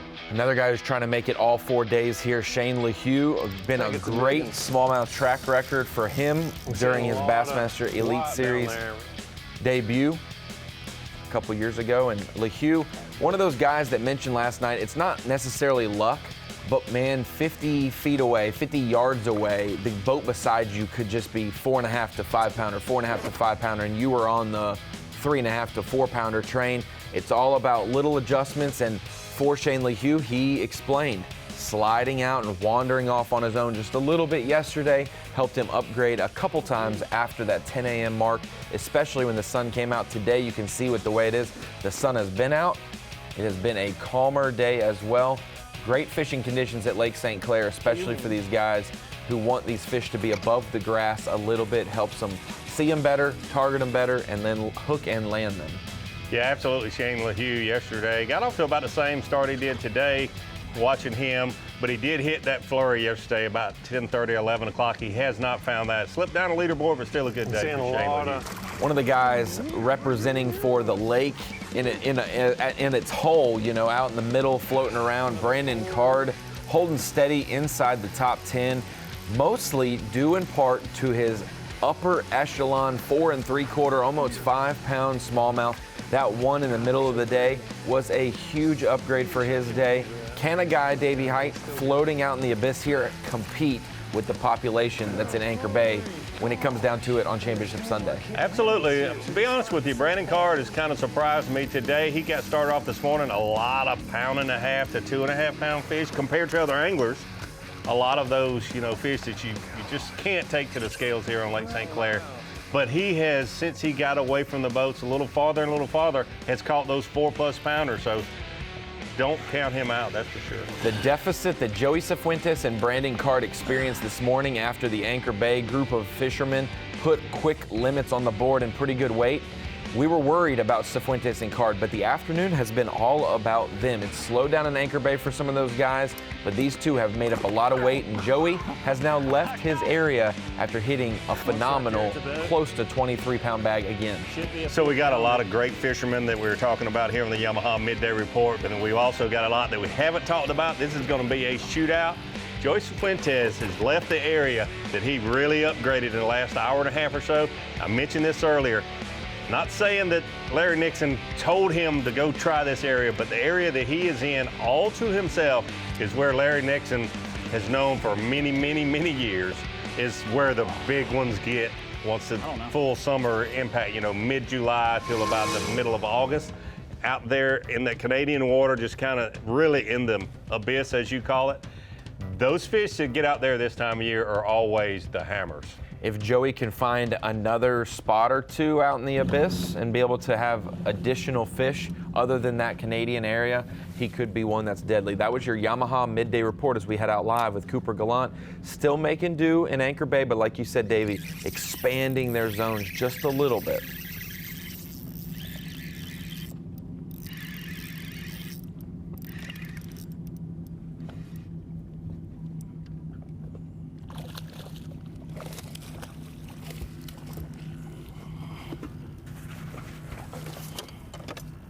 Watching Cooper with this fish here, it's, you know, this has always been a great lake. The fish have gotten even better, but the technology, the electronics that we have, because this lake was, even with the great Lake Master mapping, it's just not a lot of features in this lake, but with the side imaging, the 360 and forward-facing sonar, you can go look in these big, massive, flat areas, and just simply you can see those fish, especially when you get off the bottom just a little bit like they have yesterday afternoon and today.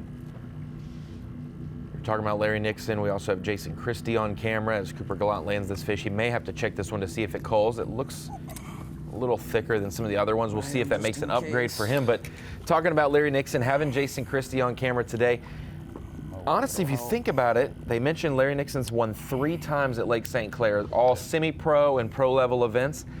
I would love to know who joins him on that list of anglers that have won 3 times at the semi-pro or pro level on the same body of water. Jason Christie trying to do that here. Brian Schmidt maybe at the Potomac and Champlain have been 2 places he's dominated. You know, there's been some other names that have dominated certain bodies of water, and it would be very interesting. Yeah. How about Phoenix Boats Big Bass of the day? Drew Cook with a 5.5 pounder, 5.8 he put down on Bass Track. He's gained a couple spots up to 27th. See if he can Brian to chisel away at that 52-point deficit. Stay in the mix for Angler of the Year. Which you've won Angler of the Year. You want to make sure that if someone slips, you're standing there ready to fill that spot, and that is what Drew Cook is doing today. We will see who else will move up and fill in the gaps when we come back. Lake St. Clair. Yes! No way! Live coverage of the AFTCO Bassmaster Elite at Lake St. Clair is sponsored by Garmin. Glad to be back here with you, the AFTCO Bassmaster Elite at Lake St. Clair. What a fantastic body of water, and there it is. Joey makes his return. I don't know which clicked in first, if Taku Ito took the lead and was the new leader for 30 seconds before Joey Cifuentes' fish kicked in, but we have two new anglers in the top two. Joey Cifuentes, Taku Ito, Ed Lochran, Kyoya Fujita, and Brian New are our top five now. A couple Brandons in the mix, a couple cameras, a couple Jacob Fouts-esque anglers looking to make the top 10 as well. There's the day two cut line we need to keep an eye on. Austin Felix with the week he's had. We'll get into that more. Be impressive to see him make the cut. Tyler Rivette right there. Seth Feider. Can't have a top 50 at Lake St. Clair without Seth Feider. We'll see about that. And an important mark right there, 52 and 53. We've got one of the favorites, Corey Johnston, at 53rd, and we have our Angler of the Year leader at 52. Can he make the top 50 cut and not give away too many points to Cobb Gain some more and Cook? tomorrow, yeah. Don't want to be trapped on the wrong side of the cut and miss out on valuable points as we go back out live with Cooper Gallant. There's a number of guys without Bass Track, though, who could push them all down there. Yeah, you got to know that a couple of those guys without Bass Track are going to be in your top 20. Well, you're saying he hasn't found the big fish today, the big fish over 4 pounds. He's got 4 and change. I mean, the nicer 4.5 to 5 pounder.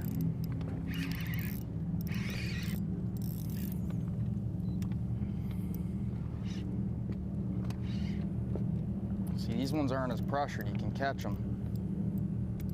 I don't even know if I'm gonna fish over there tomorrow. I've been getting so pounded. Just heard Cooper say that. Made a waypoint, if you noticed, and said these ones that aren't pressured, you can catch them. Could be a good one.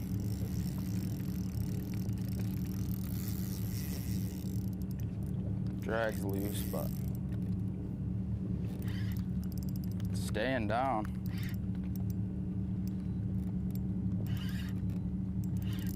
I don't think it's that big.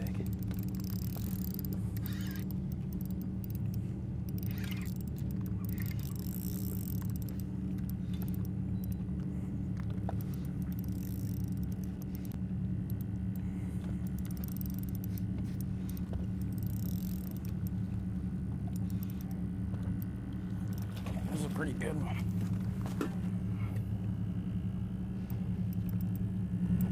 What do we have Cooper Gallant at, Such? I think it was just under 20. 19 and change. That might help. It's fat.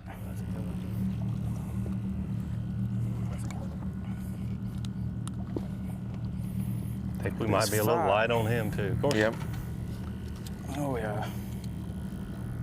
She might help, man. I bet she does.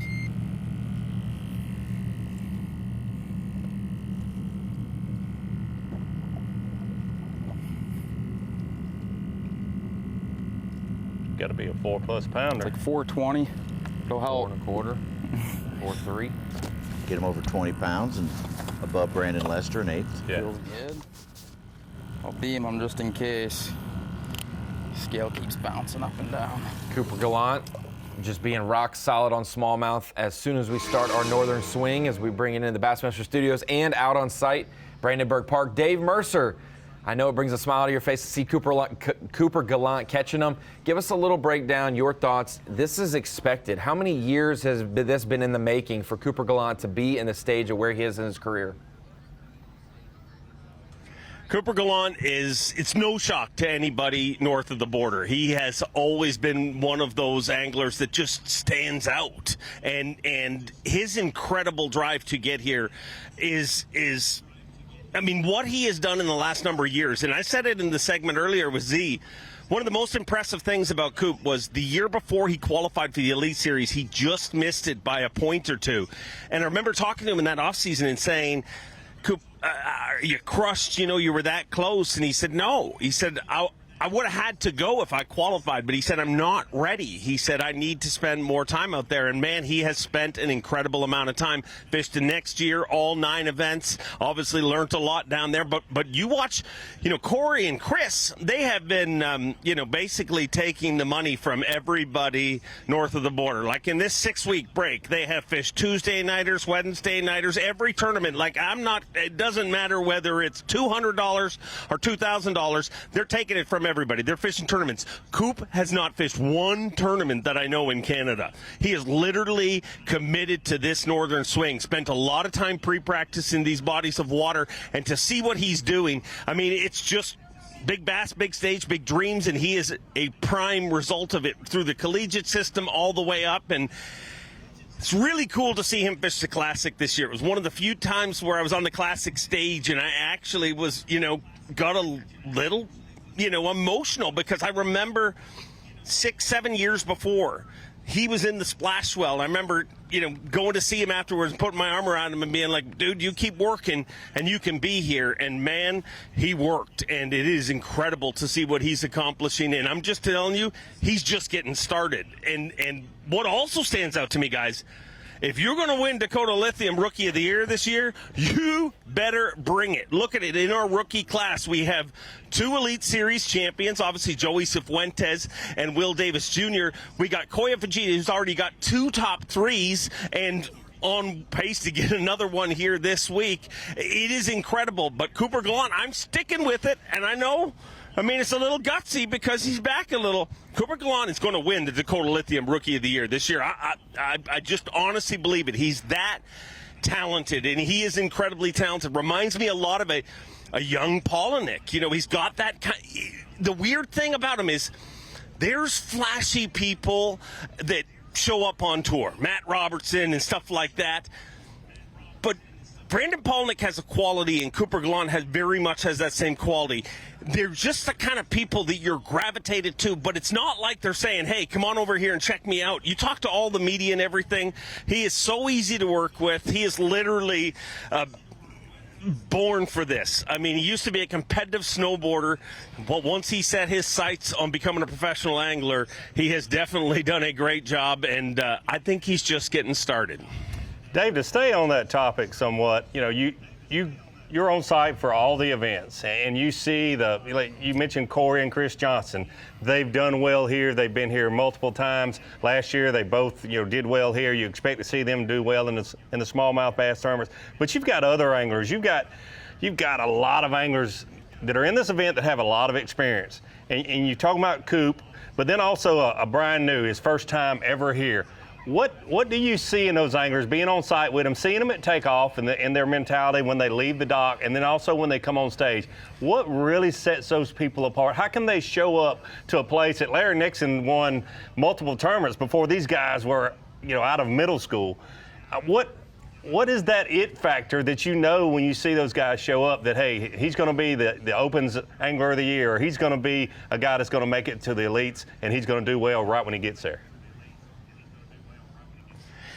I don't think it's a simple answer for every angler. Every angler has a different thing that stands out. Koya Fujita, what stands out to me? Not only is he an incredible angler, but he's incredible with forward-facing sonar. As soon as we saw what he did earlier this year, I think me and you talked about it, I'm like, dude's going to be a player on Lake St. Clair. That's a major part of it, but everybody has their own kind of... I'm trying to think of the word, but everybody, there's a certain thing you see in certain pros, but I think honestly it's their drive and their work ethic. Like the amount of time he is spending on the water is incredible, and the amount, he literally in between events, you think he runs back home. He goes back home, literally does laundry, and turns around and heads back down here. And I talked to Coop about it, and Coop is like, it's just like anybody else when they start a business. Hey, you open a sandwich store, you're going to work some extra hours the first few years. And I think those extra hours are paying off. I wish I could say, oh, you see this in them, but every angler, it seems something different. Well, it seems like Coop, Kyoya, Fujita, any of these rookies, they have laid a good foundation to the start of their careers. Dave, thank you. Weigh in later at 3 p.m. Eastern time when the first flight checks in, and we will kind of hand off Bassmaster Live to you. We will entrust you with taking care of the viewers and our anglers for the weigh-in once again. You do a fantastic job that every single day. Joey Cifuentes in the Yeti hot seat right now. Weigh-in, like it says there, starts at 3 p.m. Eastern time. Just a few minutes after we end Bassmaster Live each day this week. I'd expect someone else to maybe even slide in the Yeti hot seat before the day's done. We still have about another hour of fishing for the first flight, maybe 2 hours for the last flights. We will see some big catches in this last hour of fishing. We'll be right back. Bassmaster Live. Yes! No way! Live coverage of the AFTCO Bassmaster Elite at Lake St. Clair is sponsored by Garmin.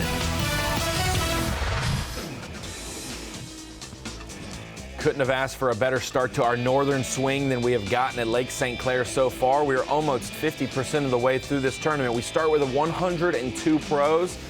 We'll cut it down to the top 50 who will advance to semifinal Saturday. And most of the time when guys don't catch them, they don't mind not fishing on the weekend. They're like, I don't like this place, I need to go home. I'm just gonna take my lump. This week there will be people who have had a phenomenal couple days of fishing and then they've loved every minute of it, and they're gonna be heading home with no change in their pocket and wishing they were out there on Saturday just because how good it has been at Lake St. Clair. Joey Cifuentes on top, Taku Ito right behind him. A whole list of great smallmouth anglers joining them in the top 10 as you head up towards Anchor Bay, right in the heart of it. Two closers nearby, Jason Christie, Brian Schmidt, and when I say nearby, Davey Height, at least 4, 5, 6 football fields away from each other, but that is on a giant body of water, somewhat close. Yeah, it's hard to explain how different that lake is and that map appears. Looks like those guys are 100 yards apart and they're miles apart. Hadn't heard anything from Jason Christie in a little while, but you had to know he's not going away. Too much history, too much success on this body of water. Late big fish yesterday. Yes. Really does have a lot of room to improve though, with 212 is his smallest. Really doesn't have any giants today either. I think his biggest was this practice fish that he caught, the one with the golden eye that he recognized from a couple days ago. That was about the biggest one that he's gotten today. So this afternoon is going to be key for seeing Jason Christie on camera tomorrow. Come here, buddy.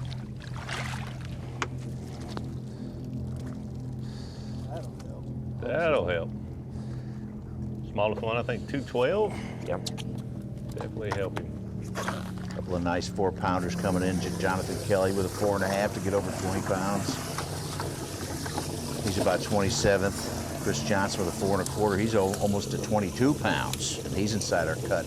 Inside our cut at 20. This was about the time yesterday when those guys that were hanging 17.5 to 18.5 all went to 20, it seemed like, in about the next hour. One key thing for Jason Christie, in the last 15 minutes of his fishing on day one, he caught a 4+ pounder to get up to his, eventual 23 and change. That was at 4:15 for a 4:30 check-in. He will not be able to fish that long. He has first flight due back when we end our show today. So he's only got an hour left of fishing as Shane LaHue tries to make an upgrade. He is one who desperately needs an upgrade as well. It's been a little while since he's made some significant culls. And Christie says he has 17.5 today on Bass Truck. Yesterday, he said he had 19.7. He came in with 23.14. That last fish he put in as a 4. It was a 5.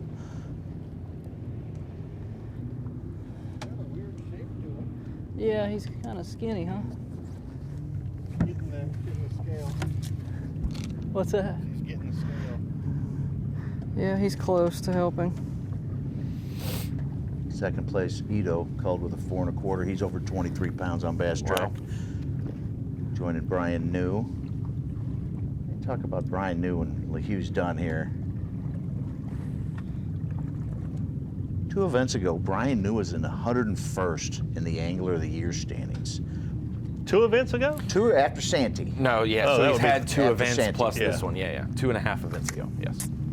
Now he's 52nd if you give him the 5th place points. That's incredible. In range of making the Classic. Which the only fear is when you are so close to the top of a tournament is that you don't have a tough day 3 and give back 25 points. Yeah. He could drop from 56th to 59th, but lose 15 points. That's a lot of points for 2 events. A lot of guys to climb over. Yep, you're exactly right. In good position though.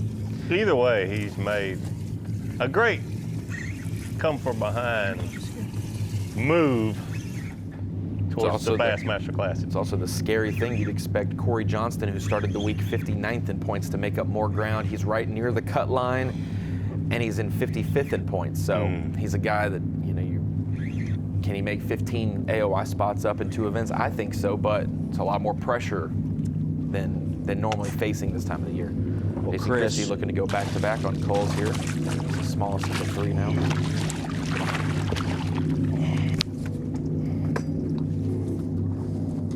Both of these fish going to definitely help Jason Christie.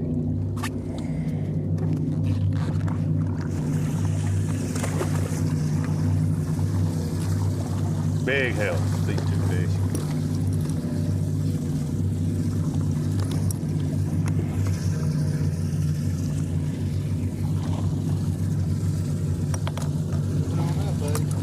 Moving on.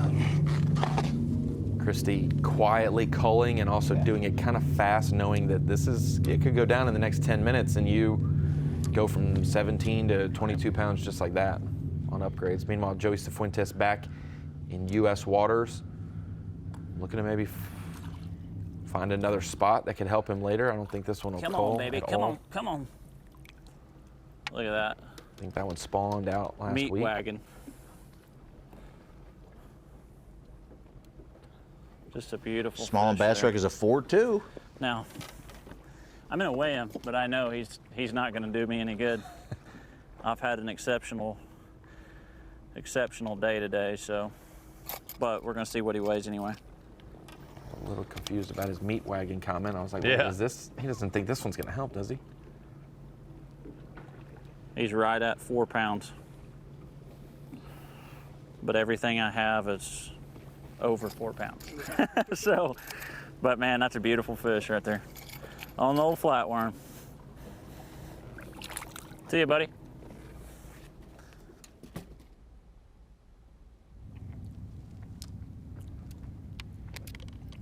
Jason Christie has definitely got around a group of fish. After he made that second cull, he stood up and pitched that tube about 10 feet in front of the boat. That tells you all you need to know.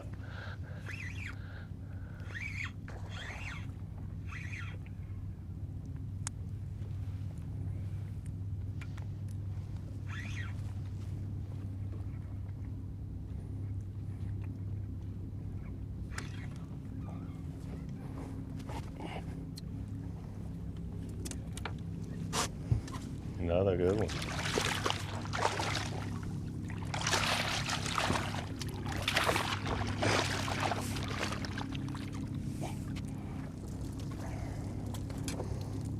Damn black spot.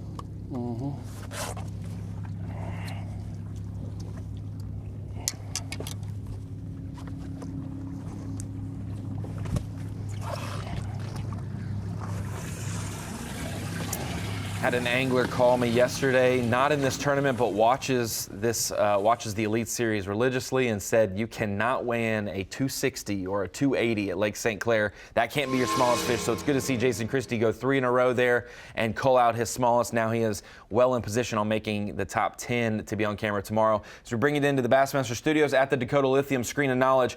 We're talking about that top 50 cut, and when it comes to Rapala Bassmaster Fantasy Fishing and Mercury Drain the Lake, there are half a dozen, maybe 7 to 8 anglers that were high percentage guys or guys that you thought most definitely would succeed at Lake St. Clair that are at risk of missing the top 50 cut. Brock Mosley, second place here in 2017, has had a pretty good track record at Lake St. Clair, outside the cut line, looking to get in there. Mike Iaconelli coming into this event just outside the top 10 in Angler of the Year. We thought with no smallmouth anglers really prevalent in the top 10, he could maybe make a move on this northern swing, not having the St. Clair event you'd expect. Corey Johnston, same thing. He is just inside that top top 50 mark, but we have about 10, 12, maybe 13 or 14 anglers without Bass Track. With no Marshall today, you expect those guys who had 20 pounds to pass him. It may bump him below that top 50 cut. Chad Pipkins, Seth Feider, Kyle Welcher, we had all of them on camera yesterday. Defending champion Seth Feider, no doubt in our minds he was going to make the top 50. He is right there in the same bucket as Corey Johnston, right on the brink of missing the cut. Kyle Welcher, he may be inside the cut, outside the cut, just flirting back and forth throughout the day. One reason why he cannot miss the cut today, if he wants that Angler of the Year race to stay his going into Champlain and St. Lawrence River, he needs to make the top 50 and not lose much more ground to Cook and to Cobb, Walters, all the like that are all chasing him. And like we said, Chad Pipkins, the one guy who has won at this body of water as well. He has won on Lake Erie from St. Clair and events here. He made the big risk, went yesterday, was in an okay position today. It is not working out, and he may not make the cut once again either. So it's hard to make up ground, even though we see big bags coming out of this. If you had 16, maybe even 17 pounds, Davey Height, the odds of you making the cut are slim to none. Very, very slim. Good info, Ronnie Moore. I hate that a couple of those guys on that board were on my fantasy team, too. That's a little brutal, but if you pick Joey Cifuentes, Taku Ito, Ed Locker, and Kyoya Fujita, Brian New, you are sitting in a good spot in Rapala Bassmaster Fantasy Fishing. Cooper Gallant, Brandon Lester, Alex Redwine, and Shane Lee Hugh were also very good picks as it turns out so far.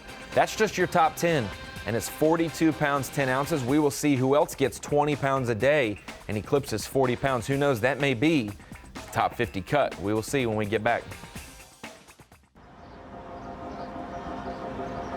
One of the most amazing things about this classic is the fishing freaks that showed up here in Knoxville, Tennessee.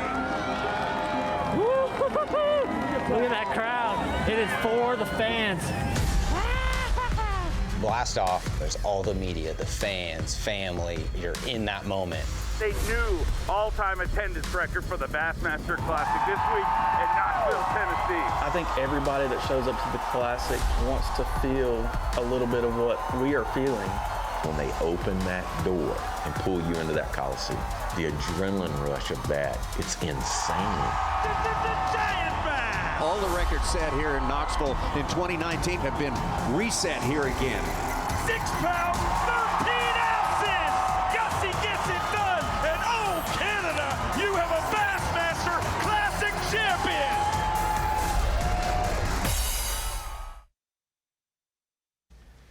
Bassmaster Live back here at Lake St. Clair as we take a maps look of a couple of our cameras today, starting out in Anchor Bay and never leaving this general region. Davey Hyde, it is very interesting how some guys really tried to make other areas work and then they had to just negate back to what they found on a calm day one of practice in Anchor Bay. Yeah, and I think with Jason Christie, maybe it was day 3 practice, but he's shown why he is so successful on Lake St. Clair. When he finds the right size fish, the quality fish to win, he stays in that area, and I don't think he's going anywhere this week. Even though it hurts Margazona to the soul that he is fishing in Anchor Bay the entire tournament. But he's making up for it. He is throwing a tube. You know, that's what Z's favorite thing. You can put lipstick on a pig, but... Whoa! He can throw a tube a little if he wants to, but he's still in Anchor Bay, and I know Zona can't stand Anchor Bay. I shouldn't say can't stand. He doesn't choose to fish there more times than not.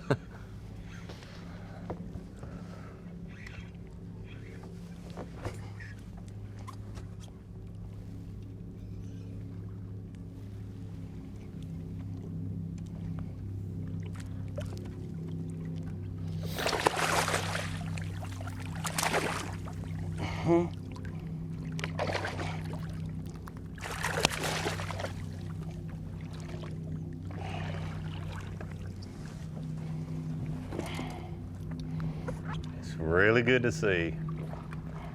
A lot of the anglers that have kind of spread out from where the bigger group was in Anchor Bay, trying to find fish less pressured. Jason Christie has made, this will be his 3rd or 4th cull in the last 30 to 40 minutes, and he is still right in the heart of Anchor Bay. A lot of those other boats have And you see them, that aerial photo, the maps, looks like they're still in the area, but they've eased away about a mile or two from where they were this morning. A lot of those, Cooper Gallant being one of them. Brian Schmidt has moved out away a little more.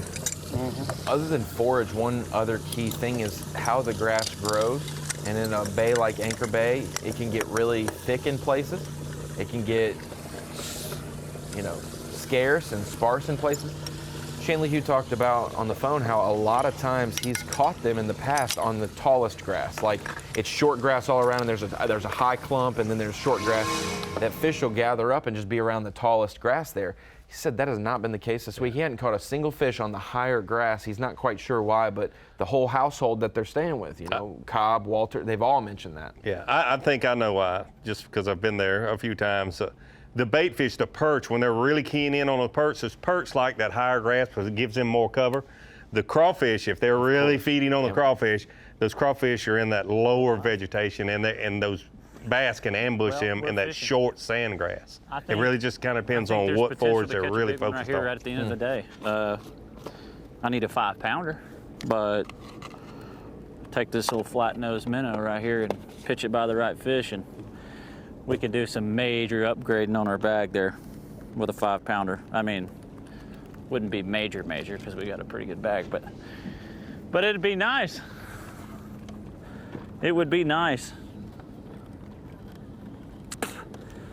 Pretty simple what I'm doing, guys.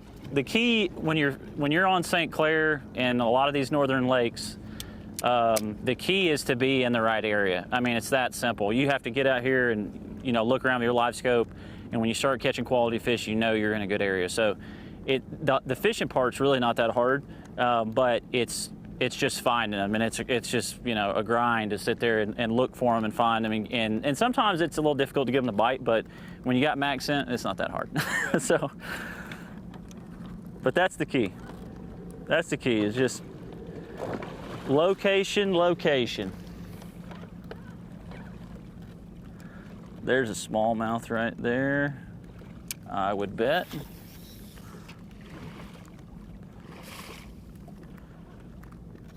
And he is about to eat my bait.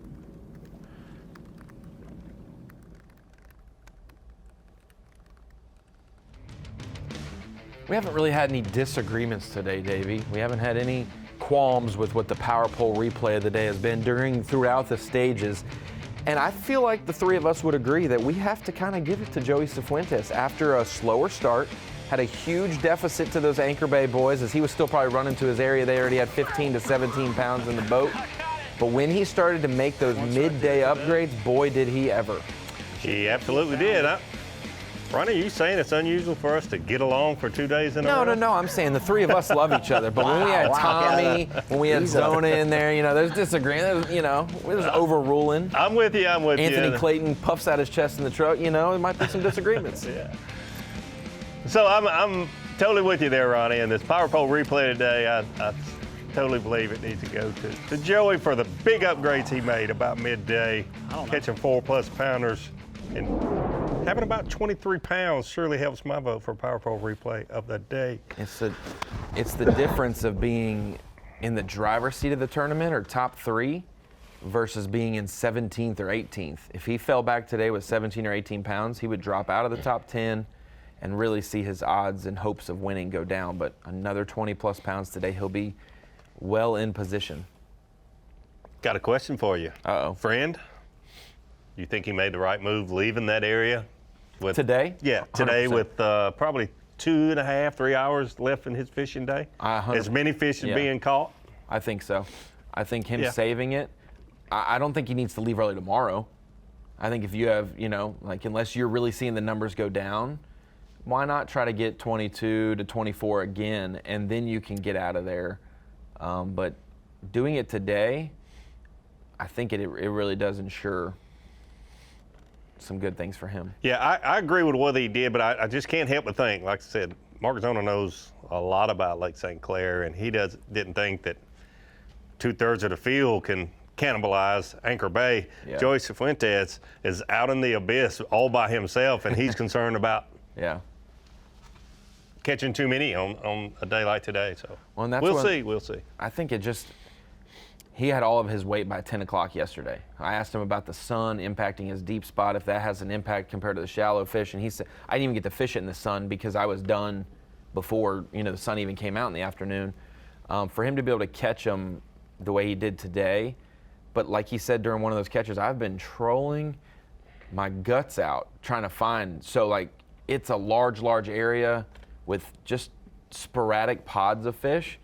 I wonder if he's just worried about, he hasn't dialed in exactly where they're going or where they're coming from. Well, I heard so many guys on the stage yesterday say, you've found fish, you've marked fish, you go back, and they've moved a distance, and you got to relocate them. Yes, absolutely. It's interesting we're talking about that, and you mentioned in that suit, you look at his trolling motor, and it's basically flat, calm out on Lake St. Clair, which is unusual in itself, but his trolling motor left, right, he is searching for those fish with his forward-facing sonar. That is exactly what he's doing. Holding his rod down in the sand, just looking for the right size fish to make a cast to. Was it different in 2020 when Bill Weidler won? He said he stopped on a spot because he was cold, started fishing and drifting, and ended up being his winning region. But he said I think he said he was casting off the grass line. It had to be the open, sandier areas where his fish were. Coop was mentioning today, yeah. Very similar to what Gallant described. I texted Bill Weidler, our defending champion here. He's no longer on the Elite Series with us, but he still is very important in the industry in terms of supporting it through, a company that he's formed and things like that. I asked him, do you think about the win? You're a few years removed from it, but what did it mean to you? And he texted me back and said, I think about it all the time. I wanted to come up there and be a part of the event with the guys, but work has been crazy. Both me and my wife, Darlene, will always cherish that week. The trophy is a daily reminder of when you combine hard work and trusting God, anything's possible. We'll be watching all week, and I hope you guys have a great week there. So, obviously, cherishing your time. You don't always get to be on the Elite Series. Not every career is 20-plus years, but not every career also has a blue trophy on your shelf. Davey, what does it mean to have a trophy like that? You look back at your career and be like, man, I'm just grateful, probably more grateful now than I was in the moment to have that. Oh, yeah, you appreciate it more and more as you grow older and understand how fortunate it is to be able to go out, and whether it's for 2 or 3 years or 23 years, to be able to go out and fish professionally and, live your dreams. I mean, you spoke, your later victories really got emotional for you, and you really meant a lot more. Oh, they do, because when you're young, you think, hey, this is going to happen to me for the next 100 years. Well, speaking of that, we all think that. Not necessarily Isn't that right, young Ronnie? in his career. Hey, I'm not a winner. I don't know.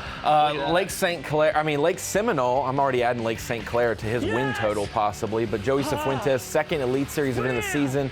Lake Seminole, one event that he had a lot of tangible info on this body of water, had some success in the past. Gets the win and does it in overwhelming fashion. I mean, we saw some guys drop off on day 2 and day 3 of that event, and he stayed steady and really won almost by 10 pounds at the end of the event.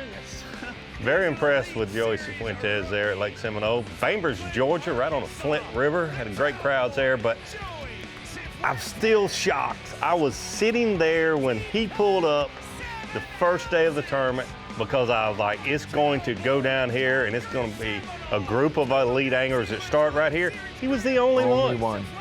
That was absolutely amazing, blew my mind, because every tangible college tournament I've fished at Seminole that I had experience with, the mouth of Spring Creek, it's the place I avoid because there's hundreds of people there. Yep. He had it to himself and takes a win. We talk about the Rookie of the Year race. We've got rookies have won 2 of our 6 events this season. Who knows, we could have a 3rd rookie winner. If Kyoya Fujita knocks it out, or Joey can maybe win 2 elites in a season, something that hasn't happened very frequently. We're still just 50% of the way through this tournament. We'll see as we get to the weekend, but that top 10 right there, there's a lot of hungry anglers looking for a victory on the Bassmaster Elite Series. Yeah! The AFTCO Bassmaster Elite at Lake St. Clair is sponsored by. Live coverage of the AFTCO Bassmaster Elite at Lake St. Clair is sponsored. power pole, Skeeter boats, Progressive Insurance, and by Rapala.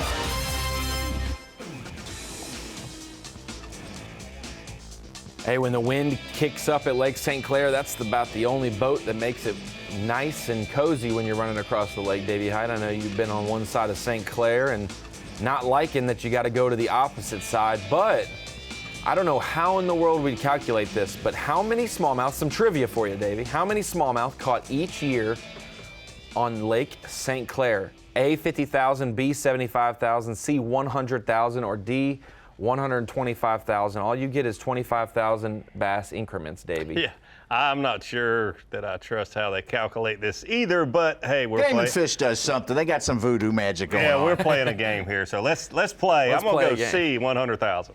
That's too round of a number, but I wanted to agree with you on that one. I'll go B, 75,000, just because I think fishermen they don't always disclose how many fish they caught. I like Davey's answer. I'm going with C.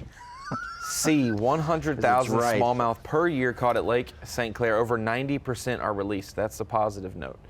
That's a very positive. Fighter was telling me during the spawn, they got all the people from the big cities, Chicago and whatever, come in there and line the banks and just beat the heck out of the And they're the ones that keep the 10,000. Yeah, there's the 90%. 10%. Yeah, there's the 10% that they keep. That's okay. That's okay. Go out to a 4-box with some of our leaders, Jason Christie, Shane LeHue, Joey Cifuentes, and Brandon Card, trying to make an influential call late in the day.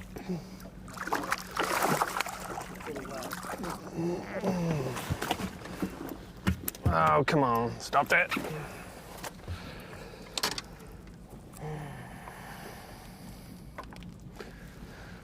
Well, had a pretty long dry spell. Pretty sure this ain't gonna make the team. We ain't weighed one in a while, so let's just see.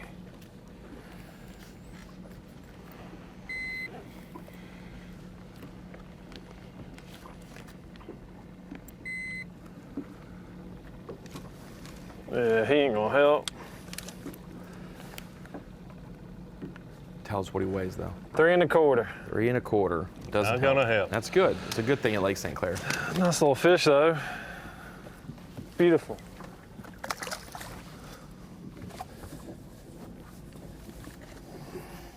What I like to do is I'll take my flatworms, flat-nosed minnows, and I get some of this gulp.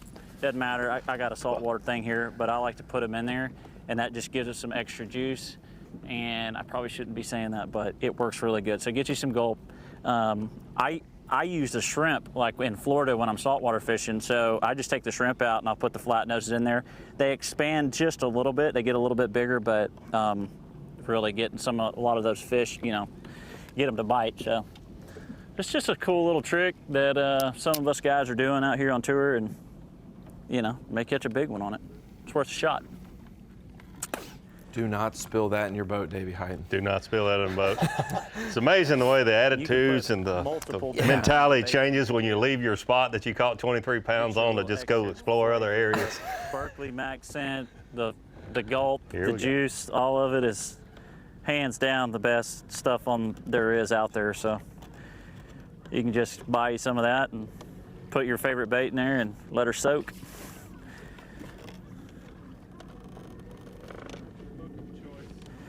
So I use a Berkeley Fusion 19 drop shot hook. This is a number 2 right here. That's my choice when I'm using these minnows and stuff in the flat nose or the other worm, the flat worm. But yeah, this is number 2. I'm using that here. Some other places I'll go down to like a size 4. If it's super gin clear water, I think a really big deal for me to get more bites is to throw a really small hook, and I can throw small baits on that, but I throw the flat nose minnow on a number 4 Berkeley drop shot hook. It's a Fusion 19 hook. They're excellent. I don't hardly ever lose fish on that. Ever since I've been doing well fishing for smallmouth and throwing a drop shot, that's been my hook of choice. So that's won me a lot of money.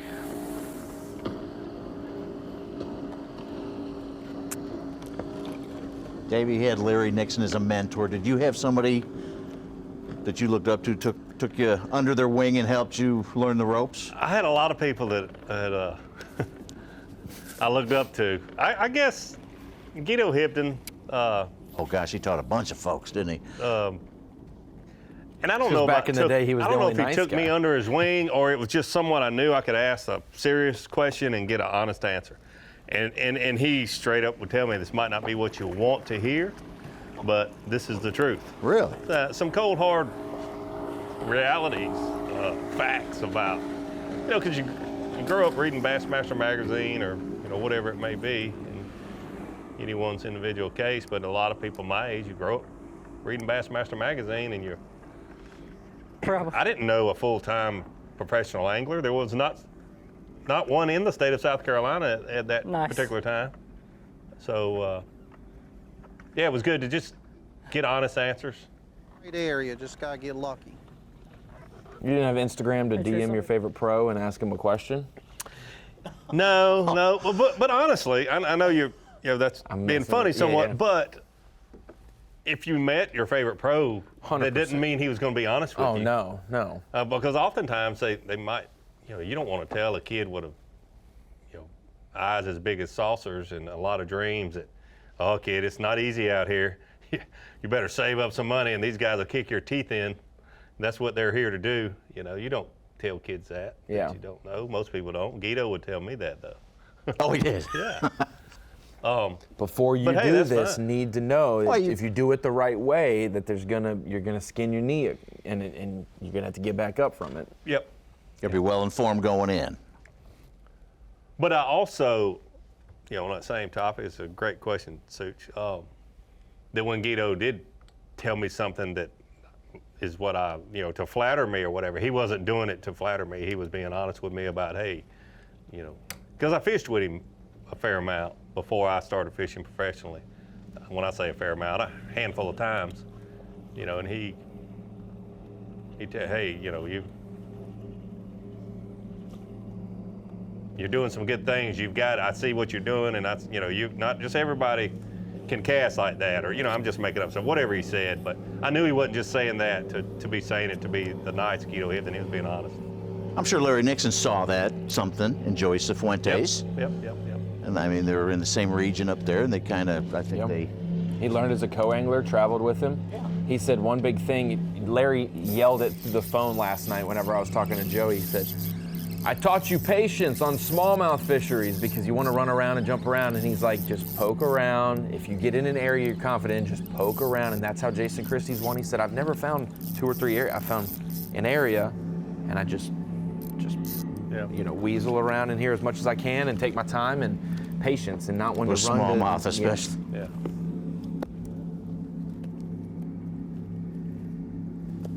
So obviously, on that same topic, Larry Nixon was a hero of mine.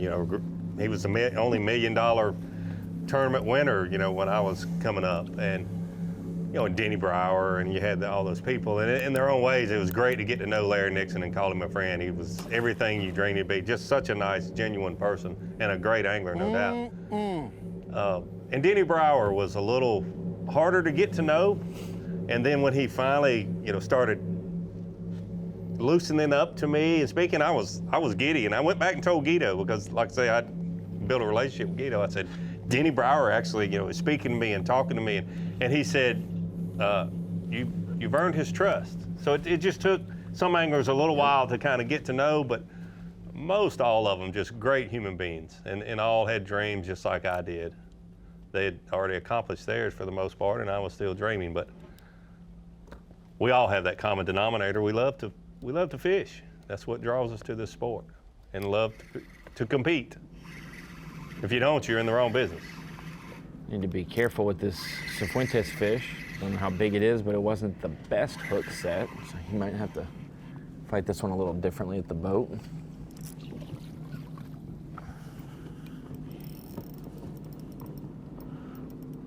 I haven't seen this fish yet.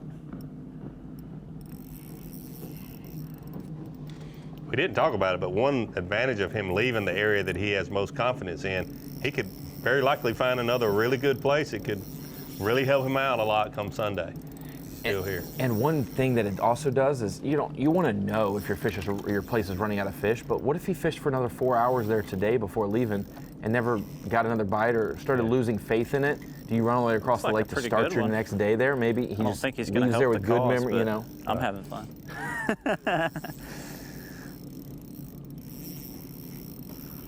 It's always good when the smallest fish in these fish the bag is a 4 too. And that might be a little light too. Non-stop. Yeah, it's a good thing, but still needs to stay in the game and be looking for that next, because there's another, I mean, heck, sure. you're on Lake St. Clair. They're coming out there daily. The one spot somewhere. that has been really good to you, there's got to be 50 more of those to be found somewhere. And you need to, stay hungry. And it looks like he has. If you can weigh 17 or 16 fish from there and you steal 1 or 2 from another place throughout the week, Healthy fish. Yep. Adds up. Look at that. Little football. Eating good. Probably a 3-pounder, I would say. Fun though. I love it. I love it. He didn't get any help from that, but Luke Palmer did with a 4.11. He's up to 21 1/4. Wow. 8th there's place. another one. Up from 12th to start the morning. He's kind of had some bummer events since winning Santee Yes. Cooper. He was sad. He's just like, I got to catch him up north now because I slacked off after winning. Not that he relaxed or anything, it just hadn't gone his way. Shows him in 33rd in AOI, and he came in here 49th. So good little move And there. very unusual for him. I Very think consistent, it was just, yeah. Because in his career, he's been very consistent. Let me see One if of I can catch this fish. 20th to 30th place finishers. Every It year just in sneaks up AOI. on you every year. Bill Lowen wins and loses his consistency the same year, and it's one of those things that you're like. Oh, Brian he's gonna eat Schmitz it. always said that. I said, "Hey Brian, you ever think you're going to put it together and win an event and also be able to contend for AOI?" And he's like, "Man, the way I fish to win, and if it doesn't go well, I'll have a bad tournament here or there, and I'll never be top 5 in points." Schmidt's season's been flawless with 2.5 events to go, and he's in the top 10 in points. So some of these guys who have that winning mentality when they put it together. Yeah, Palmer just said he Huge one for card. just really went awry at Lay Lake after winning at Santee Cooper's 98 after his win. This is a really good fish that Brandon Card has on here. Will definitely help him if he gets him in the boat. Seems to be making longer casts than he was earlier today. Maybe seeing these fish shy away from the baits and the boats a little bit. God, big and boys.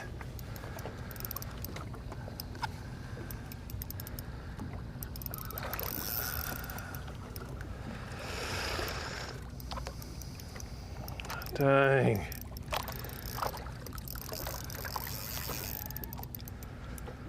Oh. Sorry.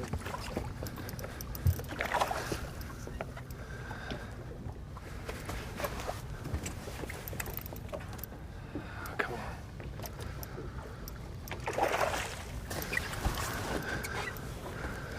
Come here to me. Watch that camera.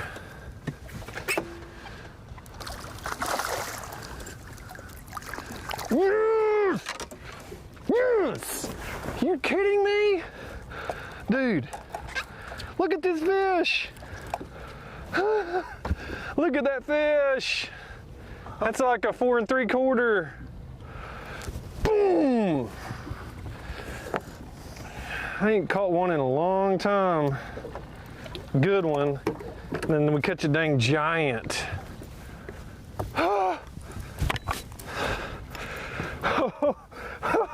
Holy cow! It might be a 5-pounder. It might actually weigh 5 pounds. It's huge. Let's see. Yeah, and that has to be 5. Yes. So he's all over 5 pounds. Okay. 5 3/4 give him the lead or very close to it. A little over 4.5. Oh man, what a call. I just called a 3 3/4. at least 3/4 of a pound upgrade, maybe 10 ounces, or I mean, maybe 14 ounces, something like that. Yeah, I think it's more like 14 ounces, yeah. Major. It's like we will have a camera with him tomorrow, it seems. We'll have a couple lake guys. Brandon Lester's another one that's not far from where Joey Cifuentes has moved to, and he's not far from where Brandon Card is. Those are we're seeing a couple little pods of a lot of people in Anchor Bay, a couple people scattered, and then another good group on the U.S. side south of the Metro Park area. So Brandon Card putting his name in the hat. Maybe he'll be in the top 3 or 4. Man, it's been a great day 2 here at Lake St. Clair. Davey Height, any final thoughts before we send it off to weigh-in? Well, first and foremost, is Lake St. Clair is showing out. That's a no-brainer. But I think it's going to be, and when we talked about this yesterday morning, it's going to be a great tournament because it's going to be so tight. I hate we're going to lose half of the field. 52 anglers, a little over half the field, will not be with us tomorrow because everybody wants to go fishing on Lake St. Clair right now. It's going to be so interesting. Cooper Gallant has a great chance. Joey Fuentes had a great chance. Taku Ito, Koya. There's a handful of guys that it's going to be very interesting to see how this unfolds. In about 10 or 15 minutes time, we will have the weigh-in fired up on Bassmaster.com. Brandenburg Park right there in the northwest corner of Anchor Bay. If you haven't heard about their restoration projects that NOAA has joined in with Michigan DNR to do, impressive and fantastic for the fishery. Get down to Brandenburg Park, check it out in person. Otherwise, we'll see you tomorrow morning on FS1 at 8 a.m. Eastern Time. Enjoy the day.